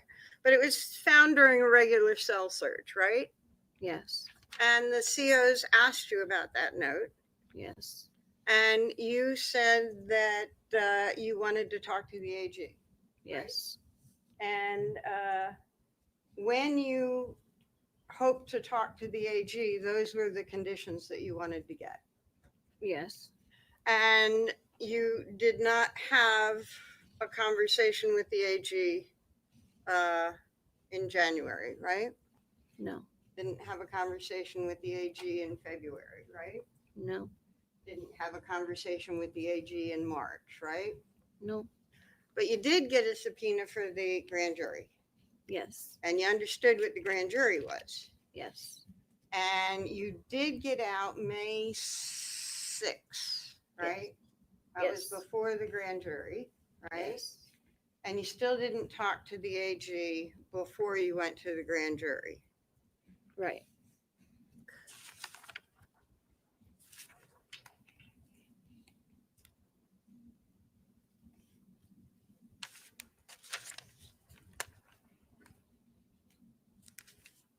By the way, I would like to have that introduced as a full exhibit. That would be G for ID.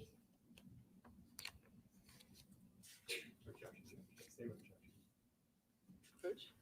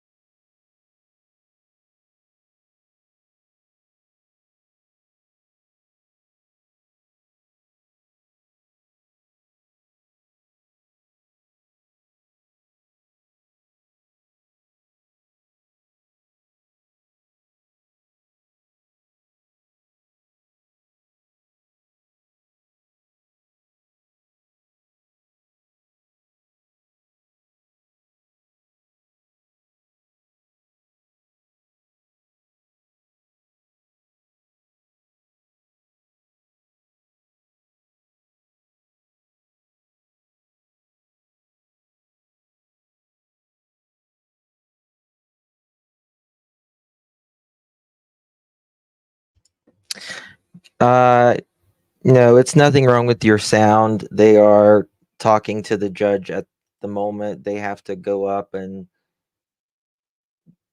talk to the objection is judge. They do withdrawn. this a lot in this case, Exhibit unfortunately.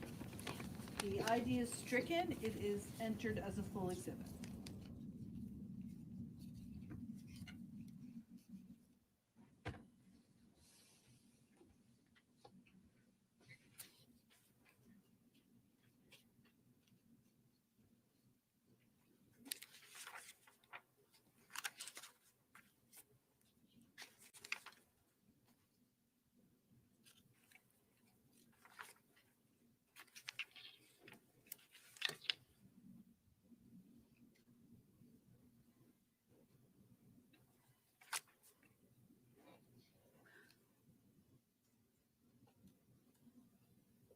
Whenever you're ready. Sorry, It's okay. I couldn't. So in any event, you, after that note was seized, you asked to talk to the AG. You didn't talk to the AG before getting subpoenaed to the grand jury, but you did get out, right? Yes. And before you got out, you actually filed for divorce, right? Yes. You filed for divorce in March. Yes. And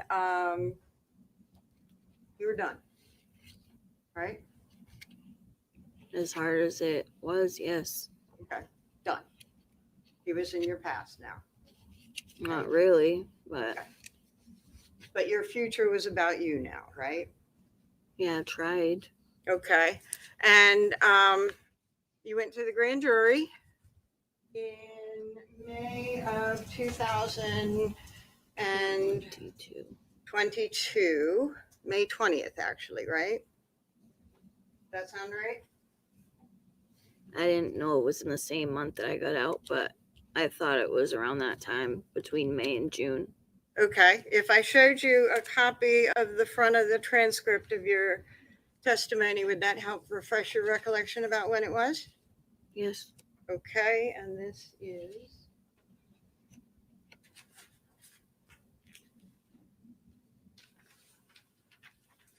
State's Defendant's Exhibit B for ID.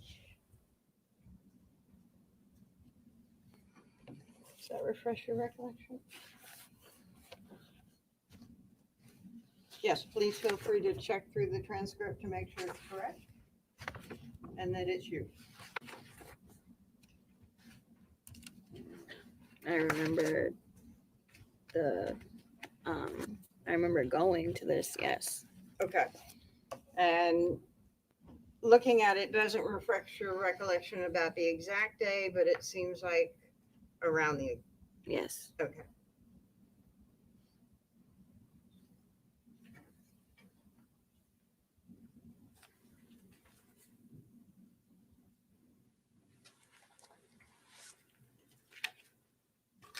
Now, when you went to the grand jury, you had no immunity, right? Right. You had no agreement with the state. Right. And about 2 years, over 2 years had passed since Harmony had died. Yes. And over 2 months had passed since you wrote that note that is Exhibit G of the conditions that you'd like to get for, quote, betraying Adam, right? Yes. And so you went to the grand jury Yes. and you were advised that you had to tell the truth, right? Yes. They actually swore you in like you were sworn in here. Yes. And there was a prosecutor there asking you questions. Yes. And there was a group of people not in this configuration, but probably even more people there that were the grand jury. Yes. And you were not particularly happy with Adam when you went to the grand jury, right? I was stuck in my head. Okay. Well, you lied to the grand jury, right? Yes. Even though you swore an oath to tell the truth. Yes. And not only did you swear an oath to tell the truth, but you were actually given, I think what they called ground rules. Do you remember being given some of the rules of testifying in front of the grand jury? Yes. And you were told that you could refuse to answer any question if it would incriminate you, right? Yes. And you understood what incriminating you would mean, right? Yes. And that meant if it would get you in trouble. Yes. And you were told that incrimination was pretty much if your answer would risk you being charged with a crime. Yes. And you were also told that if you did answer, you had to answer truthfully. Yes. But you were also told that if you had an answer that got someone else in trouble, you had to answer that. Yes. And you were asked if you had any questions about those rules, right? Yes. And you were also told that if you had a question about any of the questions, Yes. meaning if a question might incriminate you or not, you could take a break, step outside and talk to your lawyer, right? Yes. Your lawyer wasn't allowed in the courtroom, but he was available to you, right? Yes. And if you thought that a question might get you in trouble, you could go out and talk to your lawyer. Yes. And you were also told that you could get charged with perjury if you lied to the grand jury. Yes. You were told that not only could you get charged with perjury if you lied to the grand jury, but you could get charged with perjury for each and every lie. Yes. And that a perjury charge could bring a sentence of 3.5 to 7 years Yes. in prison. Yes. And that if you lied more than once, you could get more than one sentence of 3.5 to 7. Yes. You could get a sentence of 3.5 to 7 for every lie you told to the grand jury. Yes. And you lied to the grand jury. Yes. And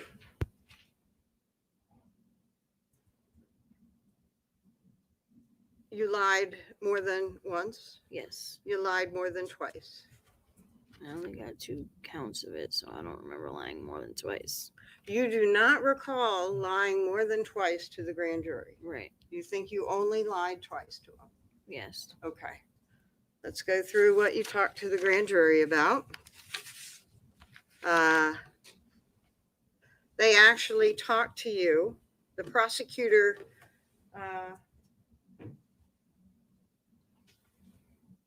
had this note. Yes. The grand jury, right? Yes. And I couldn't tell. Was it this note that was handwritten by you, or was it a copy of it? It was a copy of it. Okay. And he read some and had you read some of the note out loud to the grand jury so he could ask you questions about it, right? Yes. And he asked you what you meant by thinking about betraying Adam, right? Yes. And you said you were thinking about, that he hurt Adam, Harmony, right? Yes. Because he had actually only been arrested on June 5th for second-degree assault to Harmony. Yes. And you said that betrayal sort of referred to that. You were going to betray him on.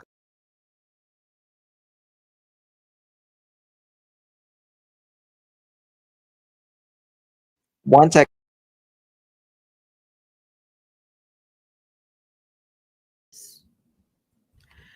And Sorry about that. you said you thought Adam hurt her, but you didn't know what happened to her. Yes. That was a lie. Yes. And that was a lie that protected you, but pointed the finger at Adam, right? Yes. Okay. And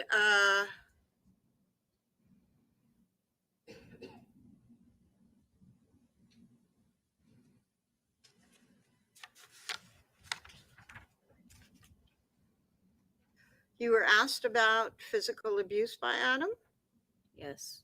and you said he spanked her a couple of times when she wasn't listening or something, but it wasn't a lot. Yes. Was that a lie? No. And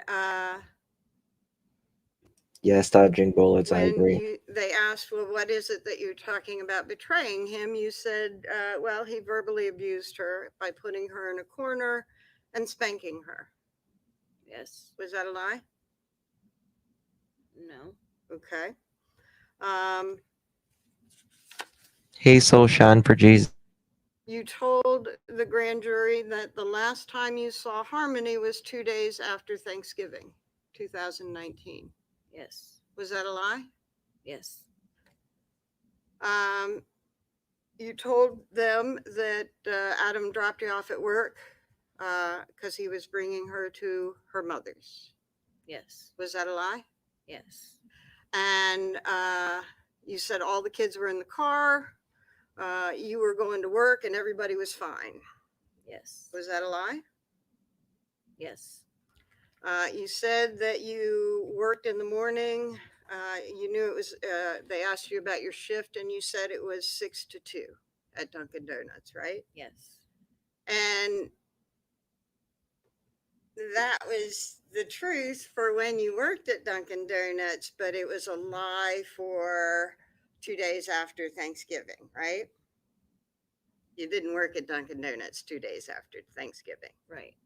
And that was one of the lies that you got charged with. Yes. Okay. But you had lied before that, right? To the grand jury already. Yes. And then you also said the day that you were working on at the Dunkin' Donuts, and that was your second charge. Yes. So you got charged for lying about the shift that you worked at Dunkin' Donuts, and you got charged for lying about It was the location. the location, not the Yes. day. Yes. Okay. The location of Dunkin' Donuts, right? Yes. But not all those other lies that we've already talked about. You No. didn't get charges for them, right? And when you told the grand jury that you were working at Dunkin' Donuts that day, the prosecutor actually gave you a hint. He said, "Are you sure?" And you said, "Yeah," right? Yeah. Yes. And he said, "Take a minute and think because we had the records," right? Right. And you repeated the lie anyway. Yes. And but you knew that they knew at that point that you might be lying. Yes. You knew that you might be getting caught, Yes. and you didn't know what to do. No, I did not. So you just continued in your lie. Yes. And so you said that you had a conversation with Adam, and he told you a day or two before taking Harmony to her mother that he was going to do that, right? Yes. And that was a lie. Yes. And you said that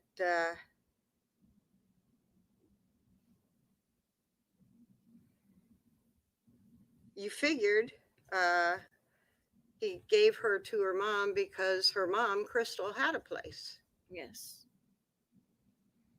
You didn't figure he gave her to her mom. No. You knew that she had died, Yes. and she had died in the car. Yes. She died in the car with you, Yes. and you knew it. Yes. And so when you said you're trying to convince the grand jury that you're telling the truth, right? Right. Because every time you lie to them, you are subject to 3.5 to 7. Right. And so you want them to believe you. Right. And then you tell them that one of the reasons that you didn't think about what was going on with Harmony was because you had a lot of stuff going on with your son. I don't remember that. Okay.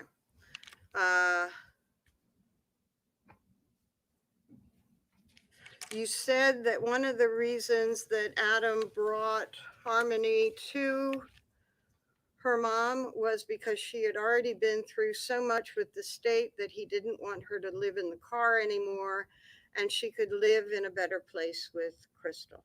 Yes. And that again was trying to get the grand jury to believe your story. Yes. And that was a lie. Yes. And you said Harmony was a normal kid, right? Yes. And that was not a lie. No. You said that she had issues like anybody else, Yes. and that was not a lie. No. And you said that you actually, when Adam came back without Harmony, you actually asked, "Did you take Harmony to Crystal?" like you said, and he told you he had. Yes. And that was a lie. Yes. You told the grand jury you didn't think it was strange that Adam didn't buy Harmony birthday cards or talk to Crystal about Harmony, right? Right. And they asked you why, and you said it was because you had your own issues with your eldest son, and with all that you and Adam were going through, you weren't thinking about Harmony or your eldest son. Right. And that is a son that is not of you and Adam, right? Right. That is a son that you were also visiting. Yes. And there was a lot going on with your son. Adam had a lot going on with Harmony. And so you just didn't think about all those things because it was too chaotic. Yes. And so while some of that might be true, that certainly wasn't why you weren't thinking about Harmony, or about Adam not staying in touch with Harmony, right? Right. Because you knew Adam was dead, right? Harmony was dead, I'm sorry. Yes. And so you just sort of made that up as a reason why things are going on in your head. So something that would be strange to other people wasn't strange to you, right? Right. It just sort of popped into your head. This is a good reason to give the grand jury to try and convince them I'm telling the truth. Right. But it was from a real life detail, right? That was going on in your life with your eldest son. Yes. And you told the grand jury that Adam had been violent to you, so you believed that he had been violent to his daughter, Yes. but you hadn't seen anything. Right. And you told them that you were under the assumption that whole time that Harmony was with her mother. Yes. Another lie. Yes. You told the grand jury, obviously, you were thinking he did something wrong, but you didn't want to think about that, right? Right. And you said because you had the other kids too, right? Right. You had other stuff to think about. Right.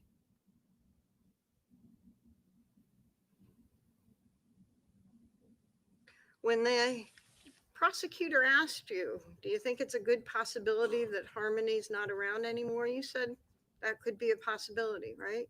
Right. You didn't tell them that you knew she was dead, Right. right?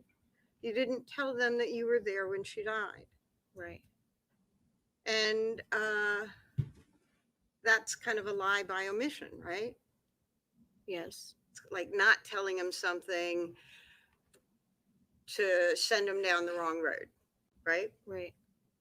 And when they asked you if you remembered any more about the day that Adam drove off with Harmony, you told them what you remembered. Seamus was 2 and Declan was 11 Months. months. Thank you. Yes. Okay. And you were asked if you remembered anything Adam said. And you said, no, not that I can. You sort of let it trail off, right? Right.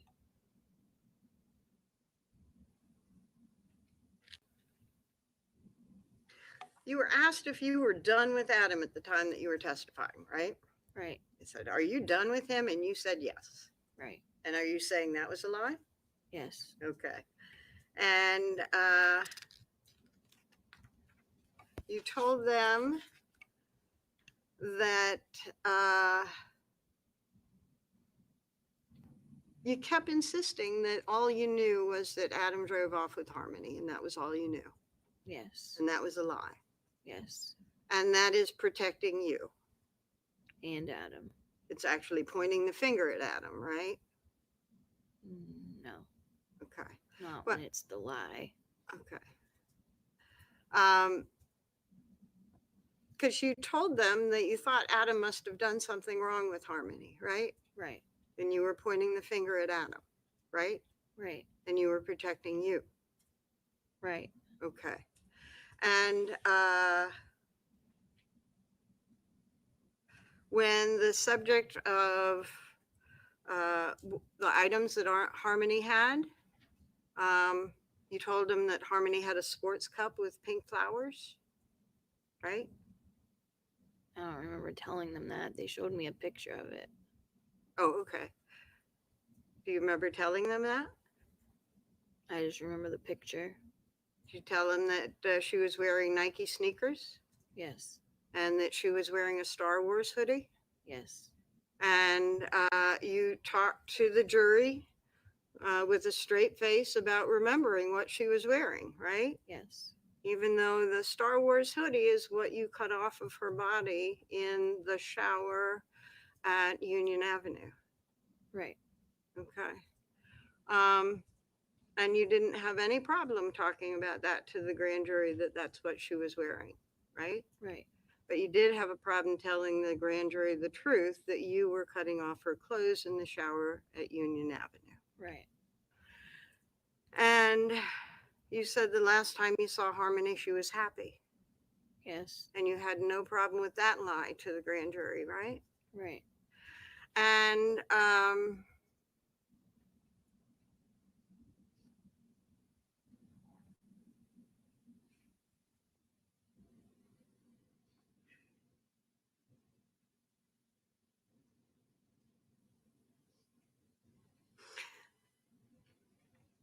the last time you saw Harmony, you thought she was asleep, but she was dead.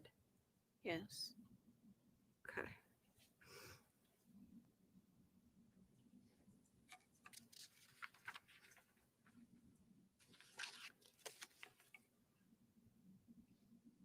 One of the things that happened at the grand jury was you were talking about some of the things that the family did after eviction, right? Yes.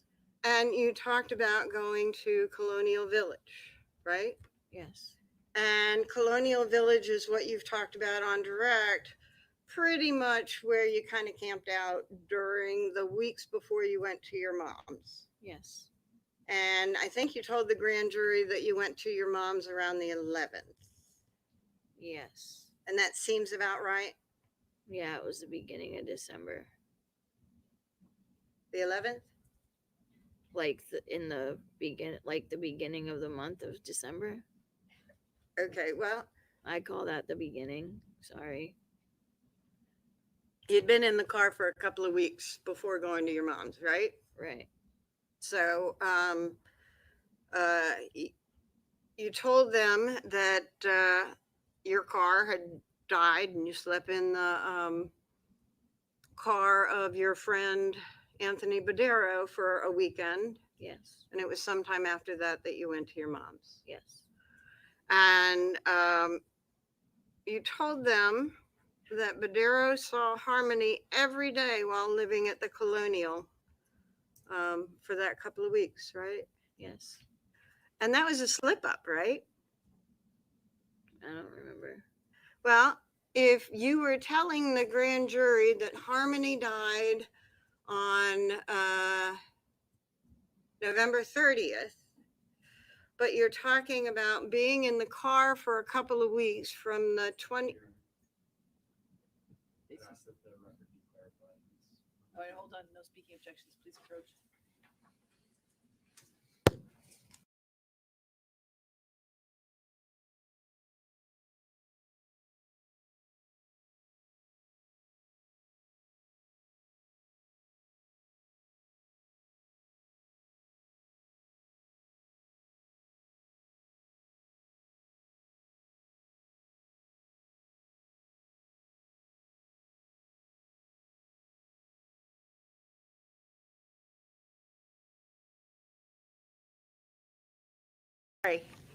You told the grand jury that the last time you saw Harmony was November 30th, Yes. which was 3 days after your eviction, Yes. but that you stayed at Colonial Village, you have said, for about 2 weeks Yes. after eviction, right? Yes. And you told the grand jury that Bordello saw Harmony every day behind the Colonial Yes. for those 2 weeks, right? That was a slip up, right? No, because he did see her. Okay. For 2 weeks? He did see her a couple of times. Yes. You said every day behind the Colonial? Not every day. Okay. For those 2 weeks, he saw her, right? Yes. For a couple of weeks, right? A couple of days. During those weeks, he did see her for a couple of days. Do you recall which days? No, I just know we were still in the car.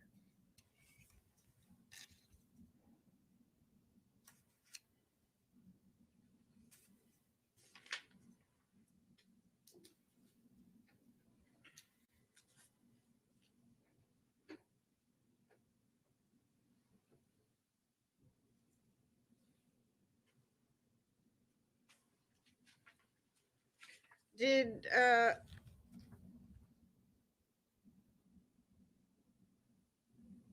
Anthony Bordello didn't see y'all very much before you were parked at the Colonial, right? Yes, he did. Okay. Did he see Harmony often? Once in a while, if we drove to his place. Okay. Would you go in to his place with Harmony? No, Okay. we'd be in the car. Okay. And so I'm going to show you a portion of your grand jury testimony.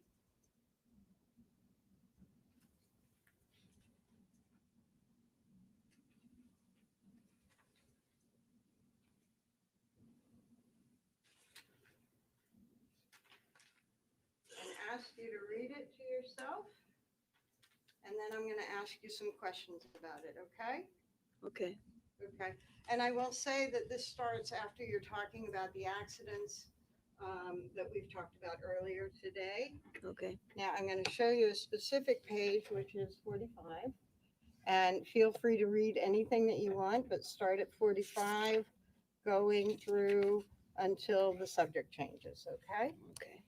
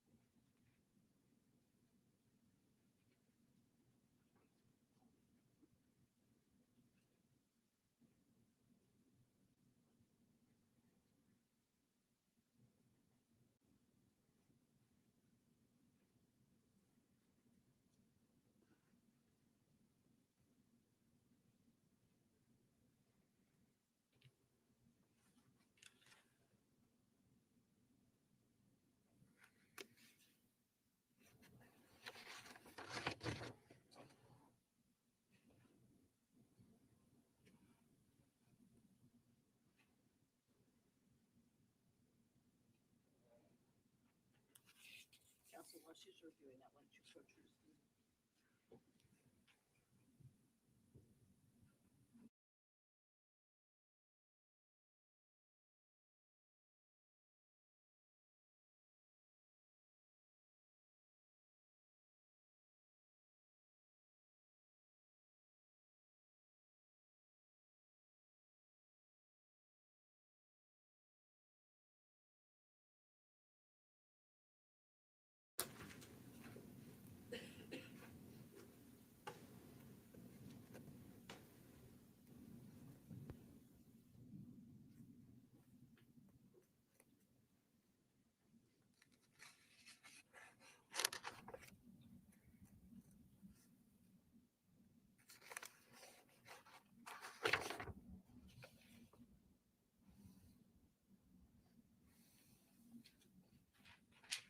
Okay.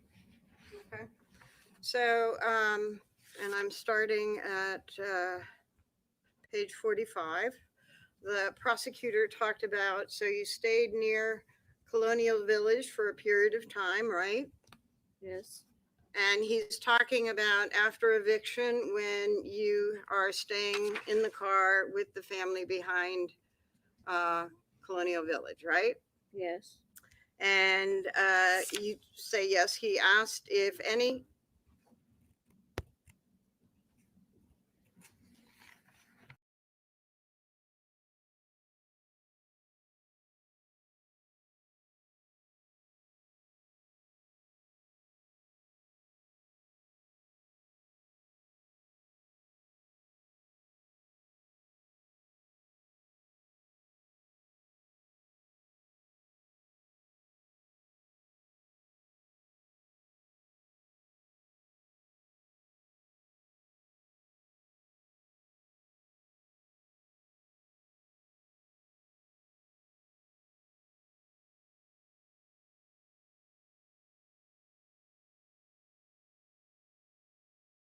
script refresh your recollection. Yes. And at first, you told them that Badero saw Harmony. Did you tell them that Badero saw Harmony for probably every day for like a couple of weeks? Yes. Was that the truth? No, it was like every couple of days. For the whole 2 weeks? Yes. He would go out there to the car, right? And talk to y'all, right? Yes. And sometimes he and Adam would go off and do stuff. No. Adam and he might actually give Badero, drive Badero in Badero's car for a while, right? No. And that's why was Badero coming out to the car for you? Because we were getting drugs. Okay, so you're saying Badero came out to the car to give you drugs? Yes. Okay. You said that Badero saw Harmony probably every day, but now you're saying it's probably every couple of days? Yes.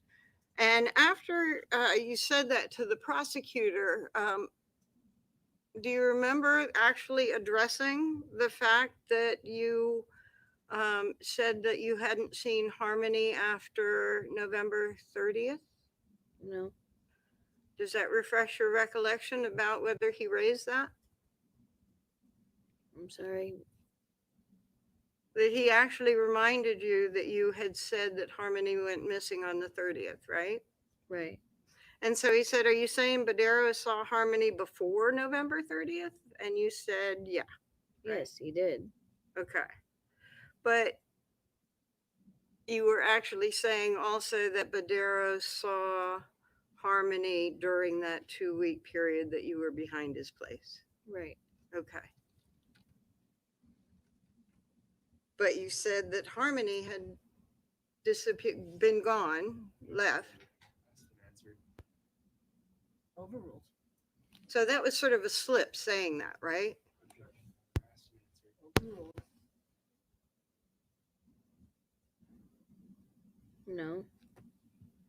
You're talking about events after the 30th where Badero is seeing Harmony at a time that you're telling the grand jury that Harmony has gone off. Adam took her to her mother.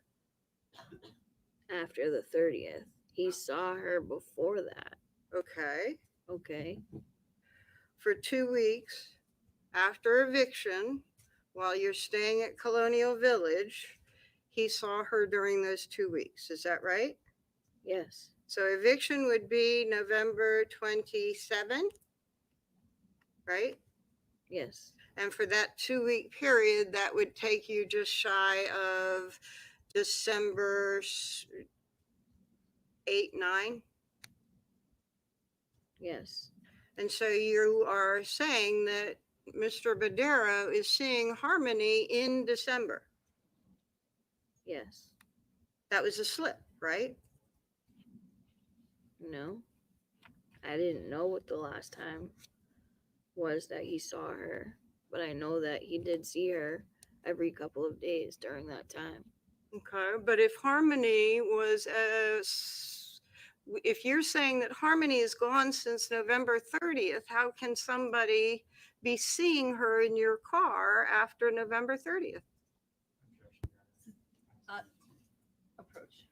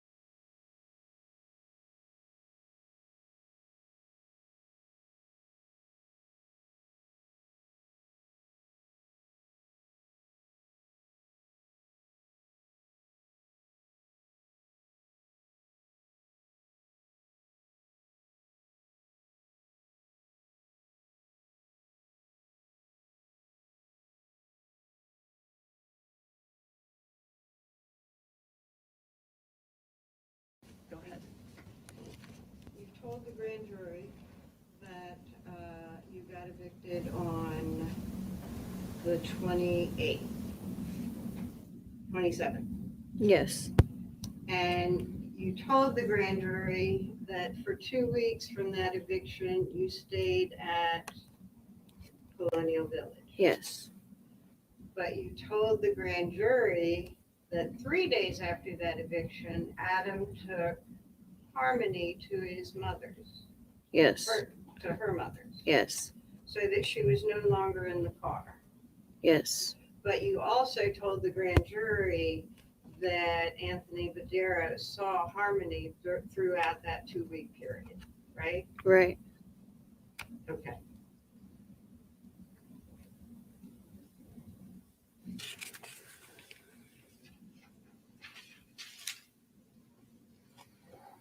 Are you saying that Harmony was in your car during that 2-week period for the Badero? Are you telling the grand jury that he was in your car for that 2-week period after Adam had taken Harmony to her mother's? Yes, because that didn't happen. Overruled. Pardon? Yes, because she didn't actually go missing on November 30th. So yes, he did see her. Okay. So that was actually the truth, Right. right? And it was a truth that was very inconsistent with the lie that you had been telling, right? Right. So you sort of slipped up there, but it got missed, right? Yes.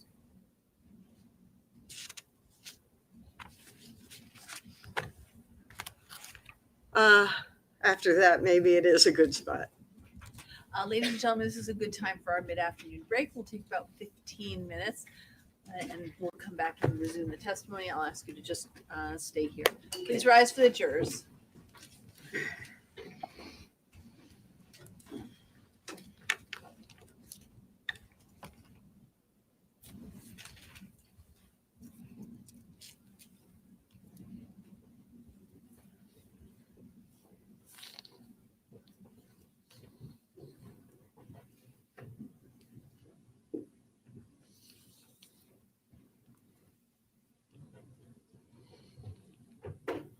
All right, she can step down, have about a 15-minute break, and then she can come on back to the stand. All right, everybody, 15 minutes.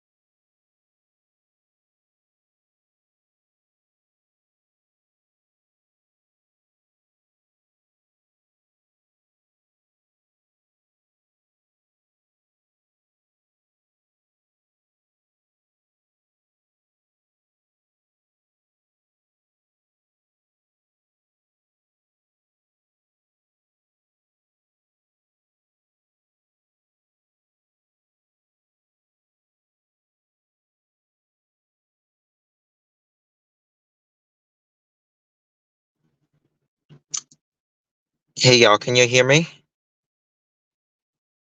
Can you hear me? Hear me?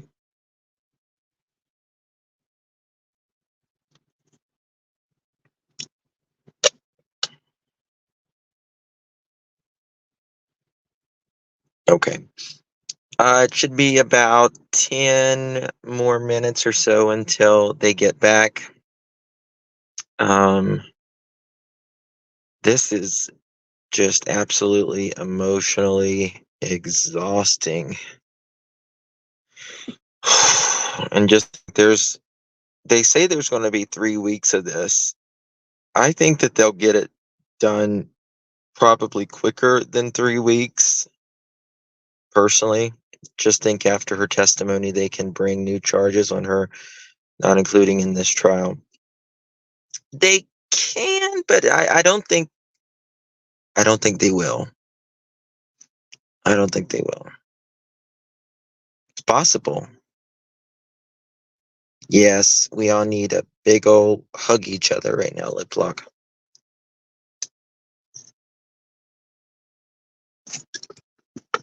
That's what we need. Yeah. I'm in my car, y'all.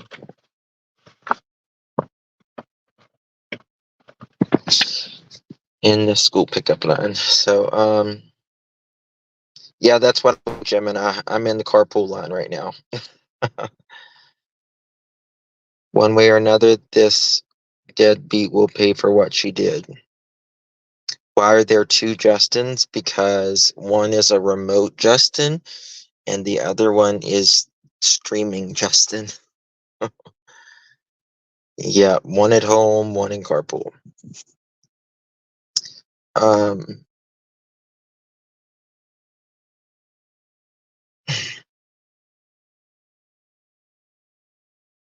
uh, 12, 12, 16. One is Justin's evil twin. I know. Which one is it? Which one is it?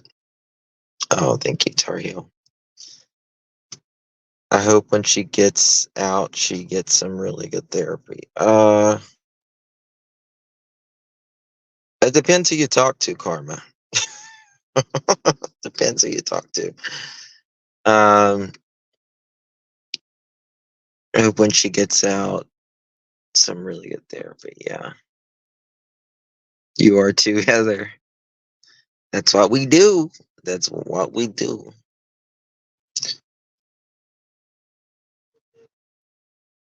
I mean, I don't know how,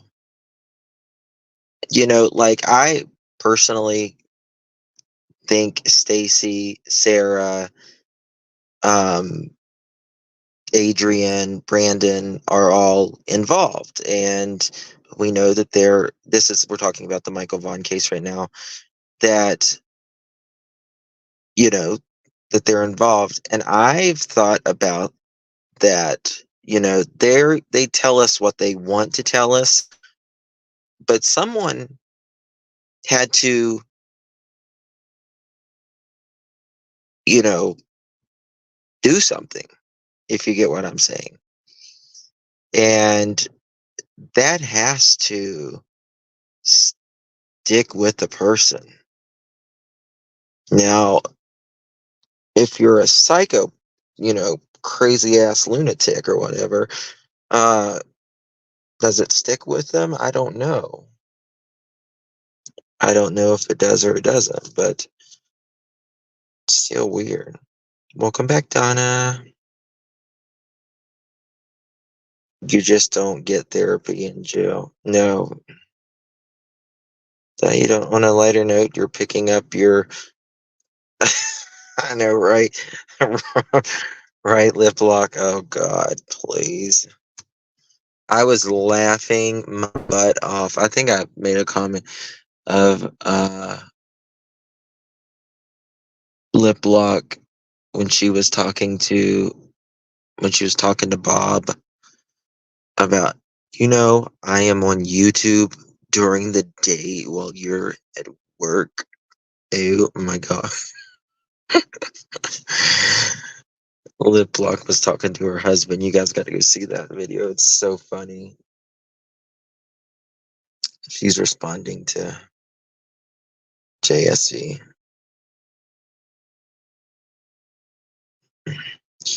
She can eat after watching that happen to a baby.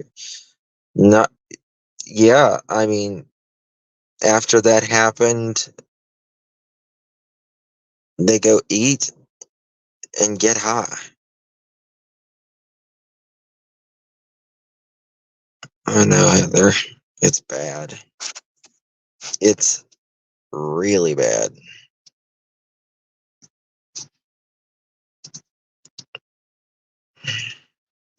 I don't know. Can you imagine these poor kids? And I know, and I wonder what happened to Summer. I, I think eventually. Hold on. They're early. That's rare. All right, I'm gonna step out.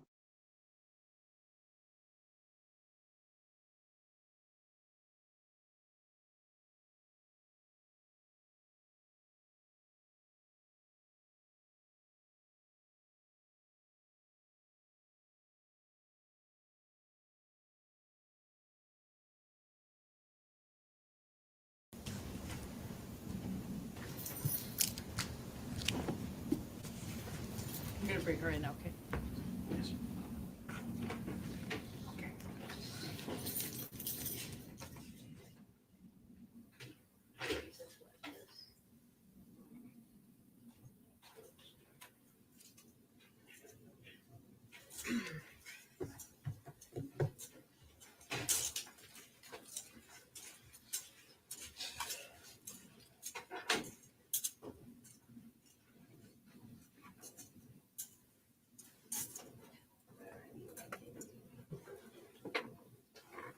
Everybody ready? Yes. No. Not quite yet, not quite yet. Not quite yet.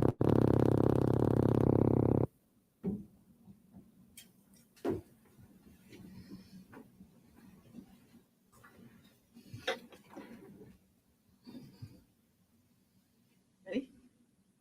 All right. Please rise for the jurors.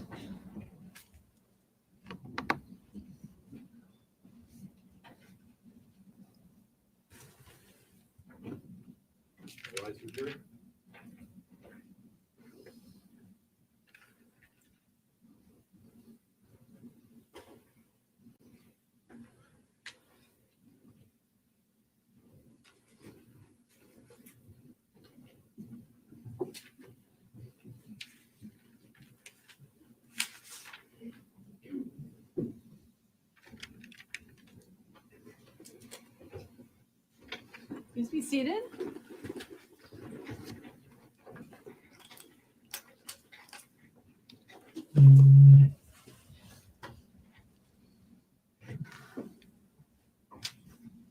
Whenever you're ready. Thank you, Your Honor. At the grand jury, you were asked about those car accidents, remember? Yes. And you said that you recalled two and that Harmony was in the car for one of them, but she wasn't in the car for the other, right? Yes. And that you couldn't remember why she wasn't in the car for the other, right?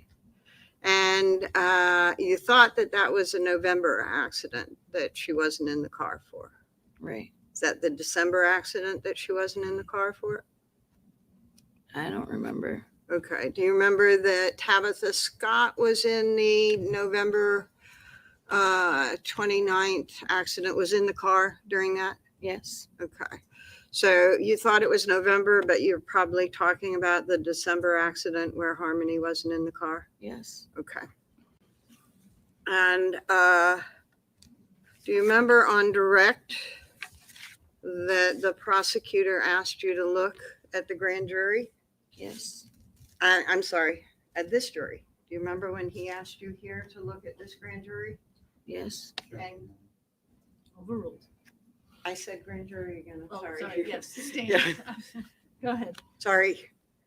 Go ahead. You remember at the end of your direct testimony, the prosecutor asked you to look at this jury? Yes. And he asked you, did you kill Harmony? And you looked at this jury and you said no? Yes. Do you remember that the prosecutor at the grand jury asked you to look at the grand jurors? Yes. And he asked you to tell them what happened to Harmony and you said you didn't know? Yes. So looking at jurors while you're lying doesn't change the lie, right? Right. So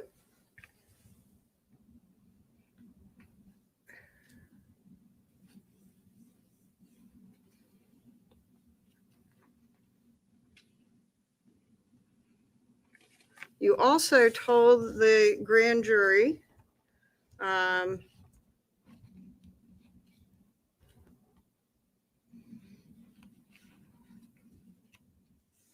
that neither Adam nor anyone else asked you to lie about what happened to Harmony, right? Right. And that lie that you told the grand jury, you told them freely, right? Yes. And it was a lie that you and Adam came up with when you didn't want DCYF in taking your kids or blaming either of you or anything like that, right? Right. And that lie protected you and let the investigation focus on Adam. Yes.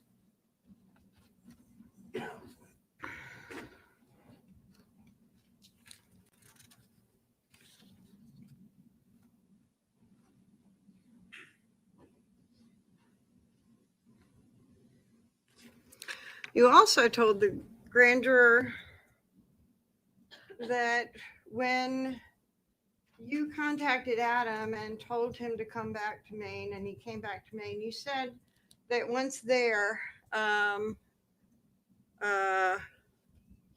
said, tell them I brought her to her mother, right? Yes.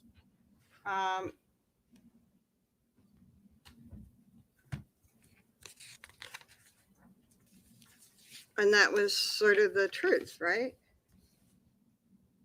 Yes. As he said, you'll be okay, just stick with the story, right? Right. You didn't have to worry. Right. He would be there for you. Right.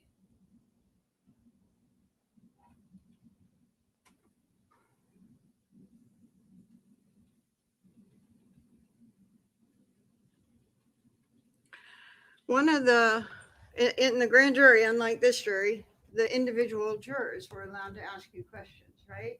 Yes. And so you not only had a prosecutor asking you questions, you had individual grand jurors asking you questions, right? Yes. And you lied to them, right? Yes. You told them that you were actually feeling scared for Harmony at some point, right?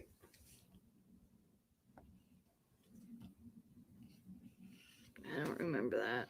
Okay.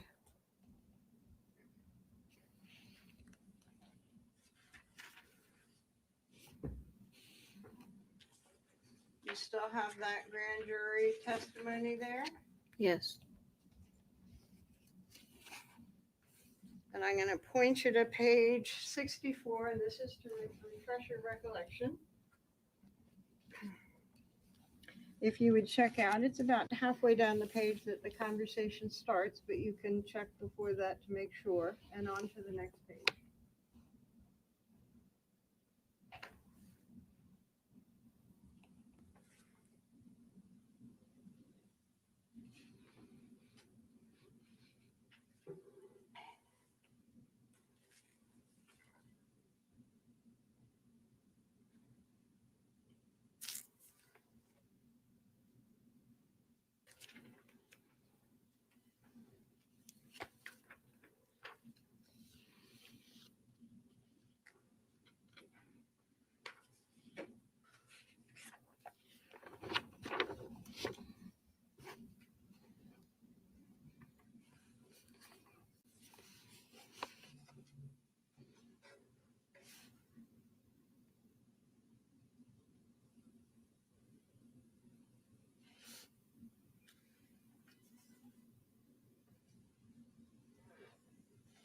Okay.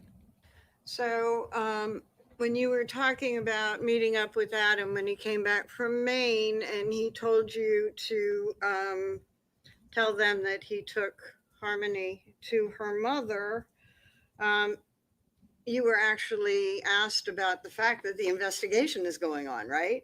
Yes. And you told this jury that you had actually seen Crystal on the news talking about her missing daughter, right? I'm sorry, not at the grand jury today, to this jury. Yes.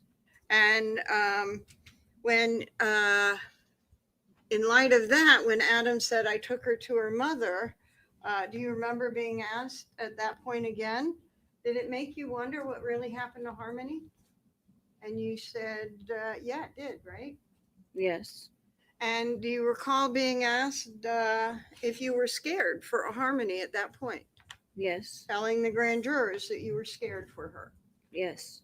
And you were telling the grand jurors this at a time that you knew that she was dead.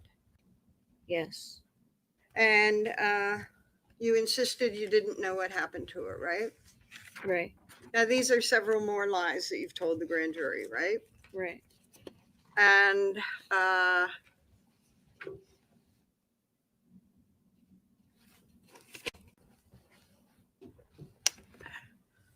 you talked to this jury about Adam in the spring of 2020.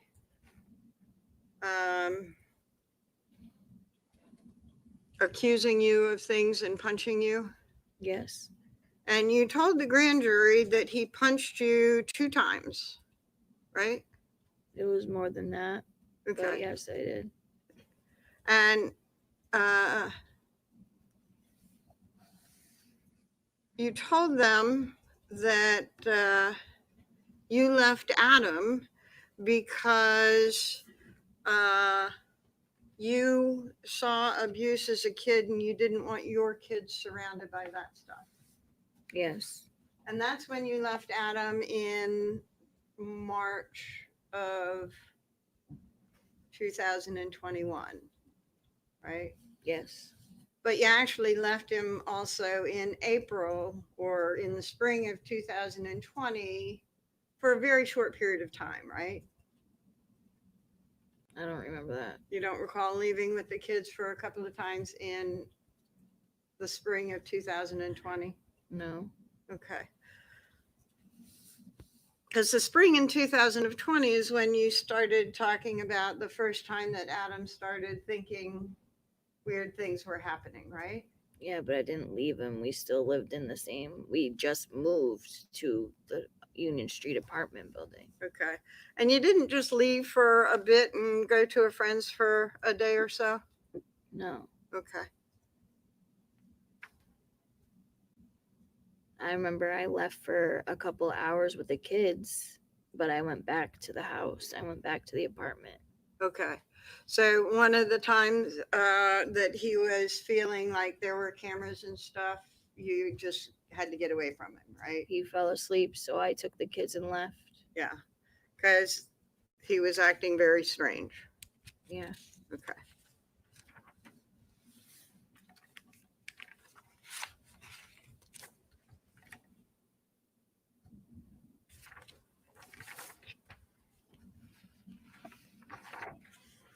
I think I'm going to move on from the grand jury testimony for now. Take that back away from you if you'd like. Thank you.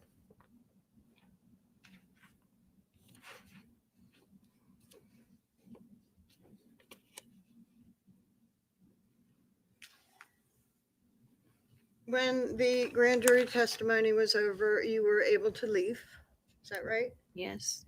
And you were still out in public on bail.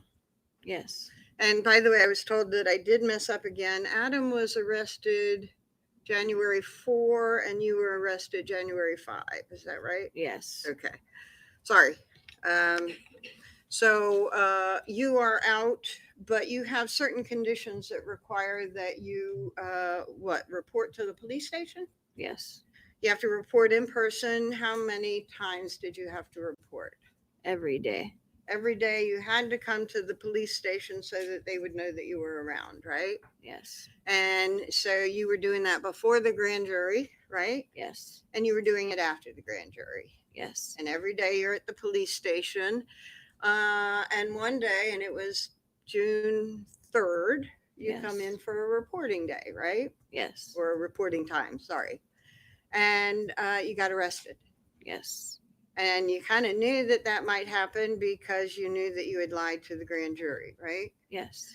And you got arrested for 2 charges of perjury before the grand jury, right? Yes. And it was about your shift at Dunkin' Donuts. Yes. And it was about the location of Dunkin' Donuts. Yes. And we talk about a whole lot more lies that you told the grand jury, right? Yes. And you didn't get arrested for any of those lies, right? Right. And probably talked about more than 20 lies that you told the grand jury, Yes. maybe more. Yes. And you got 2 charges for lying to the grand jury, right? Yes. Now, before testifying in front of the grand jury, you had some other prior convictions, right? Yes. One was for false information to a police officer, Yes. and one was for altering a prescription drug. Yes. And you got incarcerated on that one on a probation violation in 2013 Yes. and got out in 2014. Yes. And it was sometime after that that you and Adam got together. Yes. And you were together but got married in 2017. Yes.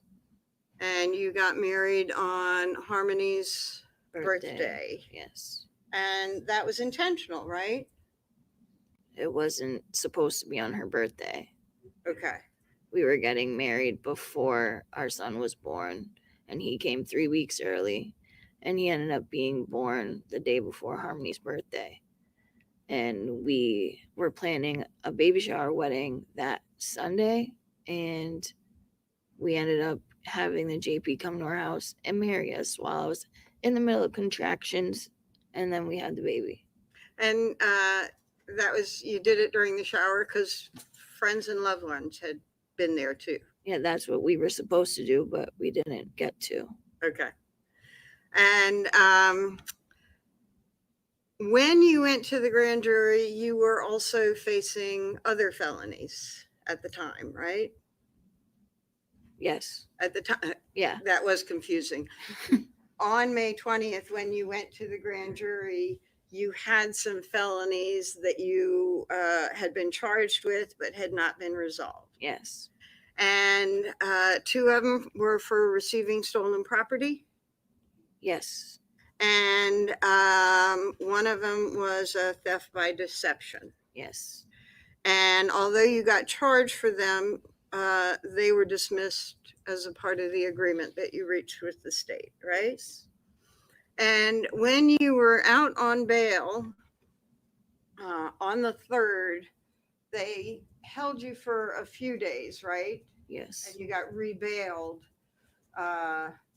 for those perjury convictions, right? Yes. So the day that you came in, they had to arrest you and book you, and you had to go to jail. And eventually, 3 or 4 days later, you were able to get out on bail. Yes. Same bail conditions as before. Yes. No changes. No. And you were supposed to be of good behavior. Yes. And you were supposed to be drug and alcohol free. Yes. And you got rearrested. You were supposed to remain arrest free too, right?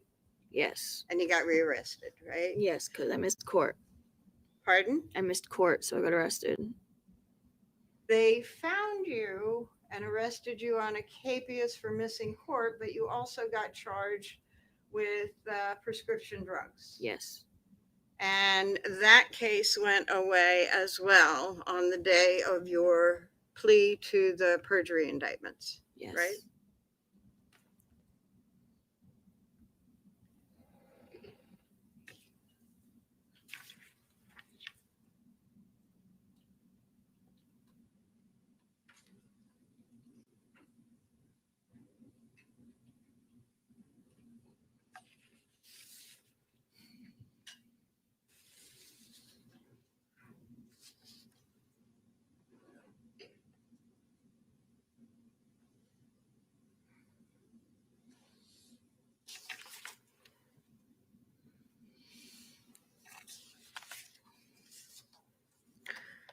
So I want to talk about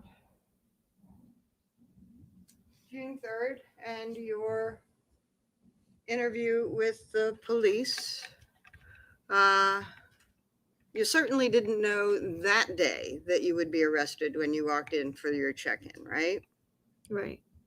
And on that day when you walked in and got arrested on your check-in, you didn't know if you would be able to walk out.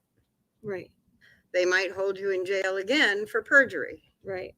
because it's a pretty serious offense, right? Yes. And you knew that when you raised your hand and swore an oath to the grand jury that if you lied to them, it would be a very serious thing. Yes. And so you were kind of concerned that you may not be able to get back out on bail when you got arrested. Yes. And you said you were ready to talk. Yes. You said you wanted to give a statement, right? Right. And you did not have an agreement when you said that, right? Right. You did not have any negotiation when you said that, right? Right. The AG had not actually met up with you at all when you said that, right? Right. And you wanted to make sure that you got out as soon as you could, right? Right. And so your attorney was called, Yes. and there was a sort of agreement reached before you gave your statement, right? Right. And you didn't get immunity for crimes, right? Right. And you didn't get future immunity for any crimes that you might commit. Right. But you did get an agreement that whatever you said that day couldn't be used against you. Right. And that they would look at what you said that day, and if they wanted to use it, then you might be able to reach an agreement. Right. And so that wasn't the immunity from everything that you had wanted, right? Right. That wasn't the no time deal that you had wanted, right? Right. That wasn't the ankle monitor that you had wanted, right? Right. And there was certainly no guarantee or conversation about you and your future life with your children. Right. But you knew they had you solid on the perjury, right? Right. You were never getting around that one, right? Right. And so you decided that this would probably be the best that you could do to get as few consequences for your actions as possible. Yes. Are you okay? My head hurts. I'm like having a migraine.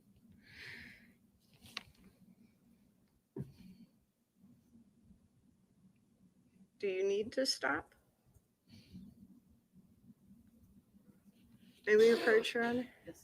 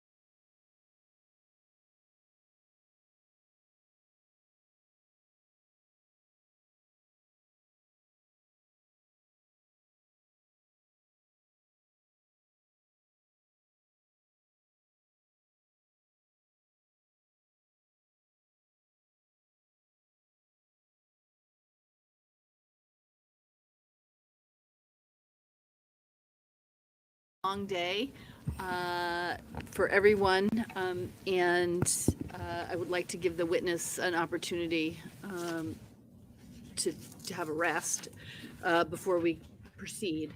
So what I'm going to do is we're going to stop for the day today. I know I had said to you that I thought we would go until 4, but I think it makes sense for us to stop for the day. So we're going to end now. You're going to come back at 8:45 on Monday morning. I cannot say to you strongly enough how important it is for you to avoid all media this weekend.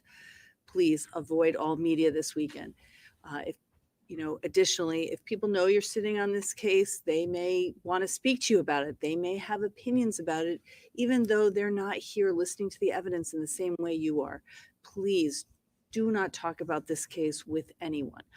There will come a time, as I said to you earlier, when you will be able to do that. That time is not now. So, it's supposed to be a little warm this weekend. I hope you'll find some good activities to do, but stay away, stay offline, stay away from the newspapers, stay away from any media coverage of this case, okay?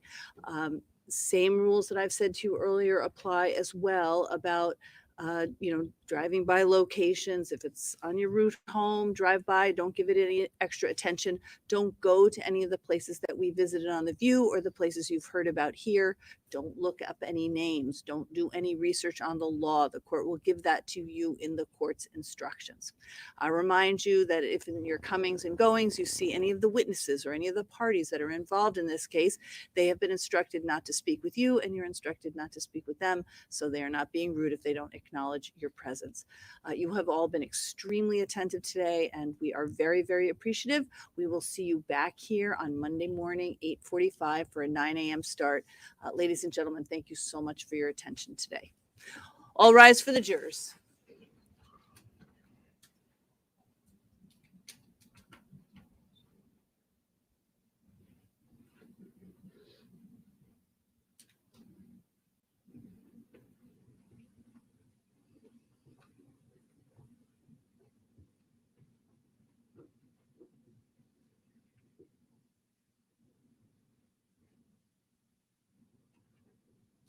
Jean Garrity, could you approach for just a minute?